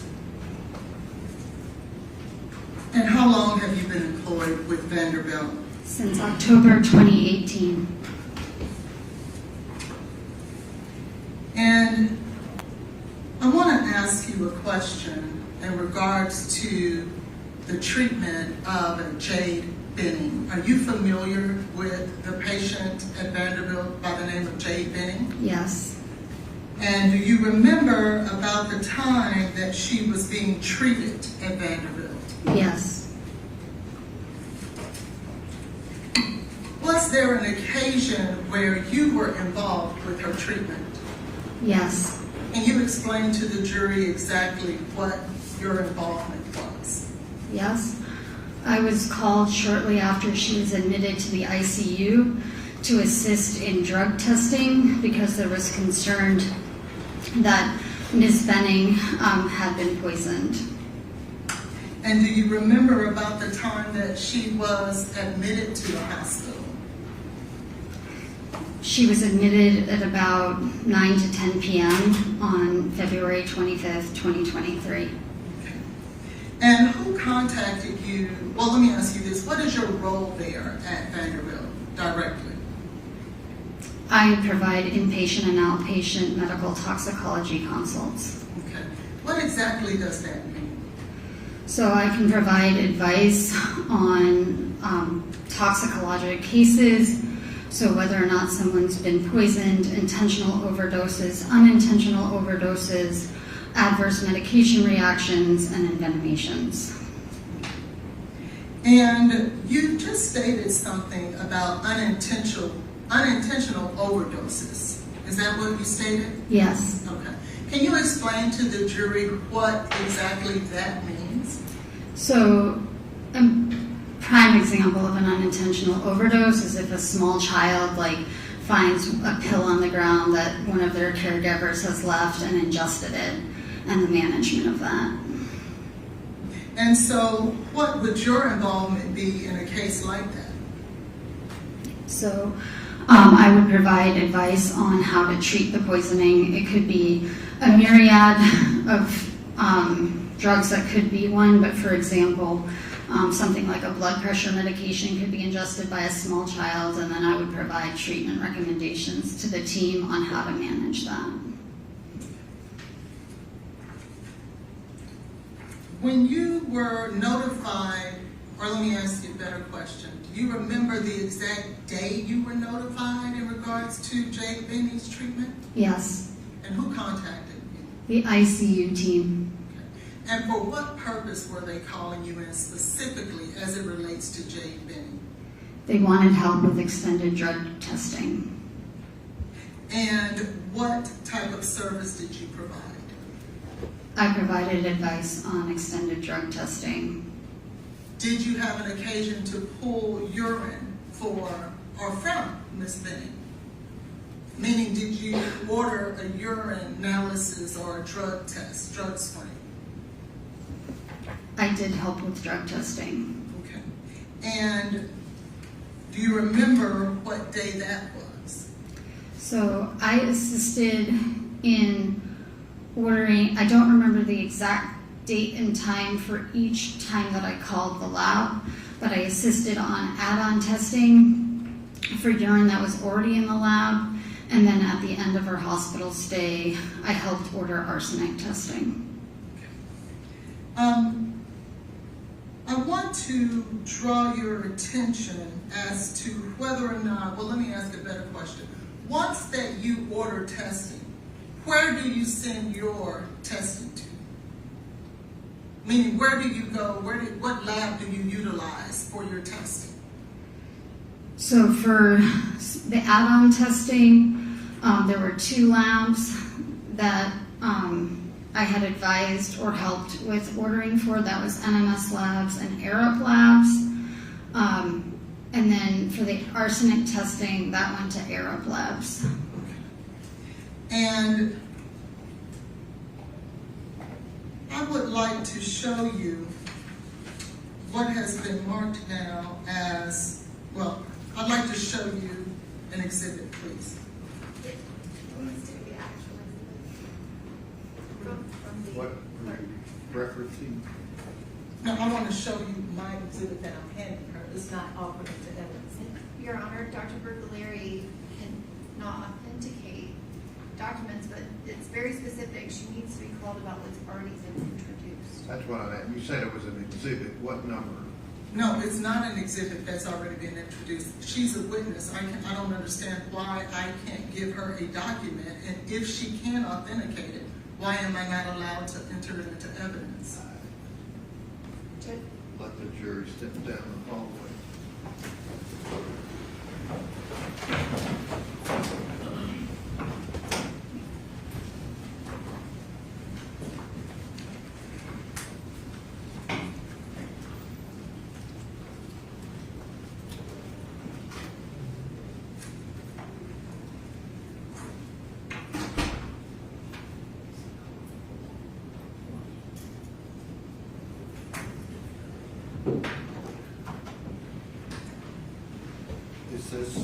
General Norman you referenced before this witness was called? Yes, Your Honor, it's exactly what I referenced before this witness was called. And what, I don't know, what tests are you talking about that haven't been made exhibits? I'm sorry, I thought you were asking me. No. Your Honor, work order 23078883, which is what this is about, it was not introduced as an exhibit. Dr. Mithen we did not submit it. Dr. Mithen did not testify about it. What is it? It is a urine test on a urine that was collected on 2/26/26 at 0922. We did not submit that lab test through Dr. Mithen. This is part of the NMS lit pack. Dr. Mithen is not here to testify about any of the test results. I don't know. I guess the question, why wasn't it admitted? I'm sorry? Why wasn't it asked about?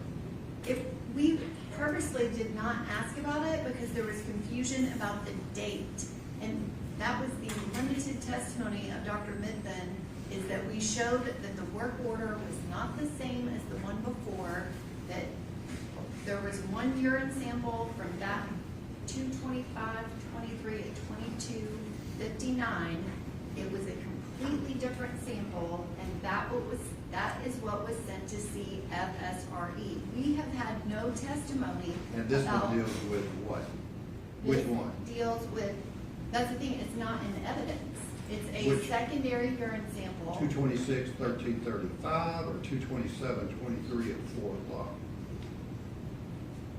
No, it's neither, I'm saying it's not either one of those. This has not been That's only submitted. 3 I've seen or heard reference to in the medical. Correct. There has not been testimony related to this, other than to point out that the work order was different, and she knew for certain that the sample transferred to CFSRE was from 2/25/23 at 22:59. What are you wanting to ask this witness, Ms. Bond? Specifically, I would like to address 2 things with this witness. There is in fact an email between this witness and Dr. Methune in regards to a sample, a designer opioid screen from 2/25/23 at 22:59. In this email. That's been testified about. I'm sorry? There have been references to that. Yes, and there's been an issue as to whether or not that urine screen was in fact on 2/26 or 2/25. I have an email in front of me from Dr. Brucaleri where she references a sample from 2/25/23 at 22:59. That date is extremely important to the defense because That's 2/25/23, 22:59 is not an issue. it is an issue on our side, Your Honor. Your Honor, you Is can that make. the urine screen you're concerned about, General Moore? 2/25/23 at 22:59? That 2/25/23 at 22:59 is a completely separate work order, and that is in evidence, and she's more than Right. welcome to ask about that. She is trying to ask about this other urine sample that we've had no testimony about. It was not admitted as evidence in any way, shape, or form. Then I guess I need to go back to Ms. Hollins. You've not told me anything that the state's objecting to, so what else are you wanting to ask this witness? In addition to that, I would like to offer, there is a test from CSFRE where there is coca-ethylene that was found in the urine of Ms. Benning. That's been testified about. Not by this witness. Okay, maybe you're jumping the gun, I don't know. She's apparently not asking about any other urine screen. Judge, this email is about a urine screen that is not in evidence at all. NMS has not testified to it. Well, that doesn't make, Dr. that doesn't Larry matter cannot anything. authenticate anything about the results of this test because we would have to have the NMS toxicologist to There has testify not been about it. testimony about, you're saying the only testimony about cocoethylene was from a blood test. No, no, Judge, I'm talking about the emails and the first test that she wants to ask about. There's been testimony about cocoethylene, right? Okay, so we're talking about a separate issue. Coming from where? Judge, which CFSRE report are you referring to? 2023-0090. I have no objection to her asking That's about. what I said. It sounded like we were jumping the gun.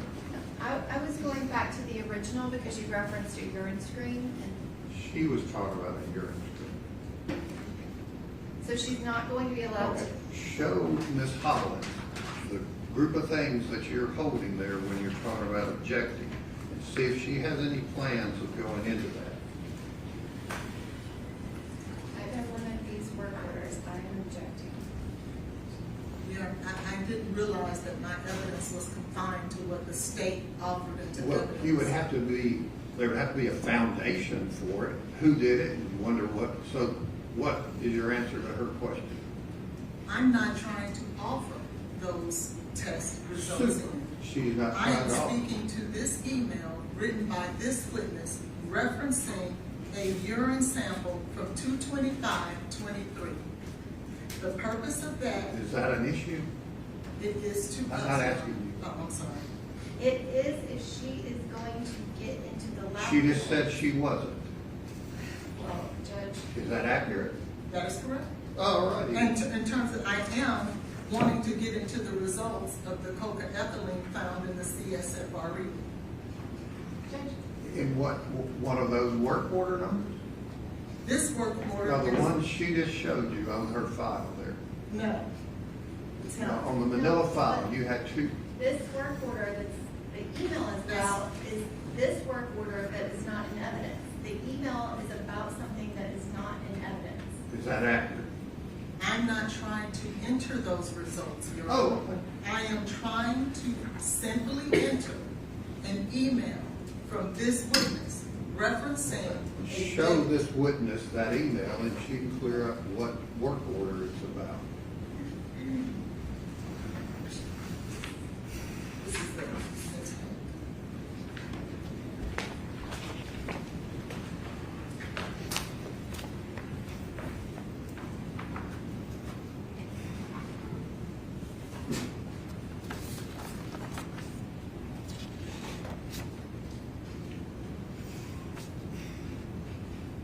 And I included. Hang on.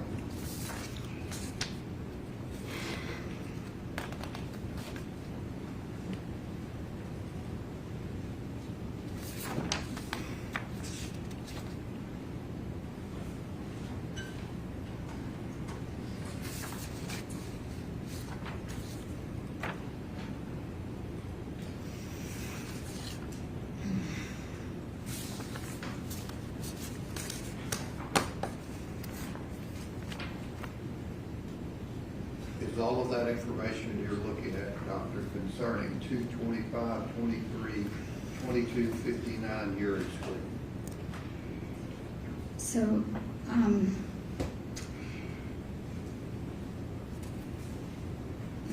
as best to my memory, it is not. This is in reference to a different specimen number. So at the time this was done, which was April 6, 2023, there was some differences in lab collection dates and times to what was matched in the EPIC record. I am pretty sure this is referencing the lab that was actually done at 2/26/2023 at 9:22 a.m. And this specimen did not ever go to CFSRE because it went back to the crime lab. So Okay. this is What not. about what you're wanting to ask about? So I'm not interested in getting in the results of that test.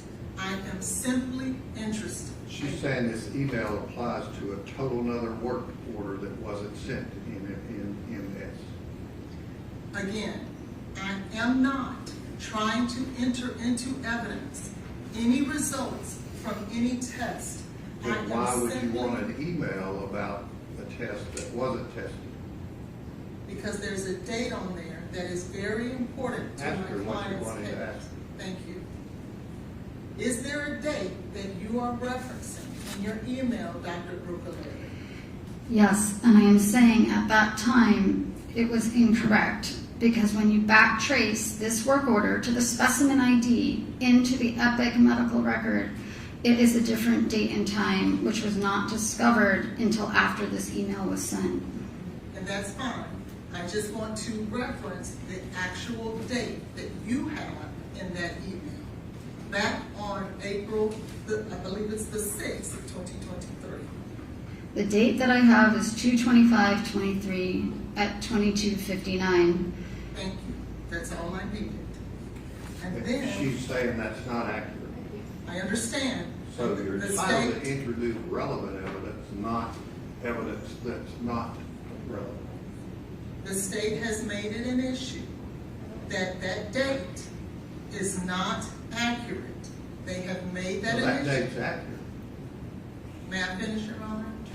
You're saying the state's saying 2/25/23 and 22:59 is not accurate? That is correct. They have stated that in their No, case they're in not chief. stating that.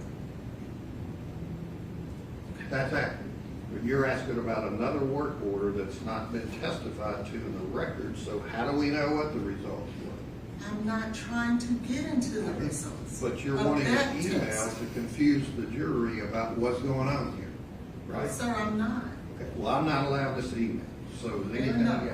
That's fine. All right, let the jury step I'm up there. I'm not done. Oh. I have another test. As Okay. I stated, there is another work order that Dr. Brucaleri is aware of where Ms. Benning tested positive for cocaethylene. I simply want her to have the opportunity to testify about that because What it goes work to order my is that? clients. It is work order number 2023-0090.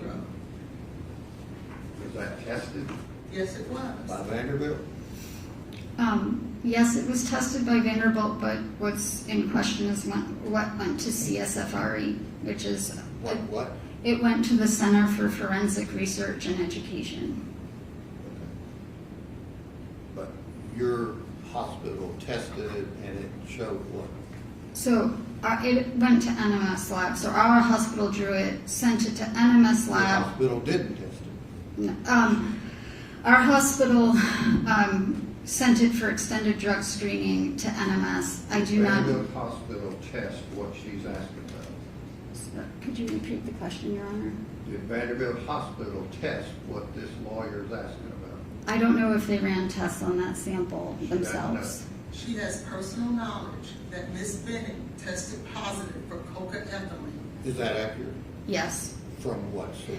that's from the Center for Forensic Research and Education. She didn't do the testing. But she has personal knowledge and It'd be she's a toxicologist, Your Honor. And she's treated Jade But Benning. you want everything to be reliable, right? No, what I would like is I for don't want this. everything to be reliable. May I finish, sir, please? Just answer my question. I You would want love- all the test results to be reliable. I would right? love for that. Okay. But Well, that's we not don't the have case. the people that did this test. Did you subpoena them? I don't need the people to be Well, there. then she can't testify about the results of someone else's test. She can testify about her personal knowledge She doesn't because have personal knowledge. she just told you she did. It's from another testing agency. It doesn't matter. She got. Okay, well, I You think can make you your can. ruling, Your Honor, and that's I fine. ruled, so that's out. And So what is your else do you ruling? want? I just said it's out. Thank What you. else do you want to ask her? There's nothing else. Okay, let the jury step in. Can I get my test back, please? Sure. Subpoena somebody from the lab.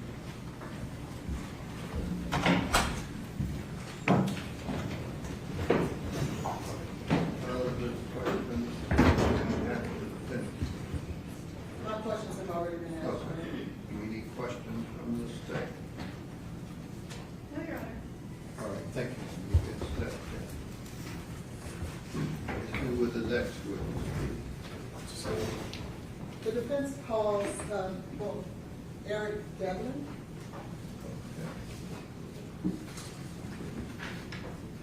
Judge, I don't know. All right, yeah, get him, somebody, let the lawyers step up.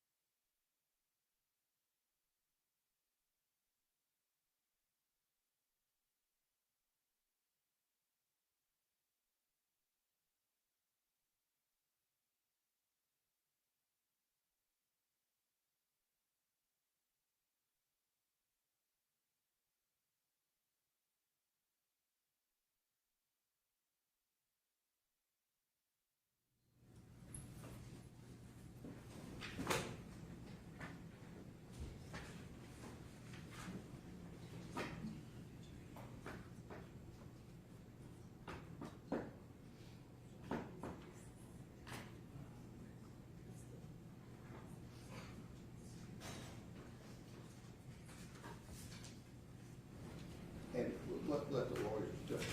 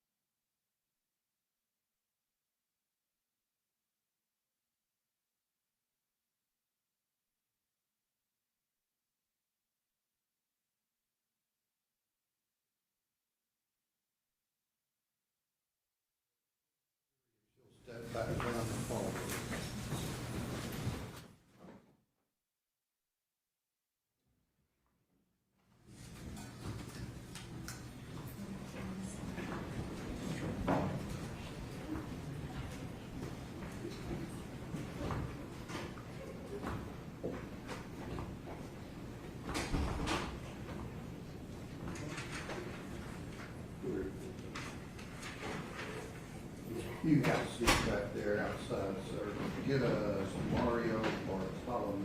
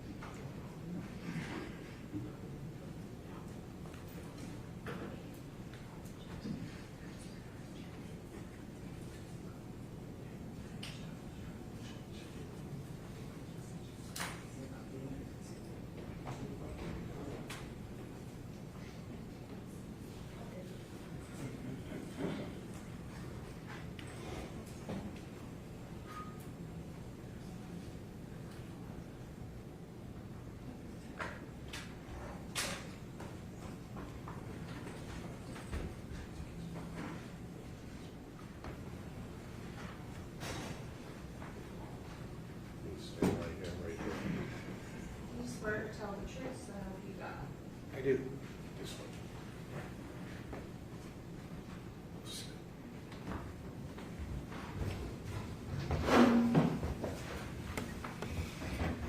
The attorney is going to ask you just some, I don't know about brief, but some questions in terms of the bottom line issue. They're wanting to call you, okay? Yes. Outside the presence of the jury. Okay. Good afternoon. Good afternoon. Can you please state and spell your name for the record? Mario San Bartolome, M-A-R-I-O. Last name is S-A-N-B-A-R-T-O-L-O-M-E. And what do you do for a living? I'm an addiction medicine specialist and family physician. And can you tell this court a little bit about your education? Sure. I'm double board certified in family medicine and also in addiction medicine. I'm also a medical review officer, which is the individual that is involved with drug toxicologies as it relates to substances of abuse. And I currently work as an addiction medicine specialist at a community clinic overseeing a treatment and any sort of substance use related things at a federally qualified health center. And can you tell us a little bit about your education? Yes, I went to UC Davis for undergrad and then went to medical school at UC Irvine, followed by residency training at Long Beach Memorial, and then pretty much started practice right around that time. And have you published any articles? I have not. Have you dealt with or worked at addiction treatment centers? Yes, I have. How many? Approximately, I'd say 5 or 6. I've been a medical director for every level of what we consider to be along the continuum for addiction treatment. So inpatient, hospital-based, detox, inpatient, rehab, outpatient, intensive outpatient, and partial hospitalization programs. And what, if any, other specialized skills and trainings you may have? Primarily just the added medical review officer, I think, to the addiction medicine board certification. And do you have any experience treating patients with addiction? Yes, I do. Do you have any experience treating pregnant women with addictions? Yes, I do.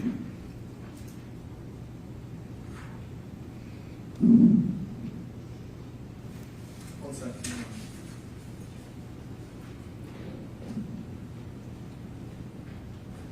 Do you have any experience in dealing with and or diagnosing substance use disorders? Yes, I do. And what would some of those be? The substances? Is that the question? Yes. Methamphetamine, cocaine, opioids, alcohol use, cannabinoids, pretty much any substance of abuse, hallucinogens, inhalants. And what is substance use disorder? Well, a substance use disorder is a diagnosis that's related to a chronic illness that we call a substance use disorder based off of the substance, the primary substance. And it involves biological, psychological aspects that are typically defined by somebody continuing to do things despite negative consequences. And have you ever testified before as an expert, as a medical review officer and a addiction specialist? Yes, I have. No further questions at this time, Your Honor. Okay. I would ask that he be tendered as an expert in, as a medical review officer, as well as a addiction medicine specialist. The state's not so much concerned with his qualifications, but with the relevance. What do you want him to opine for this jury? I want him to opine for this. Oh, okay.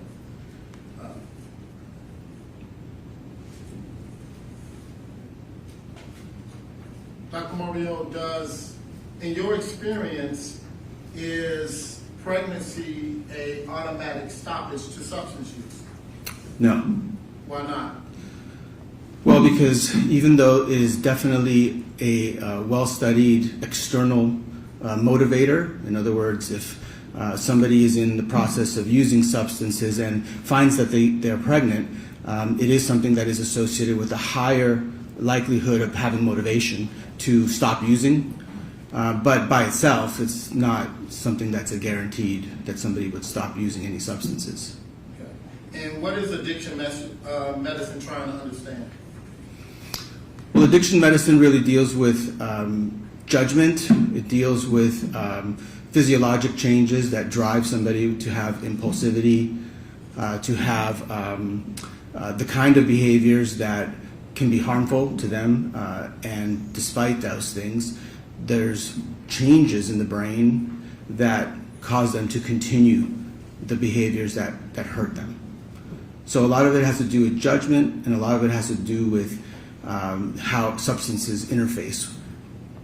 Can self-reporting in clinical settings, what is your opinion about self-reporting in clinical settings? Well, it definitely is very valuable. That's what we base all of our screens with. People self-report. It has some limited value in that we are relying that the individual is being forthcoming. And that can be difficult in addiction because addiction also, or even without addiction, actually just with what we would consider substance use. That means no addiction, no dependence, just they happen to use a substance. But in the setting of screenings and things like that, there's a lot of stigma, unfortunately, that's attached to any substance use. And so sometimes people, they have reasons to fear being forthcoming with certain things that have to do with substances. If you know, can you please explain what is an opioid epidemic? Well, the opioid epidemic is currently something that we've experienced since around 1999. Currently, we're in our fourth wave of the opioid epidemic, and everyone's probably seen in the news drugs like fentanyl or heroin. These are class of chemicals that typically we use for pain. And the first wave of that really happened somewhere around 1999. And it was around prescription drugs that doctors would prescribe, and sometimes people could get dependent on them. Now, dependency is not the same thing as addiction. It can even just be dependence. It can be around pain. However, it does leave people where if they stop using it, they experience what we call withdrawal. And withdrawal can be a pretty severe neurologic type of reaction to not having the substance, access to the substance, which then when we clamp down on that and reduce that from the standpoint of the system, it created the second wave. And the second wave was around heroin, where people found that they could no longer access prescription drugs, and so they went to use heroin, which was cheaper and more accessible. The third wave came somewhere around 2012, 2013, which had to do with fentanyl.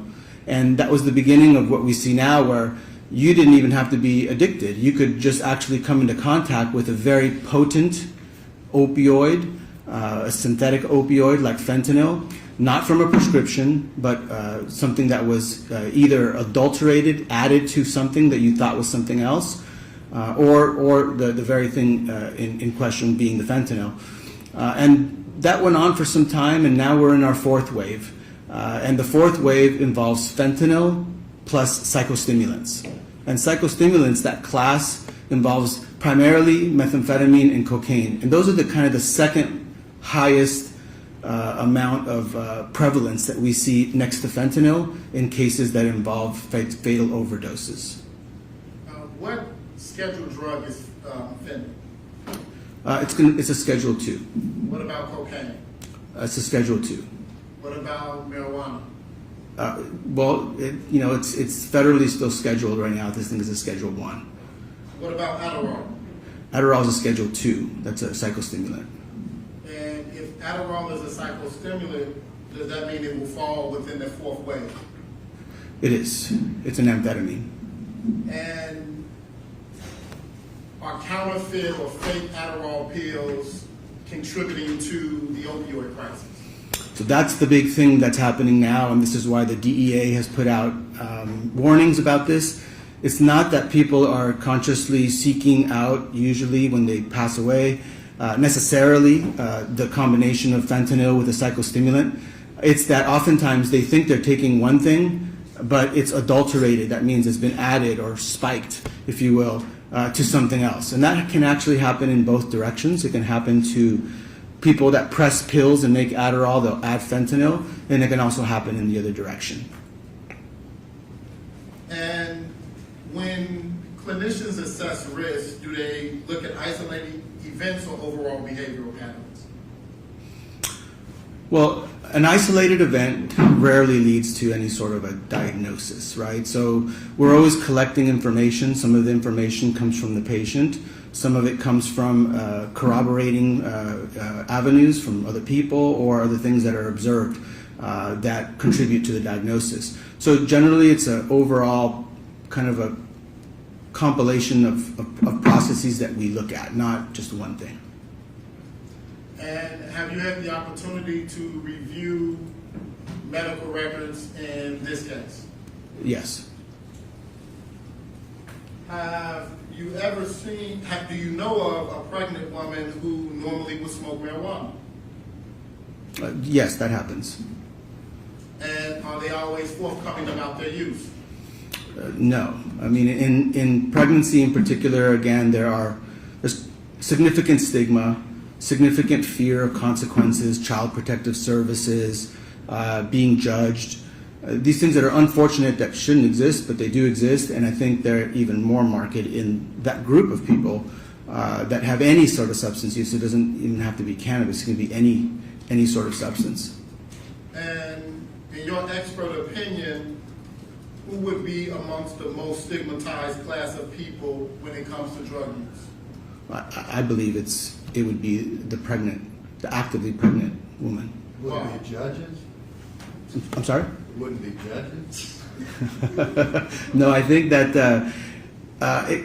there are states that still, and we've had this historically, that want to put women in jail for substance use. So rather than looking at it as a medical condition, they look to remedy that by illegal action to put people away. So I think that's pretty severe. We don't do that.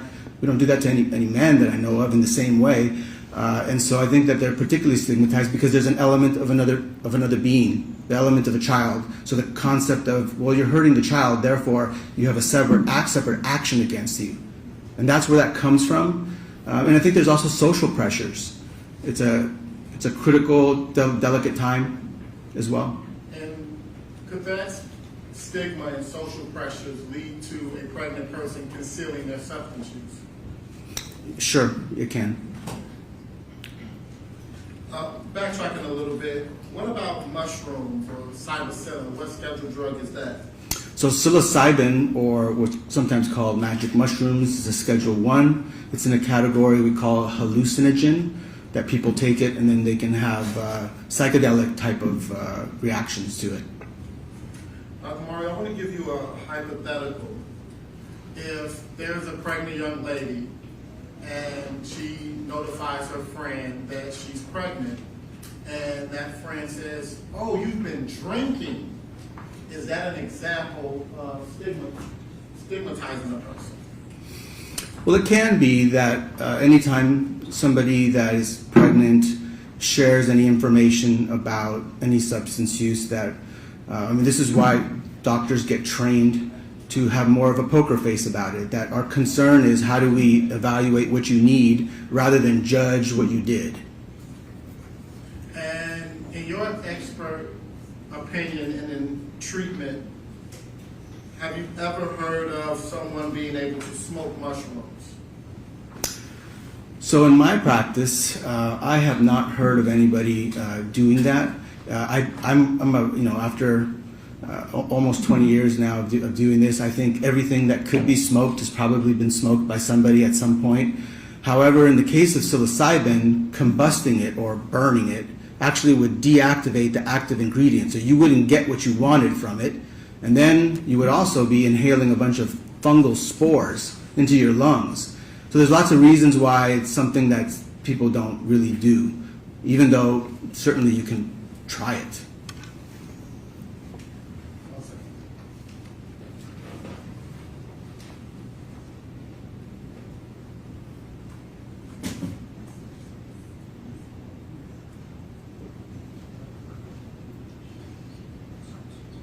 And lastly, if you could just talk a little bit about how substance use impacts, if at all, the prefrontal cortex of a person. Sure, that's really at the hallmark of all addiction. It's one of the most difficult parts to sometimes understand. People that have substance use disorders need help, and this is the reason we look at it as a disease, is because the parts of the brain that get affected, we know. We actually have studied it. We know the parts. And maybe the most frustrating part for a lot of people is how is it that somebody that maybe in other dimensions of their life function well, how is it that they can have this other component that is not functioning well?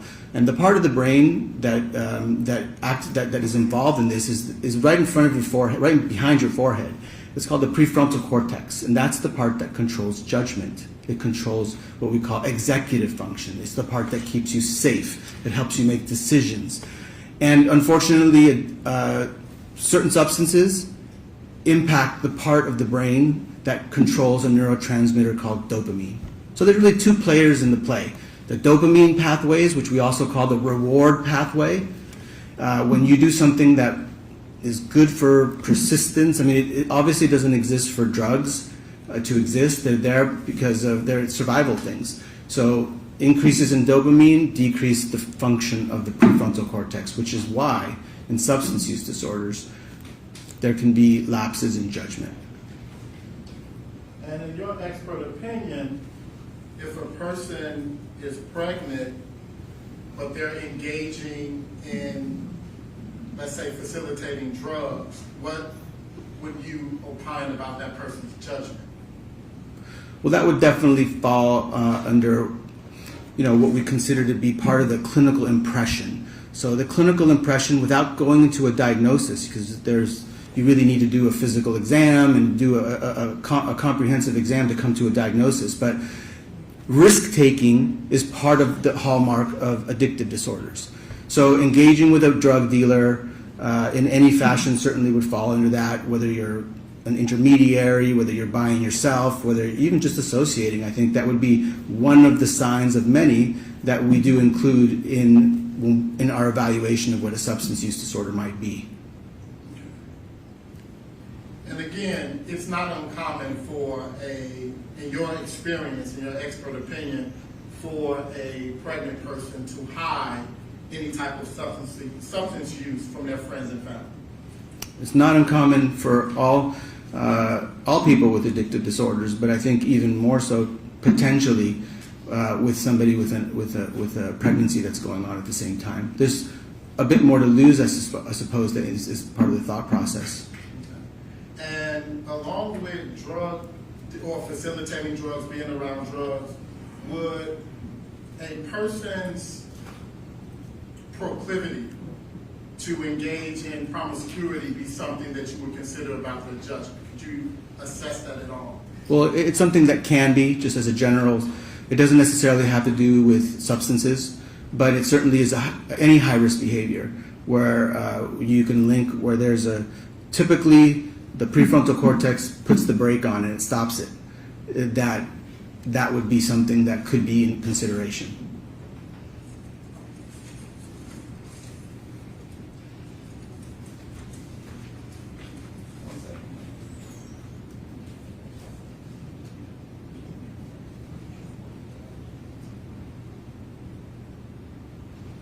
Your Honor, at this time, I would like to tender Dr. Mario as an expert, as a medical review officer, and an addiction medicine specialist. Any questions from the state? Yes, Your Honor. Well, Doctor, would understand by that by analogy, a pregnant woman should never work as a bartender? Was there being around? I don't understand the question. That they shouldn't be ingesting? Well, so for somebody with an addictive disorder that has pregnancy, yes, my recommendation to that person would be working in a bar would probably not be the best, just because of exposure. There is absolutely no proof in any record that you've reviewed that Jade Benning was addicted to any cocaine or any other controlled substance, is there? Not of cocaine or no addictions. And she was a casual user of marijuana, correct? Well, so we don't use terms like casual user, so that would have to qualify that. I mean, we have what we consider to be misuse of drugs and then use disorders. We can't really make a determination on use disorders because a full evaluation wasn't done. The labs, the examination.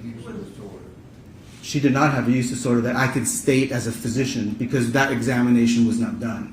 But me chats with. I'm not asking you about misuse disorders. I'm asking you about Jade Benning. I'm not asking about other people. I'm not talking about other people. I'm talking about Jade Benning as well. Okay. Well, in California, is marijuana legal in California? It is. Well, it's decriminalized, so it's decriminalized, whatever, and actually legal in a number of states, from what I understand. Okay, do you treat people with marijuana addictions? I do. All right. So, do they come to you out of the blue, referred by law enforcement?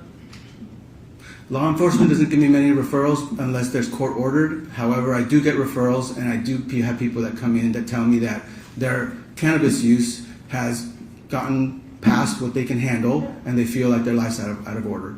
Gotten out of control. Yeah. Absolutely no indication that happened with Jade Benning, is there? I would consider engaging with a drug dealer unusual behavior that would be linked to, in this case, cannabis. My point. That information.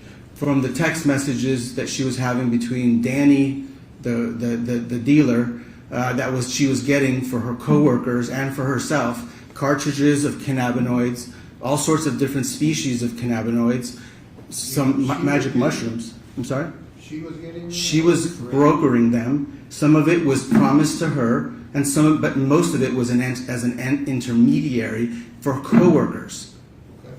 I would consider that to be unusual behavior, I think, for anybody to engage in that, because the risks are high. Not judging if it's a good thing or a bad thing, but to put yourself in a position to have to be an intermediary and then potentially be at risk for the consequences when you give somebody else a substance that somebody else brokered for them. From the records you reviewed, we're talking about Adderall. There was no Adderall or any derivative of that found in Ms. Benning's system, was there? No. And remember, you and I talked, and we have a time or two, at least we'll say hello, that you would agree, would you not, doctor, that she died from acute cocaine toxicity by oral ingestion, correct? Well, I'm not here to actually, my scope is not to testify on cause of death, so I would leave that to the toxicologist and Dr. Larkin. Well, did you not tell me that you would agree with that finding? Objection, Your Honor. The witness has already stated. Right. And that, how many people have you ever treated at your clinic or for being addicted to orally ingesting cocaine? That's exceedingly rare. I mean, I know that people use it in their gums. They've had it in their mouth, but there's definitely not been a lot. That's not actually, in general, that's not a common way. Yeah. So. Because they die. No, that's not why. It's because it actually takes longer to get the effect, number one. Number two is because it actually deactivates a lot of it, so you don't. It's hard to get the same effect that you could get if you snorted it, you smoked it, or you injected it. That's the reason why. And there's quite a hierarchy that can be applied to most things, actually. If the particular substance isn't particularly absorbed well with how you take it, that's not how it's used. There is absolutely no indication, doctor, is there from the medical records that Jade Benning consumed any drug or alcohol after she found out she was pregnant? Is there? Correct, not medical records, no.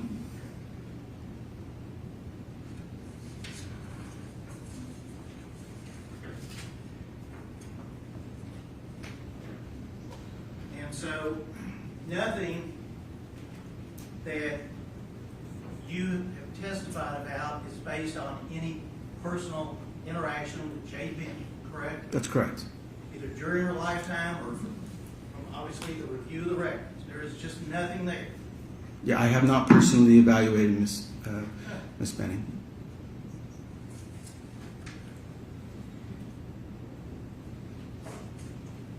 And the phases of heroin has nothing to do with this, does it? No. Are you referring to the different? Your epidemics. Yeah, well, they're not mine. They actually are ours. But I mean, the heroin was just one stage of that, and so that was just one to kind of explain why there are different stages of that exist. That the most recent one is fentanyl and psychostimulants. But your testimony about the phases. What was before heroin? Before heroin was prescription drugs. Okay, before prescription drugs. Well, that's the first one. Prescription drugs. Then there was heroin. Then there's fentanyl, and then there's fentanyl with psychostimulants. That's the four. And we're likely to enter a fifth one now with xylazine, which are like anesthetics that are being adulterated into the supply of fentanyl. And back in the 70s, there were other substances. Back in the 70s, a whole other time of what was available, so I'm not really speaking to that.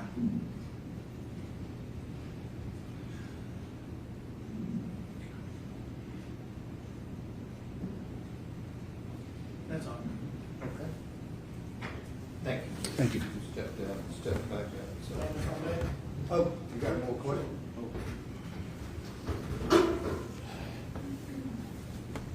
Dr. Mario, can you explain what cocaethylene is? Cocaethylene is a byproduct. Your Honor, I object.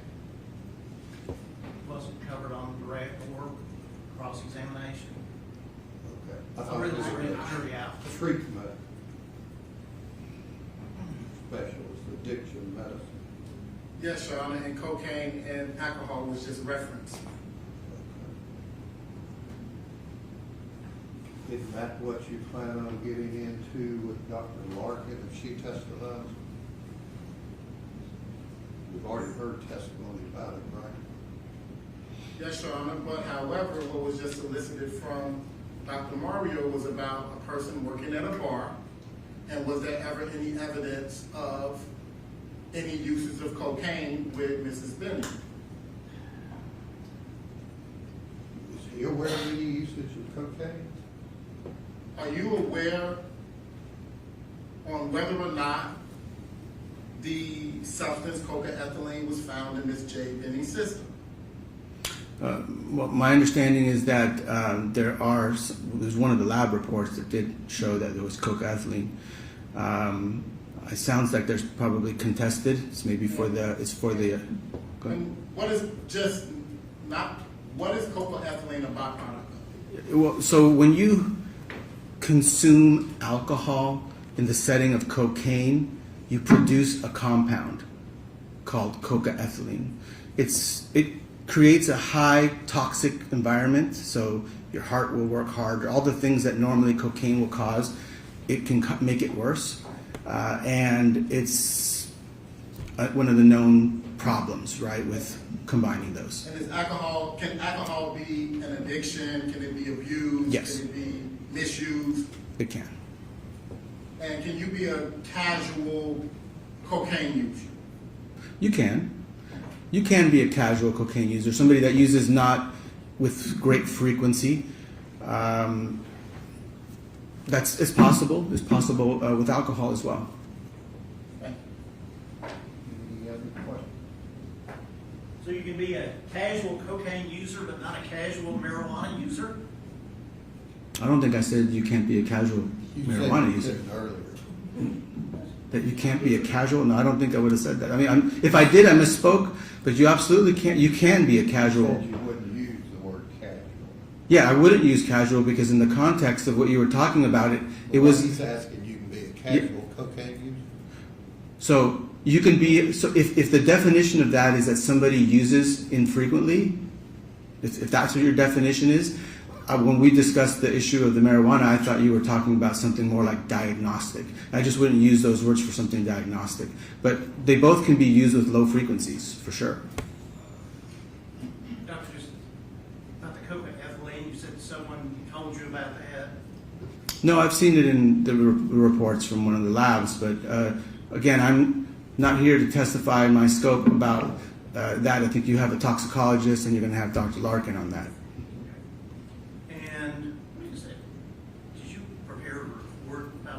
I did not. I don't have a report. That's all right. Anything else? No. Okay, you step back up.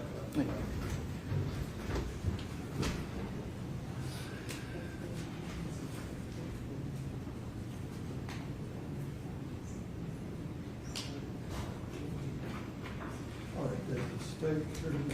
Yes, Your Honor. Yes, Your Honor, the state will renew its objection to this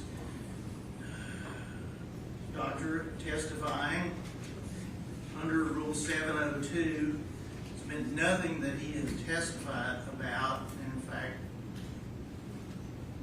knowledge of this incident, no knowledge of Ms. Benning, other than she was not addicted. All this testimony would have to come under Rule 702, that it is would substantially assist the trier of fact, the jury. And the Merriam-Webster dictionary synonym is important or essential.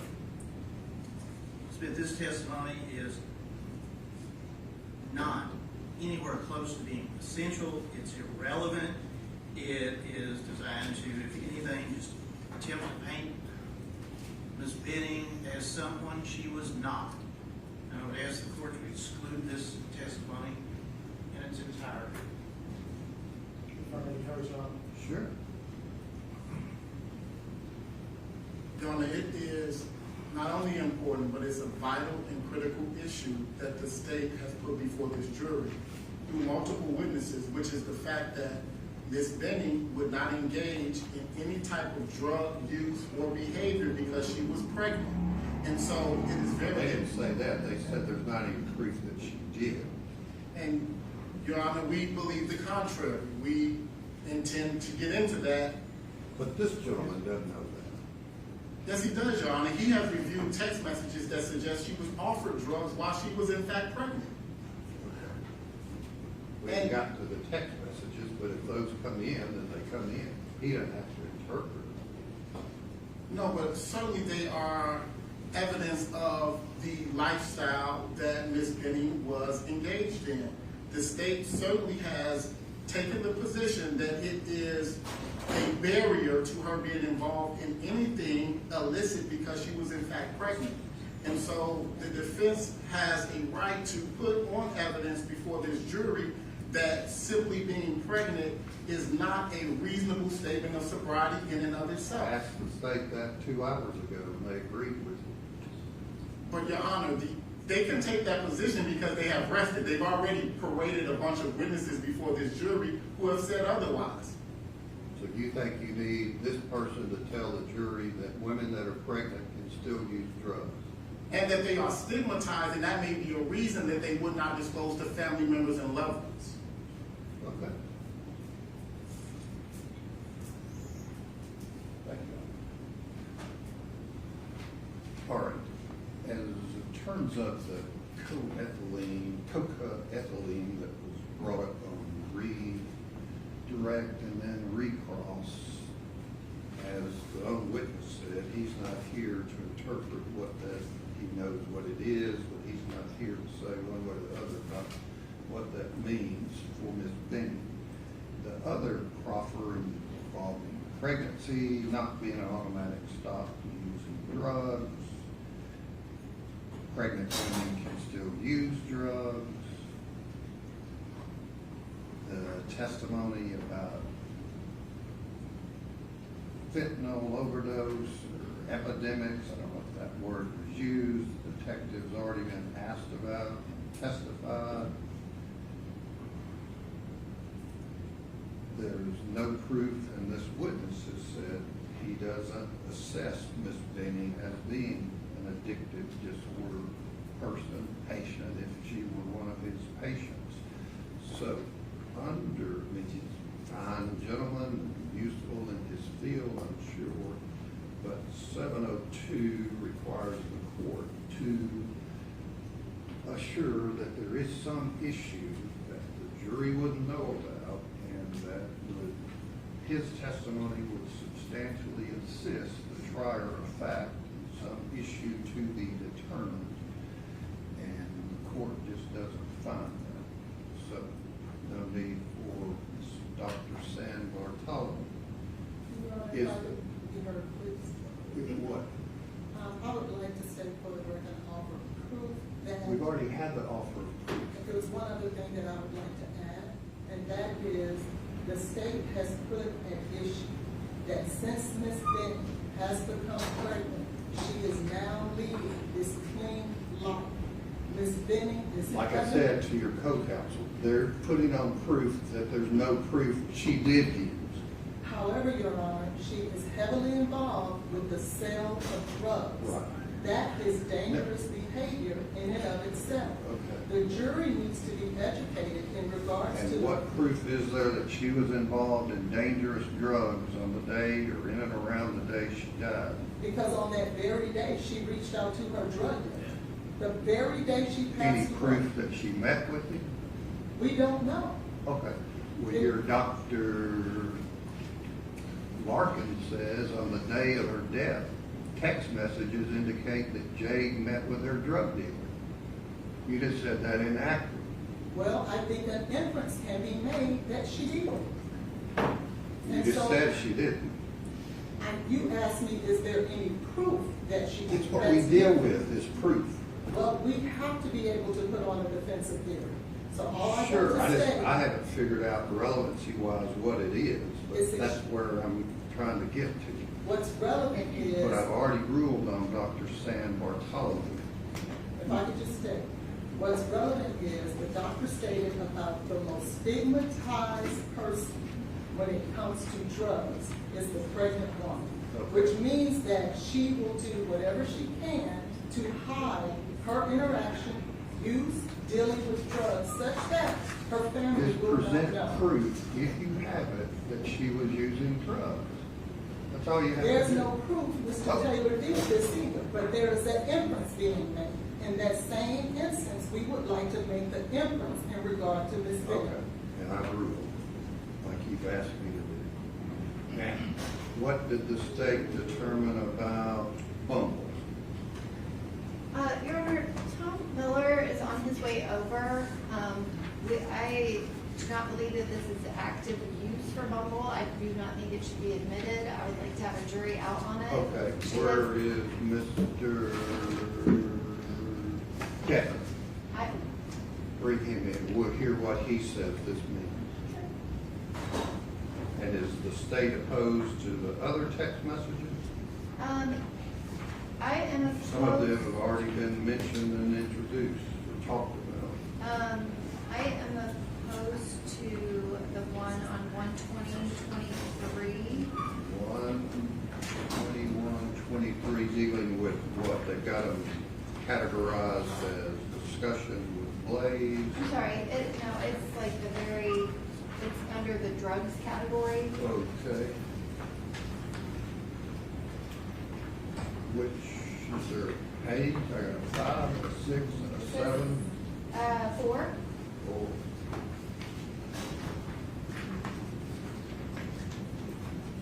That's the metadata with the message. You're talking about, could I get an 8 from top shelf? Correct. What is your objection? My objection is she's not ordering this for herself. It's in January and it's not relevant. We've already had testimony related to the same thing.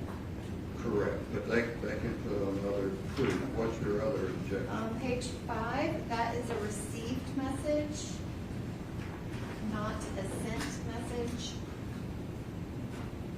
I don't know what Mr. Edmonds gonna say. So it's received, but it's still drug related, right? Correct. Okay. Anything else? Yes, on 6, it's from 11/5/22 and it's received. The state submits it's not relevant. Okay. What else? Also number 7, it's received, it's from January 18th of 2023. Okay. Anything else? On page 8, the reference to Adderall, I feel like we have already been through. This is not Adderall that Ms. Benning was requesting for herself. It was for her friend that was out. Right, we just confirms that, right? I'm sorry? This just confirms that. That's Yes. for someone else. No. Right, this is like someone else is asking for it, not Ms. Benning. Anything else? Anything else? Number 8, I feel like actually clears up the That's the Mario one you situation. just asked about. I'm sorry? That's the one you just mentioned. I'm sorry, that was number 9, was the one that kind of clears up the Mario situation because she wasn't ordering it for herself. On number 10, there's no date on this. Also, it just seems cumulative. So there's no date for the message sent. There is a date. They just cut it off. And the thread, they included 235 messages, which doesn't seem useful, but it doesn't tell you what date this message was sent. Okay. We'll see what they have to say in their prompt. Anything else? Number 11, like everything, he's printing stuff without the usernames in it. This message would have a username, but it's clearly someone else asking for narcotics. It just seems like it's Mario, and that would be important to the other texts. Anything else? 12, I don't have an objection. Pages 13 through 15, no objection. Communication with Blaise Taylor, no objection. Plans with Blaise Taylor, again, I don't have a specific objection. I just have no idea why we would submit a message without the person the message is sent to. And then the Bumble, I have a giant problem with. Okay, we'll hear about that. And the Jerry and the Porter messages, the state's objection is that these are not relevant to any issue before the court. According to the defense theory, it shows she's talking with another guy, texting another guy. These are texts from December. Right. The first page is from December, so she's not even speaking to Mr. Taylor then. All right, if you'll step up, Mr. Devlin, raise your right hand if you swear. You swear to tell the truth, so help you God. I do, Your Honor. That's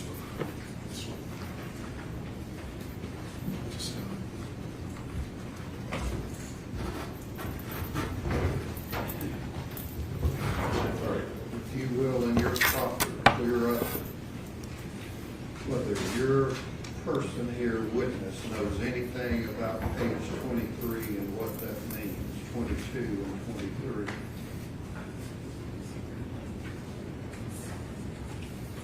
Mr. Devlin, could you please state and spell your name for the record? Sure. My name is Eric, E-R-I-C. Last name is Devlin, D-E-V-L-I-N. And Mr. Devlin, how are you employed, sir? I'm currently the managing director of the Lone Star Forensic Group, a digital forensics company based in Houston, Texas. And could you give the court your credentials in regards to the digital forensics? I have an undergraduate degree in history, political science, and film out of Southern Methodist University. I have a law degree at South Texas College of Law. After graduating from South Texas College of Law, I took the bar exam, passed the bar exam, became a prosecutor at the Harris County District Attorney's Office, which is Houston's DA's office. I was a prosecutor there. I tried everything from traffic tickets to death penalty cases, but spent most of my time as the chief of the cybercrime, human trafficking, and child exploitation divisions. After I left the DA's office, I opened a forensic company, and I've received thousands of hours of forensic training. I have certifications through a variety of platforms. I have examined thousands of cell phones. I have testified in state court, federal court. I've testified in, so far, I've testified in Ohio, Texas, Florida, South Carolina, and Indiana. And have you had any specialized training in regards to cell phones particularly? Yes, I have specialized training from Celebrite. I have specialized training from magnet forensics. I have specialized training in generic phone forensics. I also have advanced smartphone training. Have you had any occasion to publish any publications and/or articles? Yes. Have you been certified as an expert in forensics, digital forensics, prior to today? Yes. And will you be opining and/or giving information today from the cell phone and dump and/or forensic download of Ms. Jade Benning's phone? Yes, ma'am. At this time, I will tender Mr. Devlin as a forensic expert with the cell phone of Ms. Tell us what page 23 means. It starts on page 22, but page 23 specifically is the activation of the application for Bumble, which is a social contact application.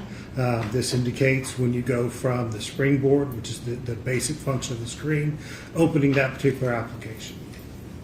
And does this, or do the notations that we find on page 23 actually state that Ms. Benning opened that application and interacted with it? I can't say Ms. Benning did. I can say that this phone opened.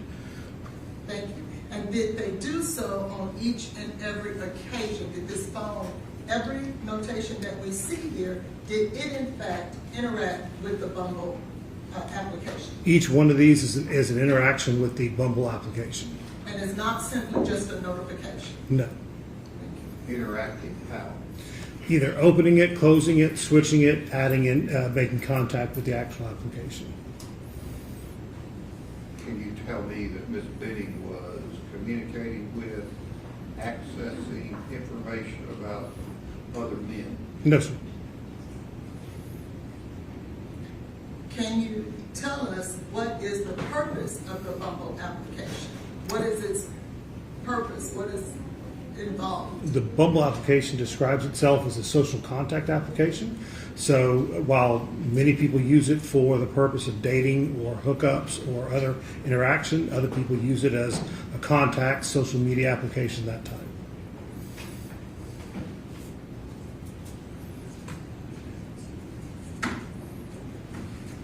What can you tell us she was doing? I can't. Just that the application was being interacted with. And the application was installed previous, so. Can you give us, can you give us a date that this application was installed on Ms. Benning's home? I show an application, an installation of the application on 2/17/23, and I see another installation on 2/22/2023.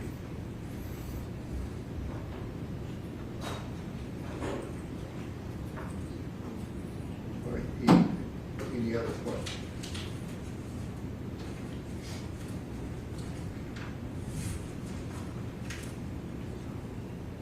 you have? I do. Mr. Devlin, did you pull out the information where Ms. Benning registered for Bumble August 6th of 2022? I didn't see that part, so. Okay, so you were searching specifically for user activity on Bumble, and you didn't just put Bumble in as a search term in the Axiom software. When I was, sorry. Did you not do that? I did enter Bumble as a search term, that's correct. Okay, but you missed where she got a text message from Bumble with her registration code on August 6th of 2022 at 12/17/27. Your Honor, if I could just note, that might have been during the date-limited portion of our search. No, you wanted to go back to January 2022. I don't think you're allowed to go back on those issues. You were limited to certain issues that we could search. Well, you're wanting this witness to testify about her accessing Bumble, so they're asking their question. Go ahead.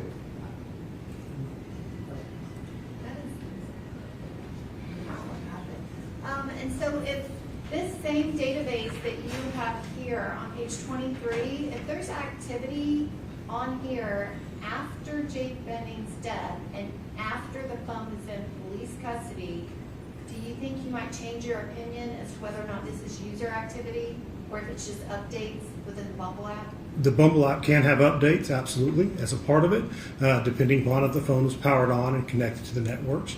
I did see actually registration codes. I did see other messages that were what we call system-generated messages, but I didn't see any messages at all on here with her communicating with anybody on the Bumble app. So no messages with Ms. Benning communicating with anyone on the Bumble app? not that was recovered, no ma'am. So it's possible that she could have even gone in to look at one of her girlfriend's profiles just to give her some feedback as a nice friend. Some people do that, yes ma'am. And Your Honor, I would think that that is a point for cross-examination. Do you have any other questions? You're speaking to me? Are you speaking to me on this? To you. Yes, I do. Did you find entries like this after the date of death? I haven't noticed it, Your Honor, so I didn't look for that particular. So you didn't look after 3/6? No, ma'am. No, sir. Okay. When you looked at the Bumble application, did you pay close attention to whether or not the application itself was interacted with as opposed to just a notification? These logs here are not notification logs. These are actual interactions with the application. And when you say interactions, what do you mean? That means the application was opened, the application was interacted with. I don't know what they did with it. I don't know if they searched for somebody. I don't know if they communicated with somebody, but there was an interaction with the application. That's as far as I can see on here. So then it is a possibility that if she interacted with this Bumble, it could be that she was looking at dating men. It's possible. So in the same manner that she could have been trying to message a friend or a girlfriend to check on her, she also could have been messaging a man to try to date. Could be. Yes, ma'am. Again, Your Honor, based on... Do you have any other questions? No, I do not at this time. Does the state have any other questions? Not related to the Bumble app. Okay. All right, thank you, sir. You can wait right back there. Thank you, Your Honor.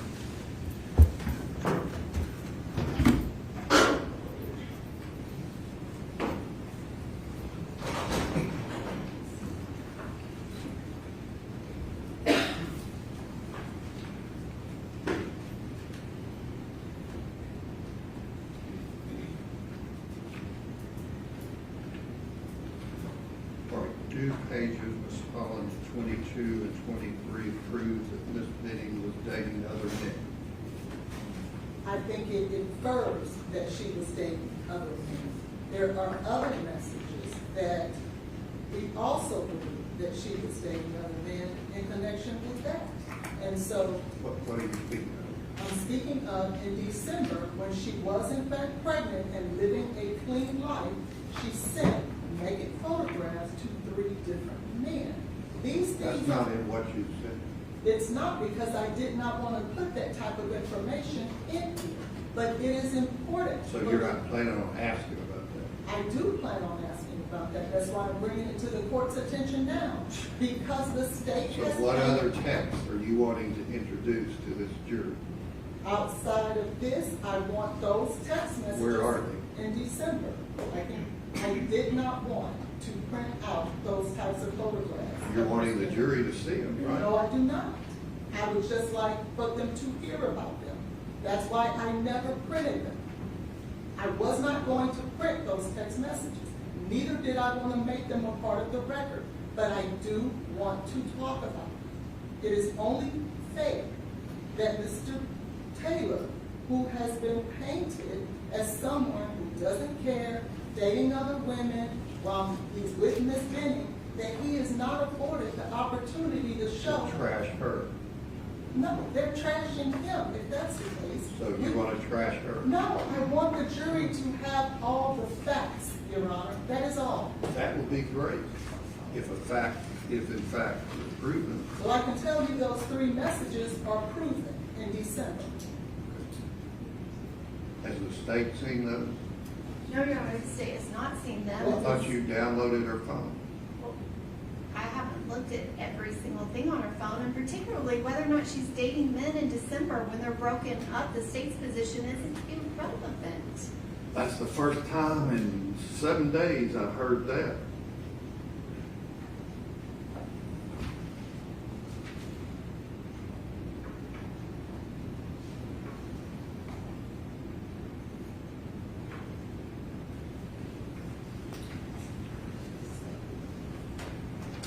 So back to the pages 22 and 23. What does that show me under 401? What it shows is that Bumble is known to be a dating application. It is not known to be a place where you go and say hello to a friend. He said it was. He said it was one of the things you can do. Well, then I'm saying it wasn't, because your witness just said it was. He said that in response to the state's question if it was a possibility. He said yes. Now, he says that happens. It's a possibility. But that is not the primary purpose of Bumble. That might be the primary purpose of Instagram, TikTok, Facebook, but it is not the primary purpose of Bumble.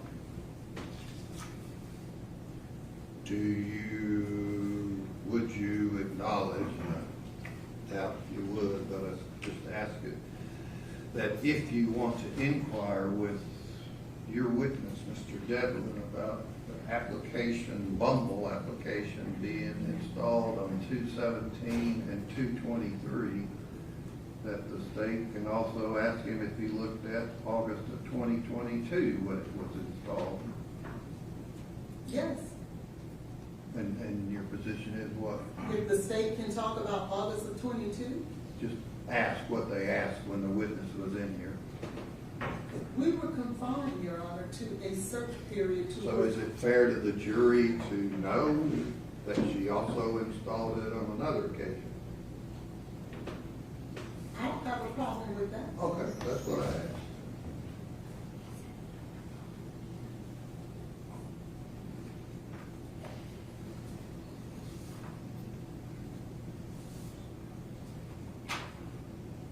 Okay, the other issues that the state had, you can cross-examine, find out dates, find out whether it's received. I mean, if it's received, some of these, quote, drug, end quote, involvements, it's received, so. It's like dating men. What does that have to do with 225? Lord, if I know, just like these others, but that's one of their many theories. So remove page 23 from your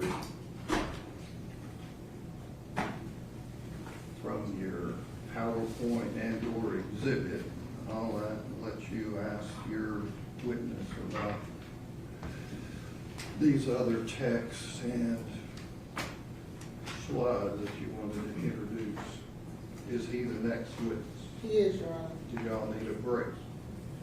But he needs to get on the plane, so I can wait if you don't mind, so that he can make his flight. I will wait for my break. Okay.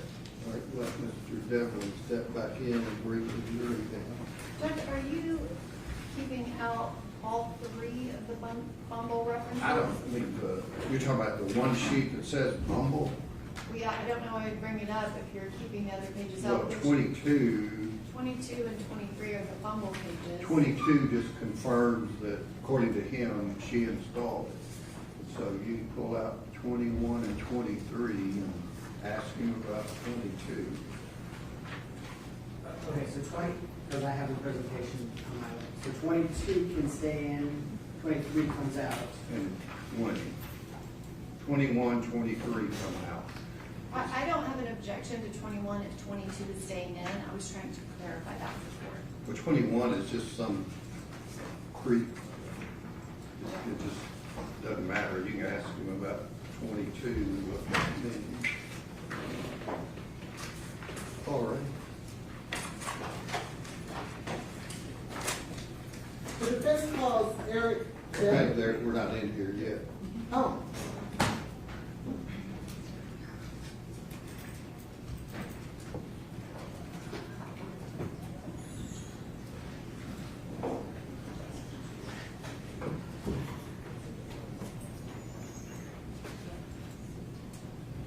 My digital expert is here, Your Honor. I'm assuming he can be present for this.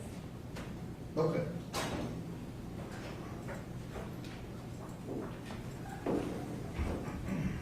To be clear, what page are we taking out?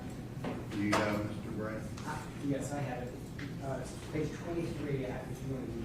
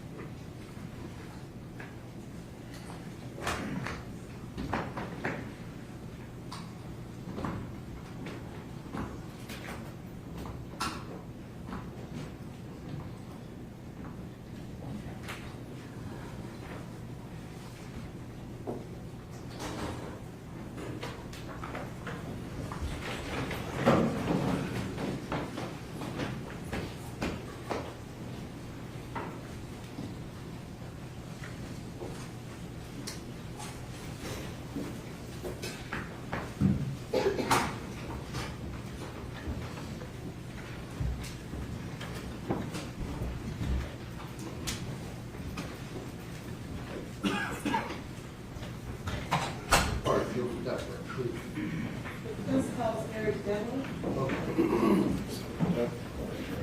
You swear the testimony you're about to give to be the truth, so help you God. I do.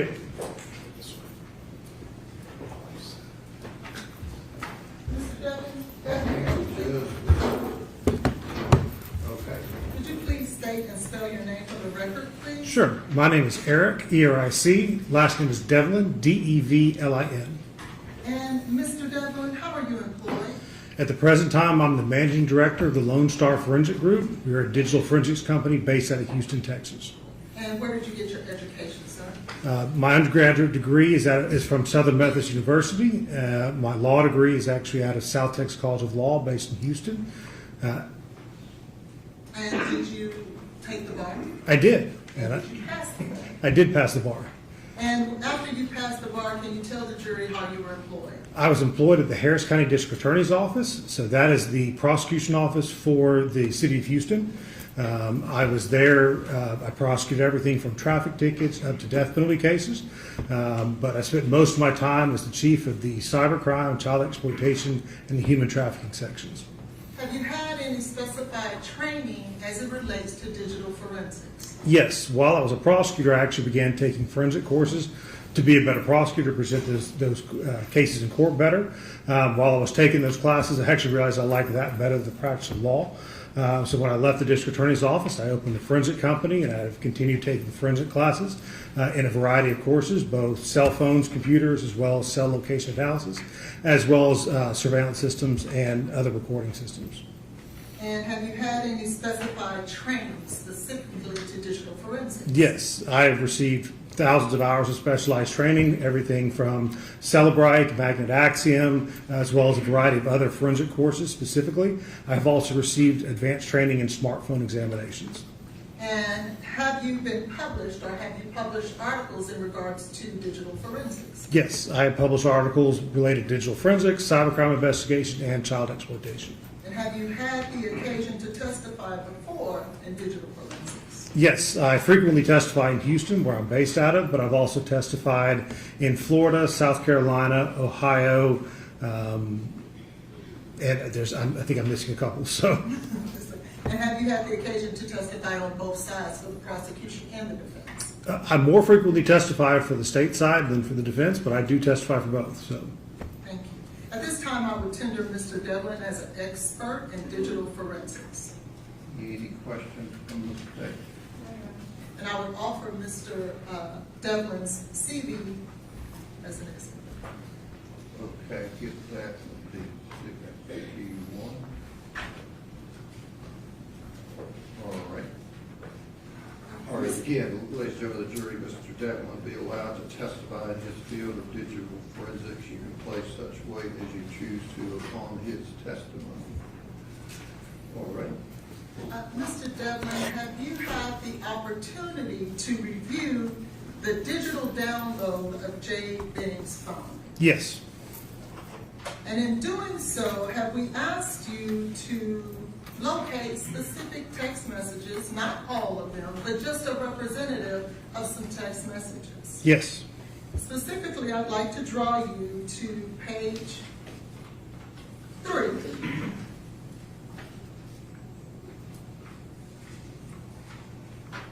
Yes, ma'am. Did you find any text messages within Ms. Benning's phone that dealt with drugs? Yes, I examined an Apple iPhone 13. I was asked to examine and review the forensic extraction that was done by law enforcement.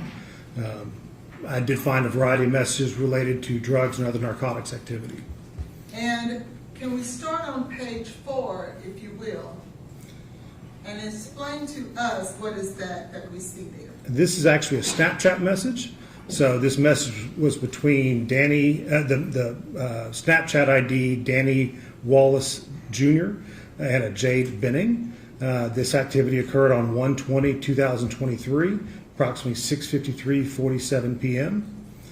This was in Central Standard Time, so that sometimes changes based upon the phone.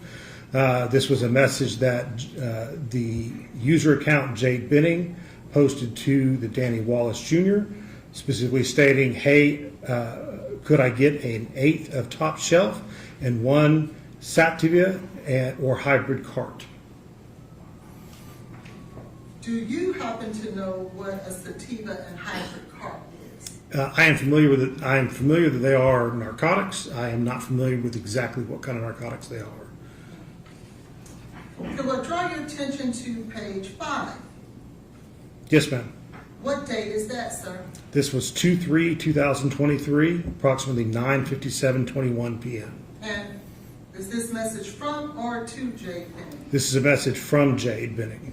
And could you read the message for us, please? It says apple fritter with the emoji of a fire sign, $25 eighth, $50 quarter, $100 half, $150 zip. Thank you. And on to page 6, please. Is this message to or from Ms. Benning? This is a message that was posted inside the Telegram chat room, so it's not one sent by Ms. Benning, but it was received on this device. What is a Telegram chat room? Telegram is a social media site, communication site. It's created by an individual out of Russia. It is advertised itself as to be super encrypted. It is not a good place. So. And was this application downloaded on Ms. Benning's phone? Yes, ma'am. Can I draw your attention to page 7? Is this message to or from Ms. Benning? This is a message posted in that gas station chat room on the Telegram application. What is a gas station chat room? On Telegram, you can create all kinds of chat rooms and invite whoever you want to be as a part of it. That's one that occurs, and actually narcotics activity frequently occurs this way. It allows them to advertise sales or purchases or deliveries of different types of substances. And it's, again, believed to be encrypted and heavily anonymous. So, And could you read for us the message that's on this particular date? it says pressure plus with the emoji for carts with a fire, $30 a pop, price cut on 2+. Could I draw your attention to page 8? Yes, ma'am. Could you explain to the jury what this represents, what page 8 represents? This is an actual iOS text message, so this is a communication between this particular device and another individual. That individual they're communicating with is phone number 501-451-0608. And could you read for us the text message? The text message start at 11/22/2022, 10:40:13 a.m. Do of your coworkers get Adderall? The reply, Lauren has some. Message again, ooh, what MG? The reply was 15. Message to this particular device, ooh, ask her, can I buy some? And then the next was a follow-up. This is still a message to this particular device. And what color are they? And the reply from this device was orange. And to the left there, who do you see is the sender of this text message? The sender of this message is this number is listed in the contacts as belonging to, and I'm going to kill the name, Nijaha, Nijaiha. Nigeria? Yes, ma'am. And what is the date of that text message, sir? 11/22/2022. Can I draw your attention to page 9? Yes, ma'am. And could you read for the jury what page 9 represents with the date as well as the context? This is an iOS text message, and this is between the Jade Benning account and Mario Gutierrez account. On this message, it occurs on 2/18/2023, 9:33:02. The message was from the Jade Benning account saying he's about to bring your weed. There's a reply from the Mario Gutierrez account, says I fell asleep, and I don't know if I'm allowed to curse in this courtroom or not. So. That's okay, thank you. Could you please turn your attention to page 10? Yes, ma'am. And could you represent to the jury what page 10 represents? Page 10 is a iOS communication between the contact Danny, in parentheses weed, and this particular device. On this one, the message is, I have mushrooms right now. LOL, my coworker's wanting some. And on what date is this text message? I appear to have cut the date off on that text message. I can't tell you. Okay, thank you. Would it be between the dates that you have listed there where it says first message, last message? Yes, ma'am. Thank you. And those dates would be between April 6th of 22 and 2/25 of 23? Yes, ma'am. Could you now go to page 11? Yes, ma'am. And what does page 11 represent? These are text messages, specifically occurring on 2/25/2023, 9:10:46 a.m. And what does the message say? The message says, yo, can you holler at Danny? Your boy needs a half, please and thanks. Now, I don't see who this message was sent to. Do you have that information, Mr. Devlin? I do not have that information. And what date is on this text? This text here is 2/25/2023 at 9:10:46 a.m. On page 12, can you tell us what page 12 represents? Page 12 is a text message between Jade Benning and the contact Danny Weed. And it occurs on 2/25/2023, beginning at 3:39:21 p.m. And what does it say? Specifically, it says, hey, my coworker wants to get a half from you. The account Danny Weed replies, "Bet I gotcha when I get back." The account for Jade Benning replies, "Sweet." Now, did you ever find through your research whether or not page 11 was a message from Mario Gutierrez? I got to be honest, I don't remember. So, Thank you. I want to draw your attention to page 13. yes, ma'am. Now, before we move on, were those all of the text message that involved drugs in between with Jade's phone from January of 22 through February of 23? No, ma'am. They were a sampling. Thank you. Let's now go to page 13. What section would this subject matter address? I was asked to look for conversations about Blaise Taylor. I want to draw your attention to page 14. Yes, ma'am. Please read for the jury the text message. This is an iOS text message starting 12/31/2022 at 2:55:57 p.m. from the account 501-541-0608. Send a message saying, I'm interested. Followed up with another message of, did you text or are you just going to wait? The account belonging to this particular device replied, he called me back. And then a second reply of, I told him that I would call him when I get off. The account ending in 0608 replied, oh, I don't know, I didn't know you answered. And with a second reply of, how was his tone? Do you know who this number 501-541-0608 belongs to? I believe that's the same name that you gave me earlier that I butchered. So, Nigel. Yes, ma'am. Okay. I want to draw your attention to page 15. And what is the text message thread, please? On this one, it's a continuation from the previous page. It's the account belonging to this particular device replies, he sounded the same as always, but I could tell he had something he needed to talk about, of course. The account ending in 0608 replied, why am I anxious like I'm talking to him? This device's account replies, LMAO, because I've been waiting for this. The account with 0608 replied with, get off work already, LOL. The account for this device replied, right, I keep looking at my watch.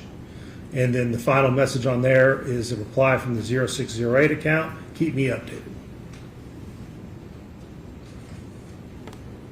I now want to draw your attention to the next section. Could you tell us the subject matter of this next section? On the next one, there's communications with Blaise Taylor.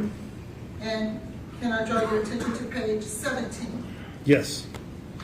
Can you please read that text thread for us? Yes. In fact, I'm sorry, these are smaller, so I may read it from your larger screen. This particular account, the local user account, initiated a message saying, thank you for coming to help/see the new place. I'm glad we got to talk about all that we did. It gave me a better understanding on some things I didn't have before. Hope you feel a little better as well, babes, with an emoji. The reply was from the phone number ending in 5738. Thanks and no problem. Just wanted to keep communicating and stay on the same page. The second reply of loved. Thank you for coming to help and see the new place.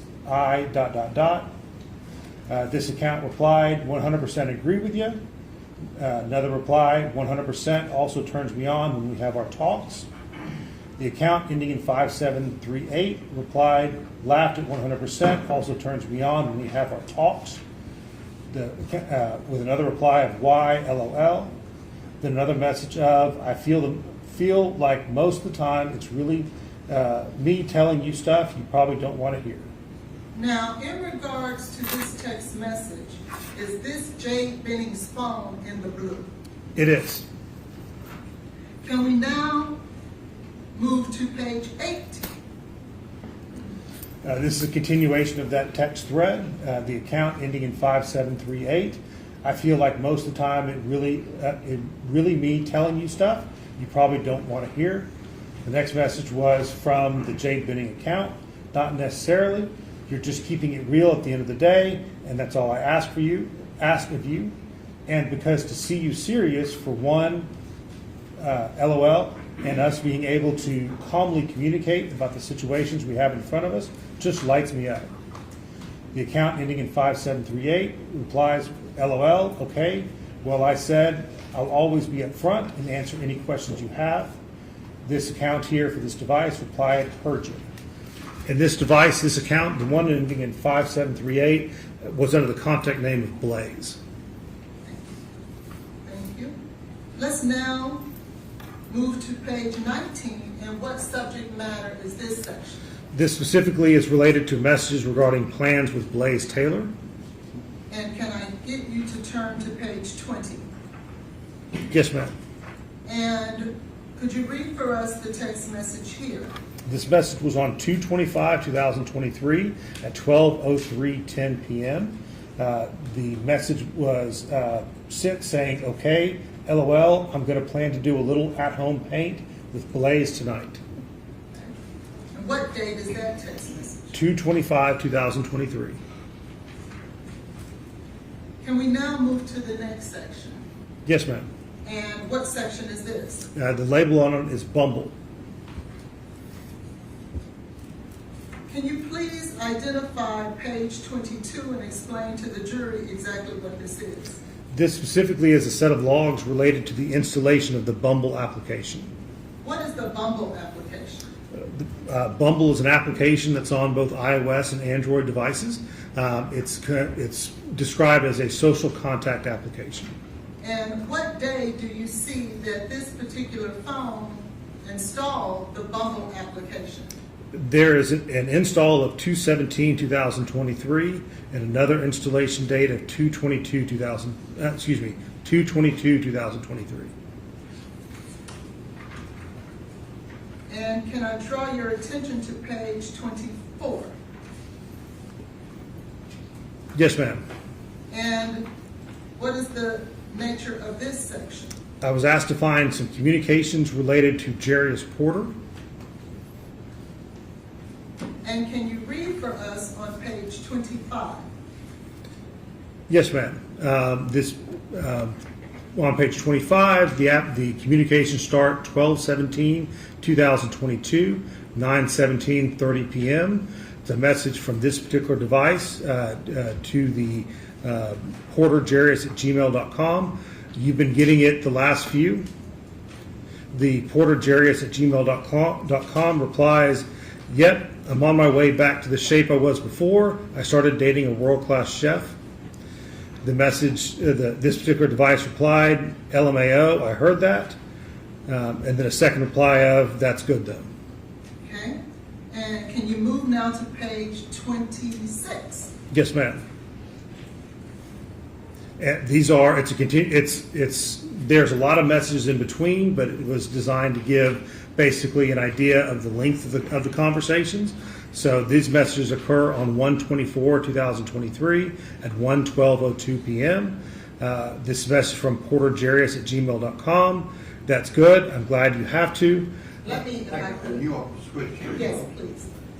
Switch to the other.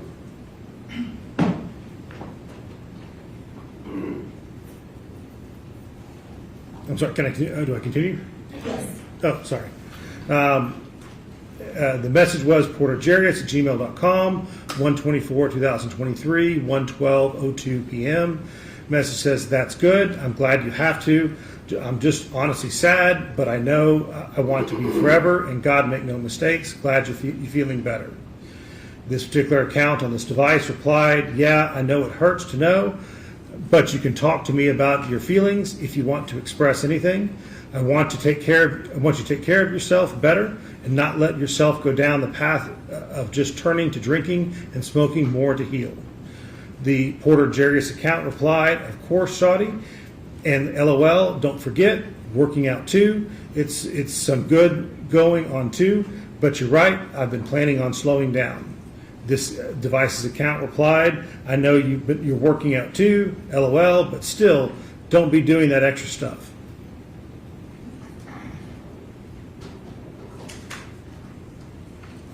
And the next text message that we have.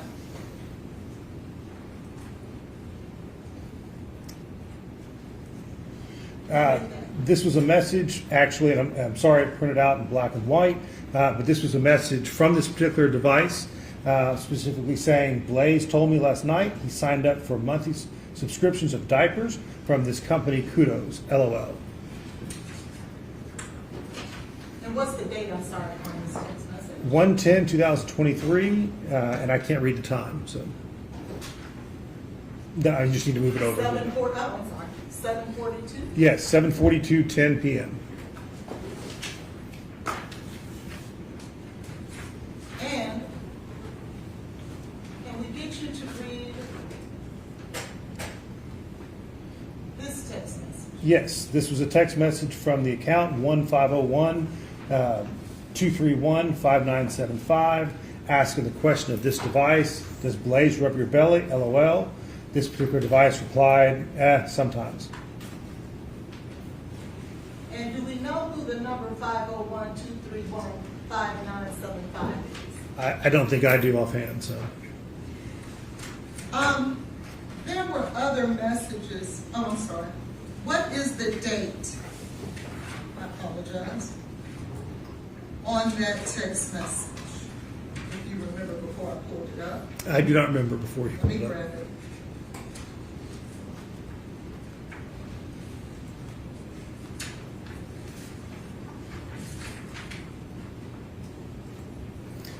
Those messages were 1/25/2023, began at 9:30:11 p.m., ended at 9:30:35 p.m.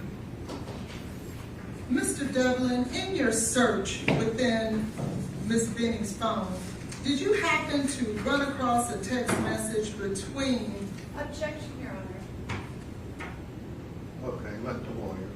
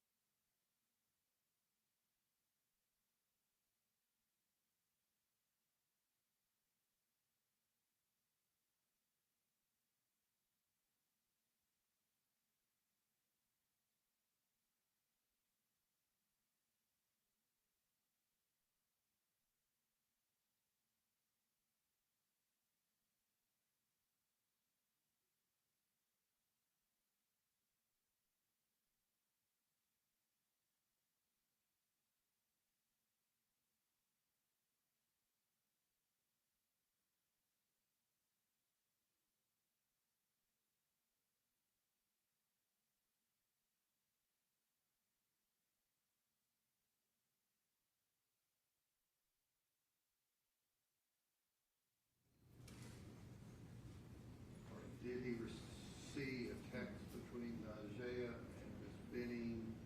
regarding her posting about her baby? Do you remember seeing any of those text messages? I vaguely recall that, but I couldn't give any details on it. I've seen a lot of messages, so. Okay. And you don't remember if Ms. Jackson, Najee Jackson, asked Ms. Benning when when she was going to post about her baby. I remember that specific message of when are you going to post? When Ms. Benning responded, do you remember it having anything to do with Blaise Taylor? I don't recall the response, so. Thank you. I'm asking. Questions from the state? Thank you, Your Honor.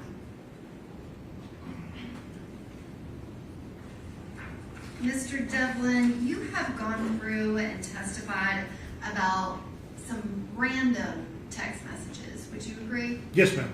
Okay. And so when you said that you went through Ms. Benning's phone, did you actually take the text message that you have in your page 4 of your report, and did you actually look at the other messages surrounding it to see what context it was given? Which, Your Honor, I'm going to ask what he's doing right now on that tablet. He's scrolling through his. Are you looking at the report? Yes, ma'am. Okay. I'm trying to see what was on page 4. Yes. So. No, I'm happy to. I just didn't know if you were looking at the extraction. Oh, no. Did I see the messages, the context of messages? I did not. Okay, so you didn't look at the messages that actually preceded Jade's message to Danny, where one of her friends said, "We please top shelf an 8," and Jade responds, "Okay, I'll let you know when he's gonna come." I'm sorry. Yes, I did see all of that. That's absolutely correct. Okay, so this message that Jade sent, like, could I get an 8?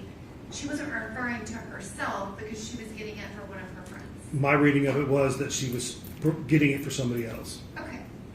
And then same thing with page 5. There are other messages that reference apple fritter. And Jade was seeing if anyone wanted this because she regularly would get different weed from Danny Weed for people that she worked with. I mean, that particular set of messages was a frequent post within that Telegram group. So. Okay. And going to your page 8. Yes, ma'am. Okay. And so your page 8, that is not Miss Benning. That is one of her friends asking for Adderall, correct? Correct. And did you actually read through that message thread with Miss Benning and her friend had a valid prescription for Adderall? Did you notice that? I remember the discussion of that, yes. Were you familiar with the Adderall shortage that the pharmacies were having during this time frame of November 2022? I'm not familiar with that, so. Okay, so if pharmacies were out of Adderall during that time, which actually if you read through the text between Ms. Jackson and Ms. Benning, they actually talk about the fact that Walgreens can't get it and everybody is out of their Adderall prescription from their doctor. Okay. Okay. And then, so this one, I would like for you to look at page 9, skip page 10 entirely, then look at page 11 and 12. Yes, ma'am. Okay. Did you connect page 9, 11, and 12 in any way?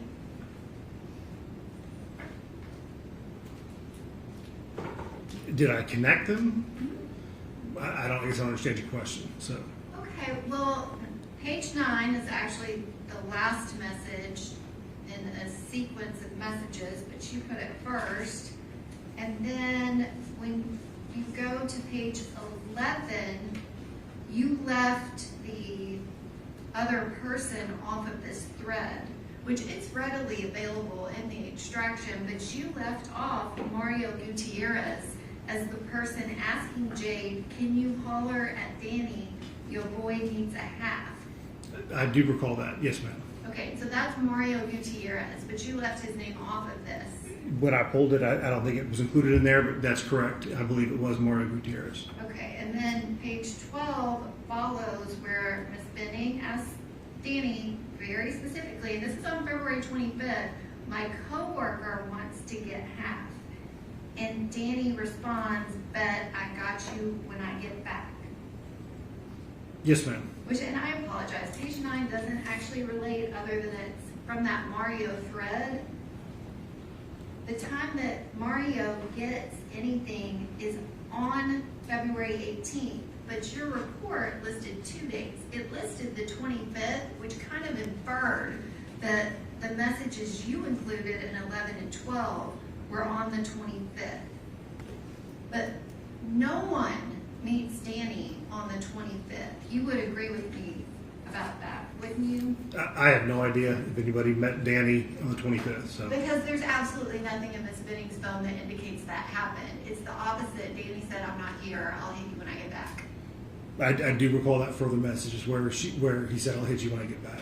Okay. And on page 13, this section is labeled a conversation about Blaise Taylor. And that conversation, that's not the only one, correct? There's quite a few messages about Blaise Taylor. Okay. And this is from December 31st of 2022. And then again, the next section that you have that begins on page 16, that is not the only communication that they have, correct? No, they had quite a few communications. Okay. And then we get to page 19, which is plans with Blaise Taylor. And again, on page 20, for some reason, even though it's in the extraction, you left off the person Ms. Benning was speaking with. And this is from the date of 2/25/23 at 12:03. She messages her best friend, Nijaya Jackson, to tell her that she's gonna plan to do a little paint with Blaise tonight. So you didn't put in the thread that they were talking about where to get the paint and maybe Dollar Tree would have it.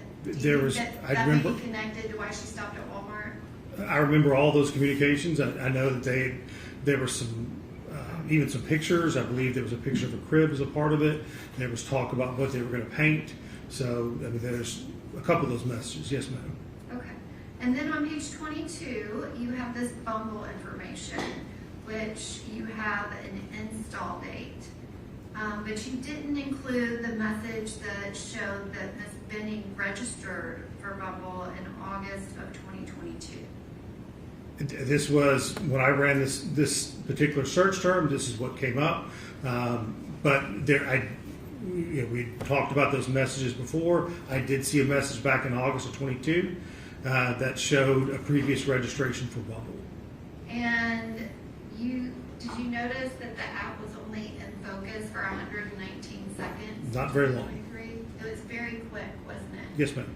And you don't have any user data to show what was happening when she accessed that app. Correct. And so, like, if I thought that Kendall had a Bumble profile and I just wanted to go click on it to look at it, to kind of give her some feedback as a girlfriend, it could have just been that. Absolutely. Okay.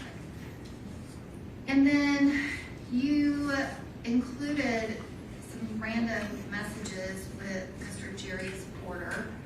Did you notice that they were very close friends? They appeared to communicate quite a bit, so during that period. As very close friends. I don't know enough about them. I just know I was asked to pull these messages. So. Okay. And then the last messages that you apologize for being in black and white, so they don't have a page number. Do you know what I'm referring to? I do know the message you're referring to. So. Okay. So this is January 25th of 2023. And it's just a message from Jade's mother asking her, "Does Blaise rub your belly?" And Jade responds, "Sometimes." Right. Did you keep reading the messages on where her and her mom actually message back and forth and draft a message from Jade to send to Blaise to tell her how much she wanted him to go to her OB appointment where she was going to find out the gender of their baby? I recall something along those lines. Yes, ma'am. Okay, and you recall the messages where Blaise Taylor did not go to that appointment, correct? I'm unaware if Mr. Taylor went to that appointment or not. So you didn't look at those messages where he didn't show up? I read through them. As to whether or not he did or didn't, I don't recall that. So. Well, do you recall that he never went to a single OB appointment with Jade Benning? Objection. speculation. This witness doesn't know that. Okay, you can ask whether he reviewed any text about that, but Did you review any text messages where every time she had an appointment and asked him about it, he didn't go? Objection. Counsel is testifying. And do you recall any text messages about appointments? No, Your Pregnancy Honor. appointment? No, Your Honor. recall. Okay. And the last message where Miss Benning tells her mother that Blaise told her the night before that he signed up for a monthly subscription for diapers from this company. Did you find any other mention that proved that Mr. Taylor actually signed up for a diaper subscription? No, I did not. Thank you. Any other questions?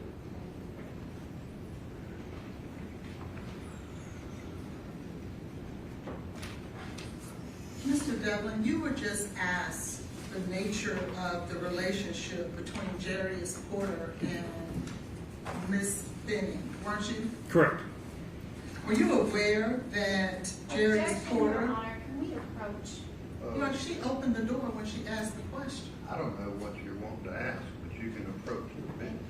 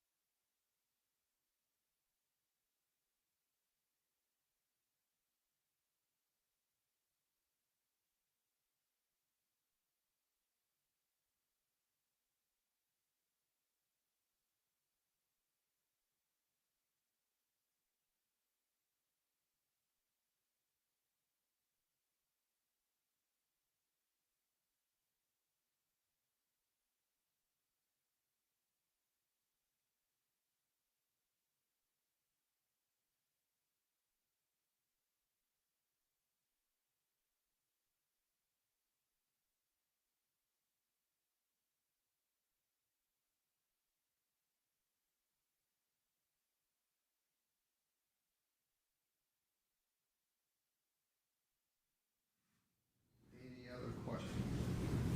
Yes.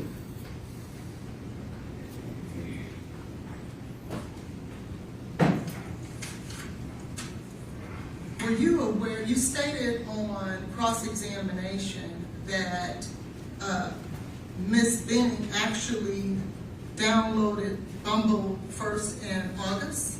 I found a registration message. It may have happened. Bumble may have been downloaded before that. But that would have been at least the earliest time that I know of. Were you aware, or did you find out through looking through the phone that Blaise and Ms. Benning met on Hinge in the same month of August 22? I did not see that. So, In regards to Mario Gutierrez, did you notice through the phone that Mario Gutierrez is the significant other of Lauren Weber? yes, ma'am. And Mario Gutierrez on the 25th is the same one asking Jade to get her narcotics. Yes, ma'am. And that's Lauren Weber, the person who went inside of her home when was told not to, the crime scene. That is her. Okay, see, there's disputes about it, so don't throw that up like it's true. So what is your question? Your Honor, she said she did. Said In she regards, did what? she said she went inside of Miss Benning's Right, home. we've heard that, but there's nothing about police. We've heard all that today. The jury's heard it. So what is your question that this gentleman would have a foundation about? Did you have an opportunity to look through the text messages between Jade Benning and Jarius Porter? Yes. Did you find that they were a little bit more than just friends? Having read through the messages, I don't know if they were just friends or if they were what they call friends with benefits. I don't know. So, In regards to the appointment of I think it was a February 2nd appointment for Ms. Benning to go to the doctor to find out the sex of the baby. Did you see any text messages where, well, let me first ask you this. Did you learn through the text messages that Mr. Taylor worked for the Tennessee Titans?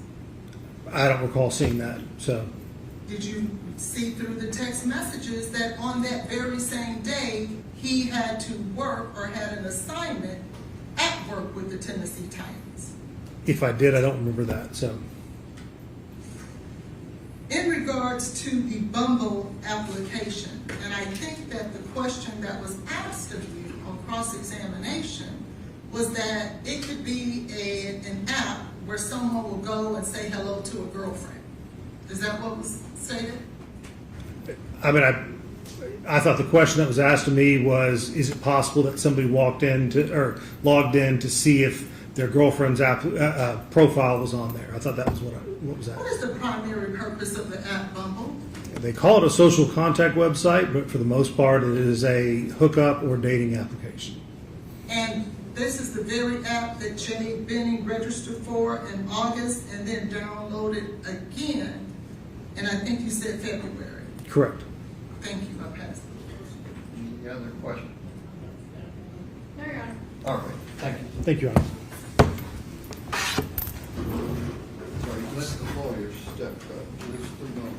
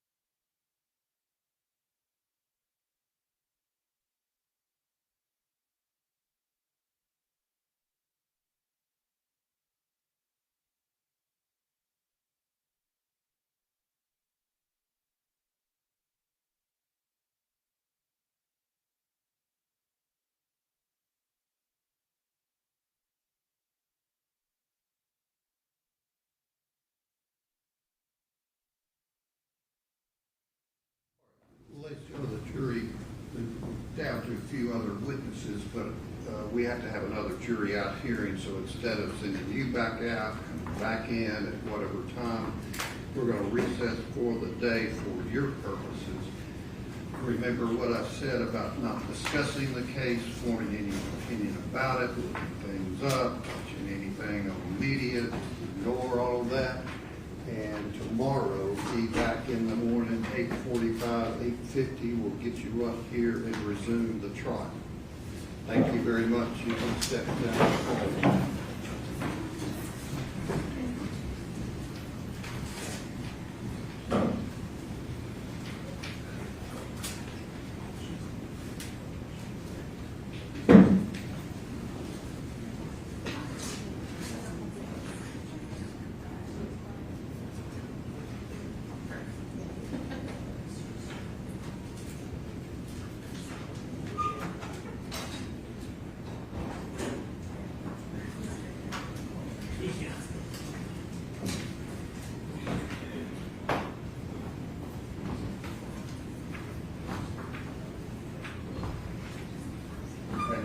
Mentioned at the bench conference about having a jury out hearing the state back to this document. Well, let me ask this. Is Dr. Larkin out there?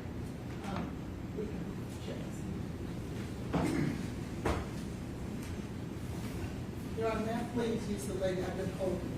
Okay. All right, we'll take 10 minutes and then hear briefly from her. Court will approve and release for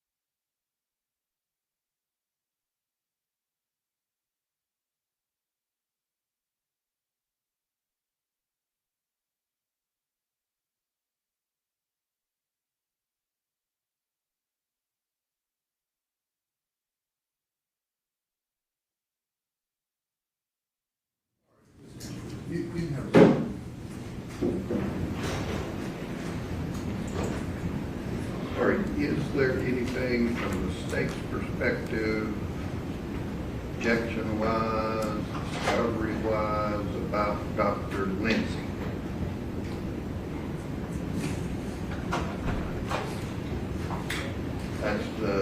We have absolutely no idea what Dr. Lindsay intends to say because we have some handwritten notes that says red top tube and some more. She's being called for what purpose, Ms. Holland? She is a toxicologist who sent over a summary as requested to the state regarding what her subject matter would be.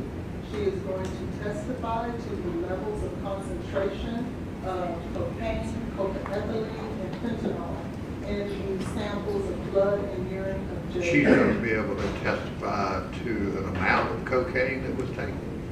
She's going to be able to opine on the amounts that are listed on the toxicology reports and the litigation papers. Okay, in terms of whether that they are numbers that you actually rely upon? Correct. Okay. So she's gonna be opining about what you asked Dr.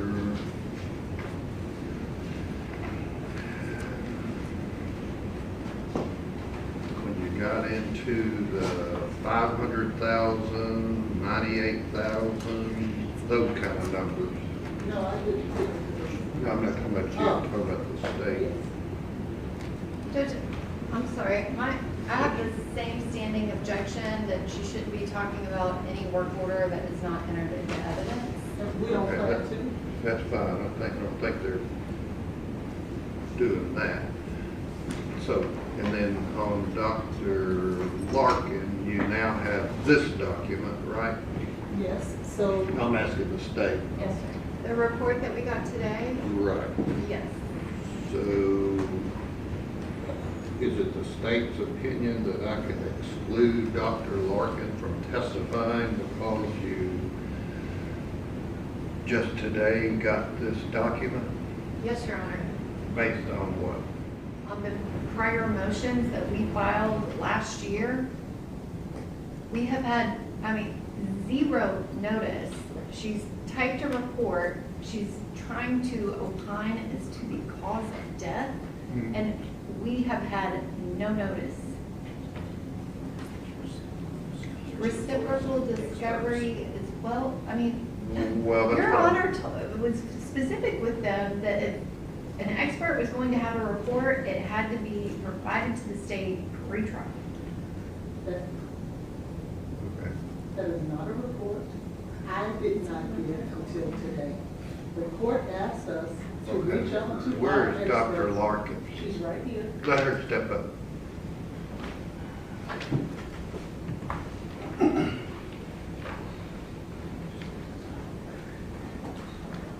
Stand right here, raise your right hand.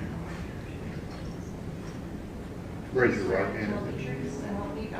I swear.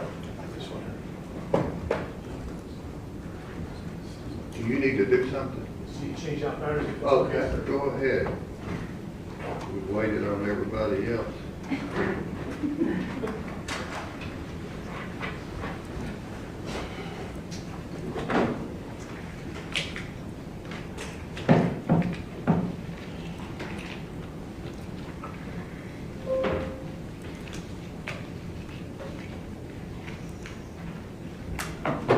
Thank you.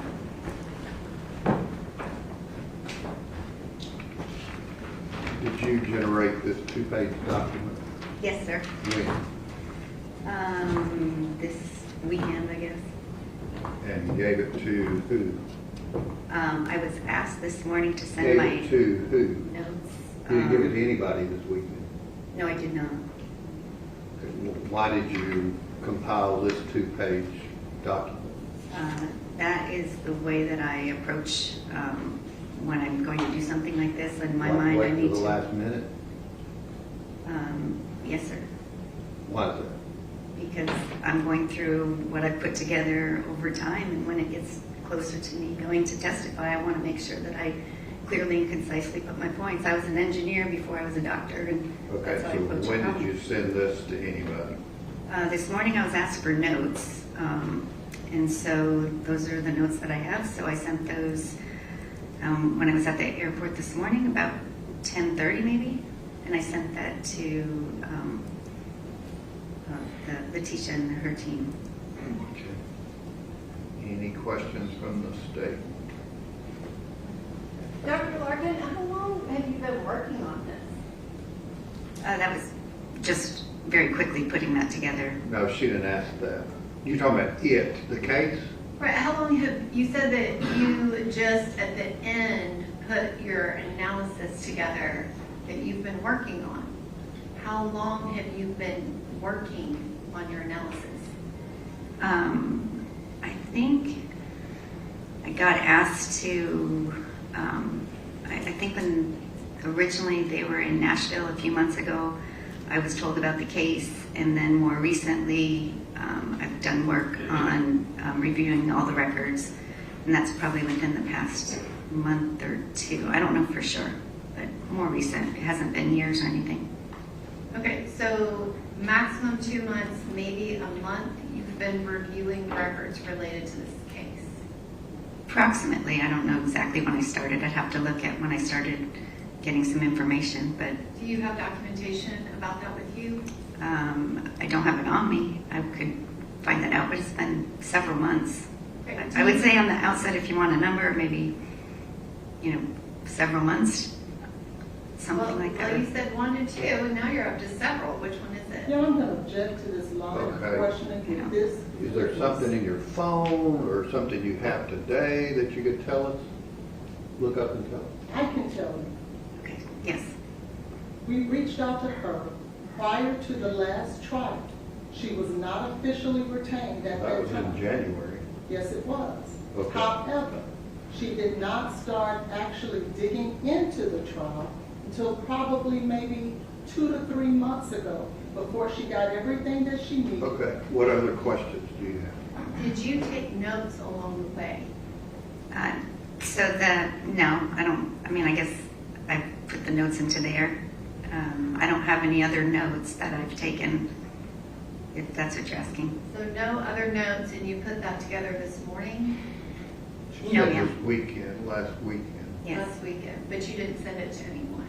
I did not until today. Were you instructed to not type up a report? No, I object. I object to that line of questioning, because what I tell my expert is confidential from Mr. Taylor and his constitutional rights. She Do you doesn't. have any other questions other than that? Not at this time, Your Honor. All right. All right, thank you. Thank you, sir. Have a seat.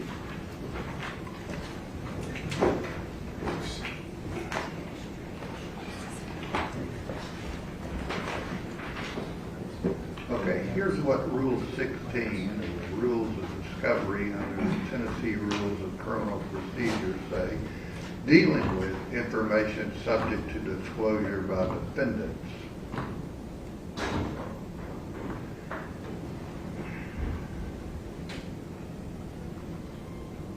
Inspect and copy or photograph books, papers, documents, photographs, tangible objects, or copies or portions of these, if within the defendant's possession tends to introduce them. That's part A of that B1A. In terms of our discussion about what a report is, that's under B, where it says reports of examinations and tests.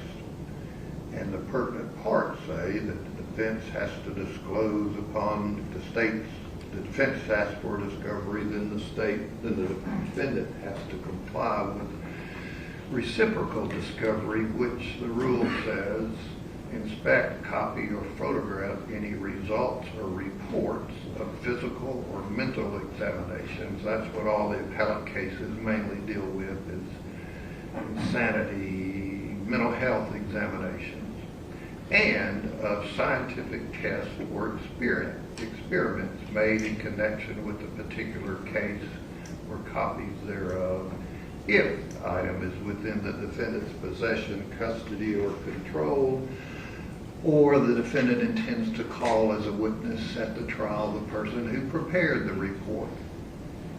So, does this document deal with scientific tests or experiments? Judge, she's giving her opinion based on the review of the tests. Right. But did she do any scientific tests or experiments? Well, I mean, I don't know, not that I'm aware of, but she refers to laboratory testing confirmed. Okay. But then on the second issue, if it should have been disclosed, it didn't exist till this weekend, which this is, what is this, Tuesday? So the state could have gotten it 48 hours earlier. So we get to the bottom line of, if there's a failure to comply with the request, the court may order that the party to permit the discovery inspection. It's already untimely for that. Grant a continuance, prohibit the party from introducing the undisclosed evidence, or enter such other order as it deems just under the circumstances. So, if, I haven't finished yet. If there is, I'm not sure there's a violation of Rule 16, but if there's a 48-hour violation,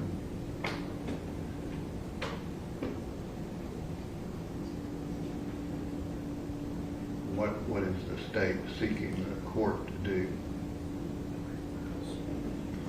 Judge, we're asking that it be excluded just as we did in our pretrial motions. Okay, but does it even fall under Rule 16? It's your decision.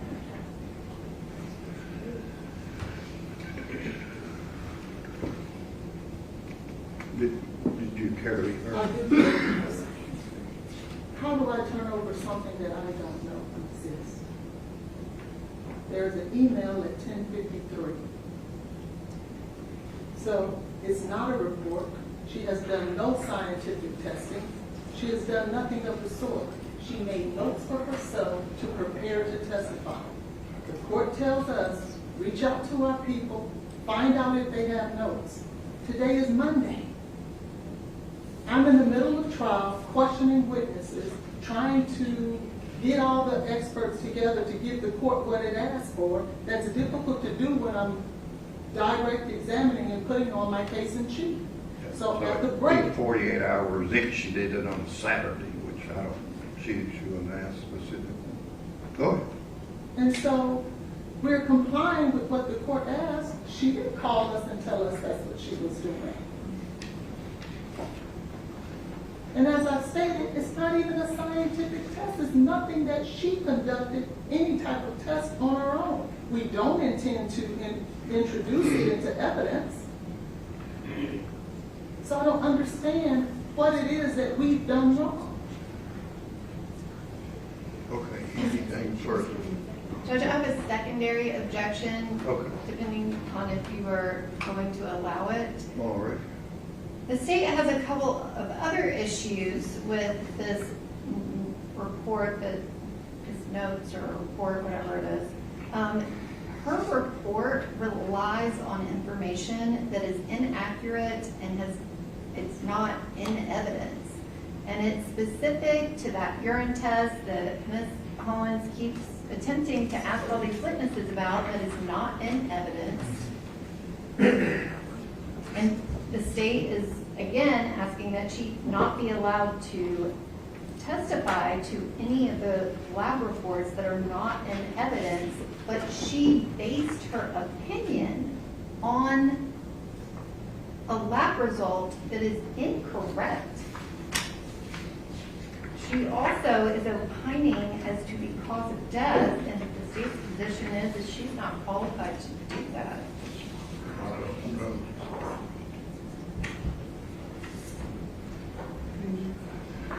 Said she's an ER doctor. Where are you referencing a specific date about a urine screen? So on her handwritten notes, it's kind of, Oh, I don't have, Oh, who are I'm you sorry. referencing? so Dr. Lindsay? Dr. Lindsay references that drug sample, and then Dr. Larkin, I believe, also references the urine sample. Right, it's on the bottom of page Fentanyl 2. was detected in a urine specimen that was collected before fentanyl was administered in the emergency department. Is that what you referenced? Yes. And then it says, therefore, the fentanyl identified in the specimen could not have originated from the hospital treatment, and instead it indicates fentanyl exposure before her arrival at the hospital. And then she goes on in the third page, in the second paragraph, to talk about the opioid epidemic that has spread. Yeah, I mean, I'm not gonna let her testify about that. What about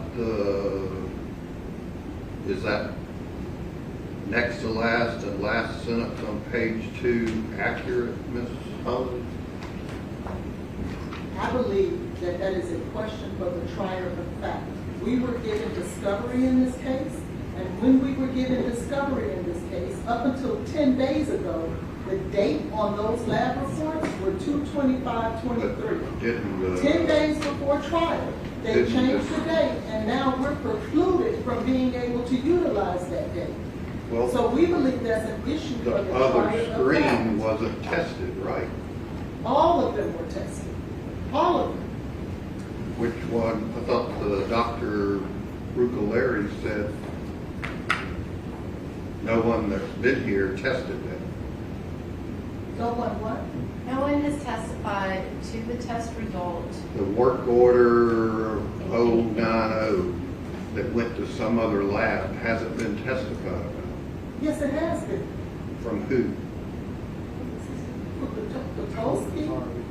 Katolsky, I believe it was.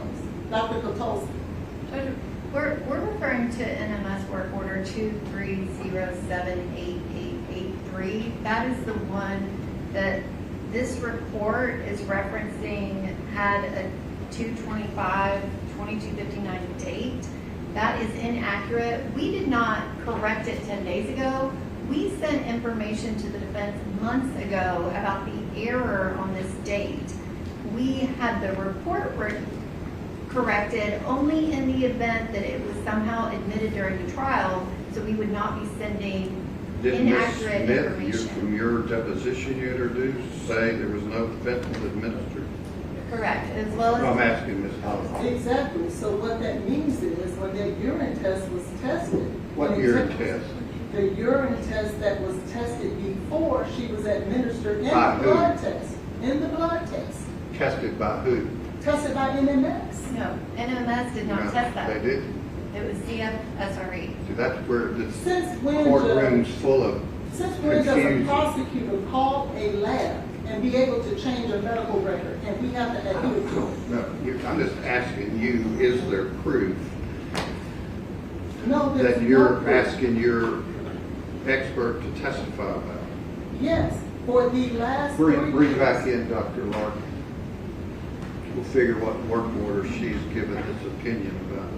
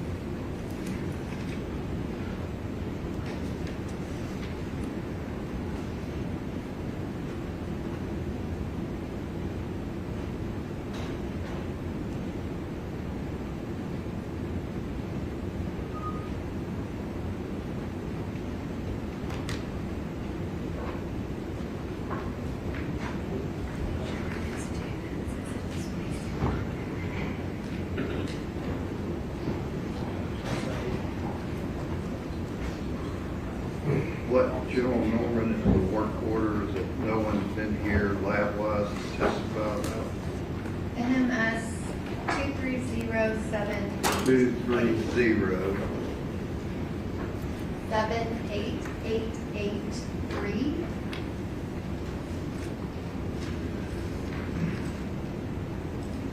You gonna be able to testify without anything in front of you?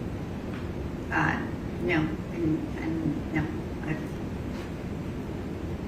But my question is anything in this document, 3-page document, that has anything to do with work order 2307883? I don't know. I think Dr. Yancey's in the back. Who? You're looking at the document that I submitted, not Dr. Larkin. Why are you standing up? Because Just have a seat. Okay, I think so. Just have a seat. I don't have any You reference see to any those work last orders two in there. sentences in your report? It's not a report though, right?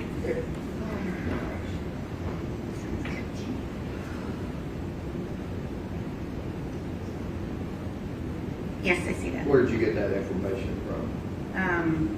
From the toxicology records that I looked at.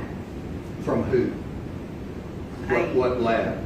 I would have to look. I can't remember. These are just notes that I have. How are you going to testify? What are you going to use to find that out? We'll put those up when We put will. up the notes. I can ask to have that She's put thinking up. about me. What? So you have no clue where you got that information? I got them from I have all the toxicology reports and I have summaries. I would have to look exactly where it came from. Okay. If this were a report, it would actually have reference to that. Okay, well, tell me where that information came from. I would have to have the reports Do and that. pull it up. Where is it?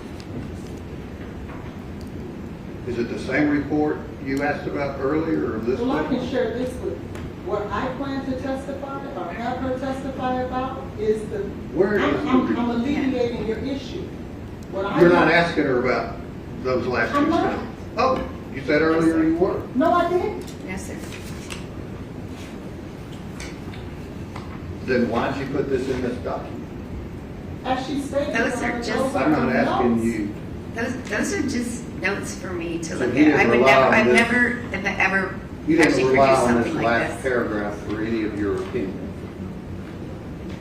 Not for what I'm going to be testifying to. No, those are just some of my thoughts I put Okay, down. why don't we do this? If You I had- ask her what you want her to testify about. I'm going to tell you, she's not prepared right now to testify for that because I don't have my things together yet. She's going What to do you testify. need to have together? I'm going to tell you what the two reports that she's going to testify to. Okay, give us those. I don't have any problem with that, sir. 231-26889 is one of them.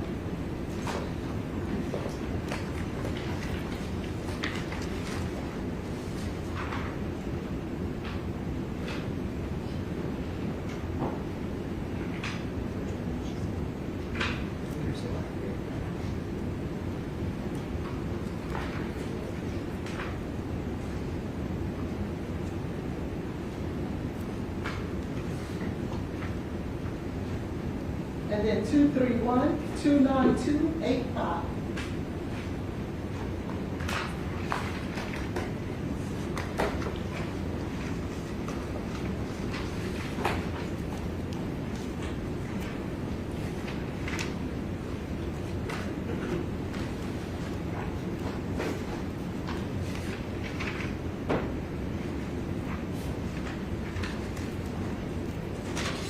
That's the first blood and the comforter.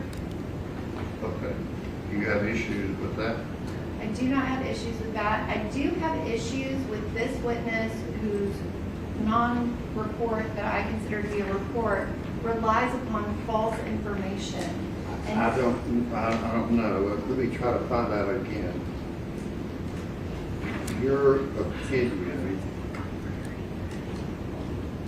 that says the history, witness observations, clinical presentation, toxicology findings, and objective medical evidence support the conclusion that Jade's collapse is more consistent with respiratory arrest resulting from combined cocaine use and pre-hospital fentanyl exposure than with a primary sole cocaine-induced cardiac event. Is that your bottom line? Yes, sir. Where do you get the information that there was pre-hospital fentanyl exposure? Clinically, I can tell you in my 30 years of experience in treating patients with different types of overdoses, we have a clinical picture. We have the 911 call. We have the other witnesses that have spoken. We have the EMS.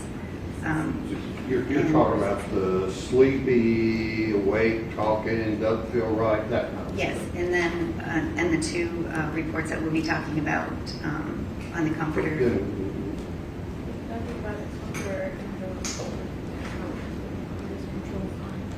So the Unfortunately, it wasn't tested for and everything. what wasn't tested? She's not privy to it because I haven't had the opportunity to meet with her, which I had planned to do tonight. What The wasn't state- tested for? Not everything about fentanyl was not necessarily tested for, and On what? in the urine that's no longer done at 225. But that's what I'm asking. You said you included your toxicology findings in making that opinion. Your Honor, what is unfair is she's telling you that those are notes. Those are not her lasting opinions. That is not a report. So you're trying to commit her to something that she never intended to be that. So that's unfair to ask her for that. She has stated as a medical professional She doctor. put, why Those are did you her include that paragraph? notes. Those are her notes. Those are just some of my thoughts. It doesn't mean they were So what this I'm. paragraph on the bottom of page 2 means nothing to your opinion. I'd have to look at it again. I just made some notes, and I probably put,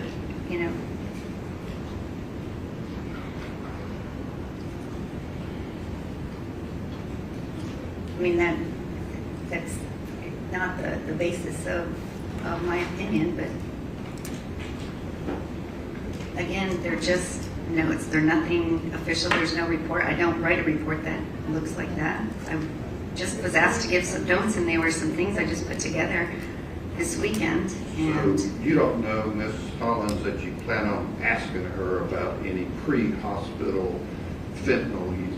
Yes, I do, because it was in the vomit. Their own witness testified that the vomit was the fentanyl was in the From the vomit. lower level and all that. It's hard, it's really hard.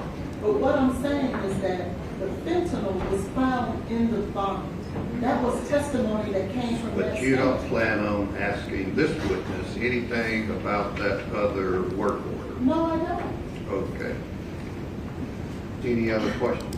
Yes, Your Honor. The state, number one, that was not Dr. Mithen's testimony. Dr. Mithen was very specific. Okay, do you have questions of this witness? Yes, this witness's notes include a reference to the EMS guy said he thought it was an allergic reaction. We do not have those facts in this case. Where are you referencing? That is the last sentence in the first paragraph.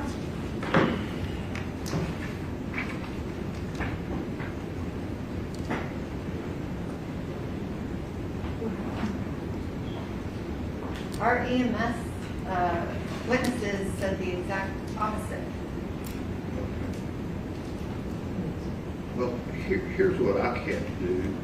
And again, if she testifies tomorrow in front of a jury on inaccurate information, then again, you have the Perry Mason moment and say, everything you've said, if it's based on the inaccuracy, would be inaccurate.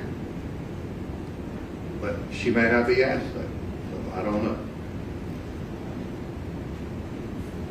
So we'll have to wait and see what she's asked and go from there. Anything else?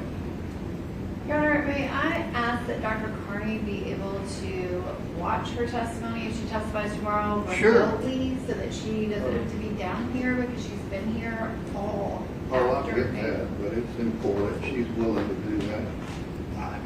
We try like we did the direct link, I don't know what happened there. I think he said he resolved it, right? Sir, you will have latency like she did today. It all depends on their bandwidth. Just get with that gentleman and provide that link to Dr. Carney. Is she gonna be out of town or something? I don't know, I just know that She's she has a welcome to job be to here. do because she does autopsies. Well, she's employed by Davidson County. If you think she needs to be here, then have her here. All right, thank you, ma'am. Thank you.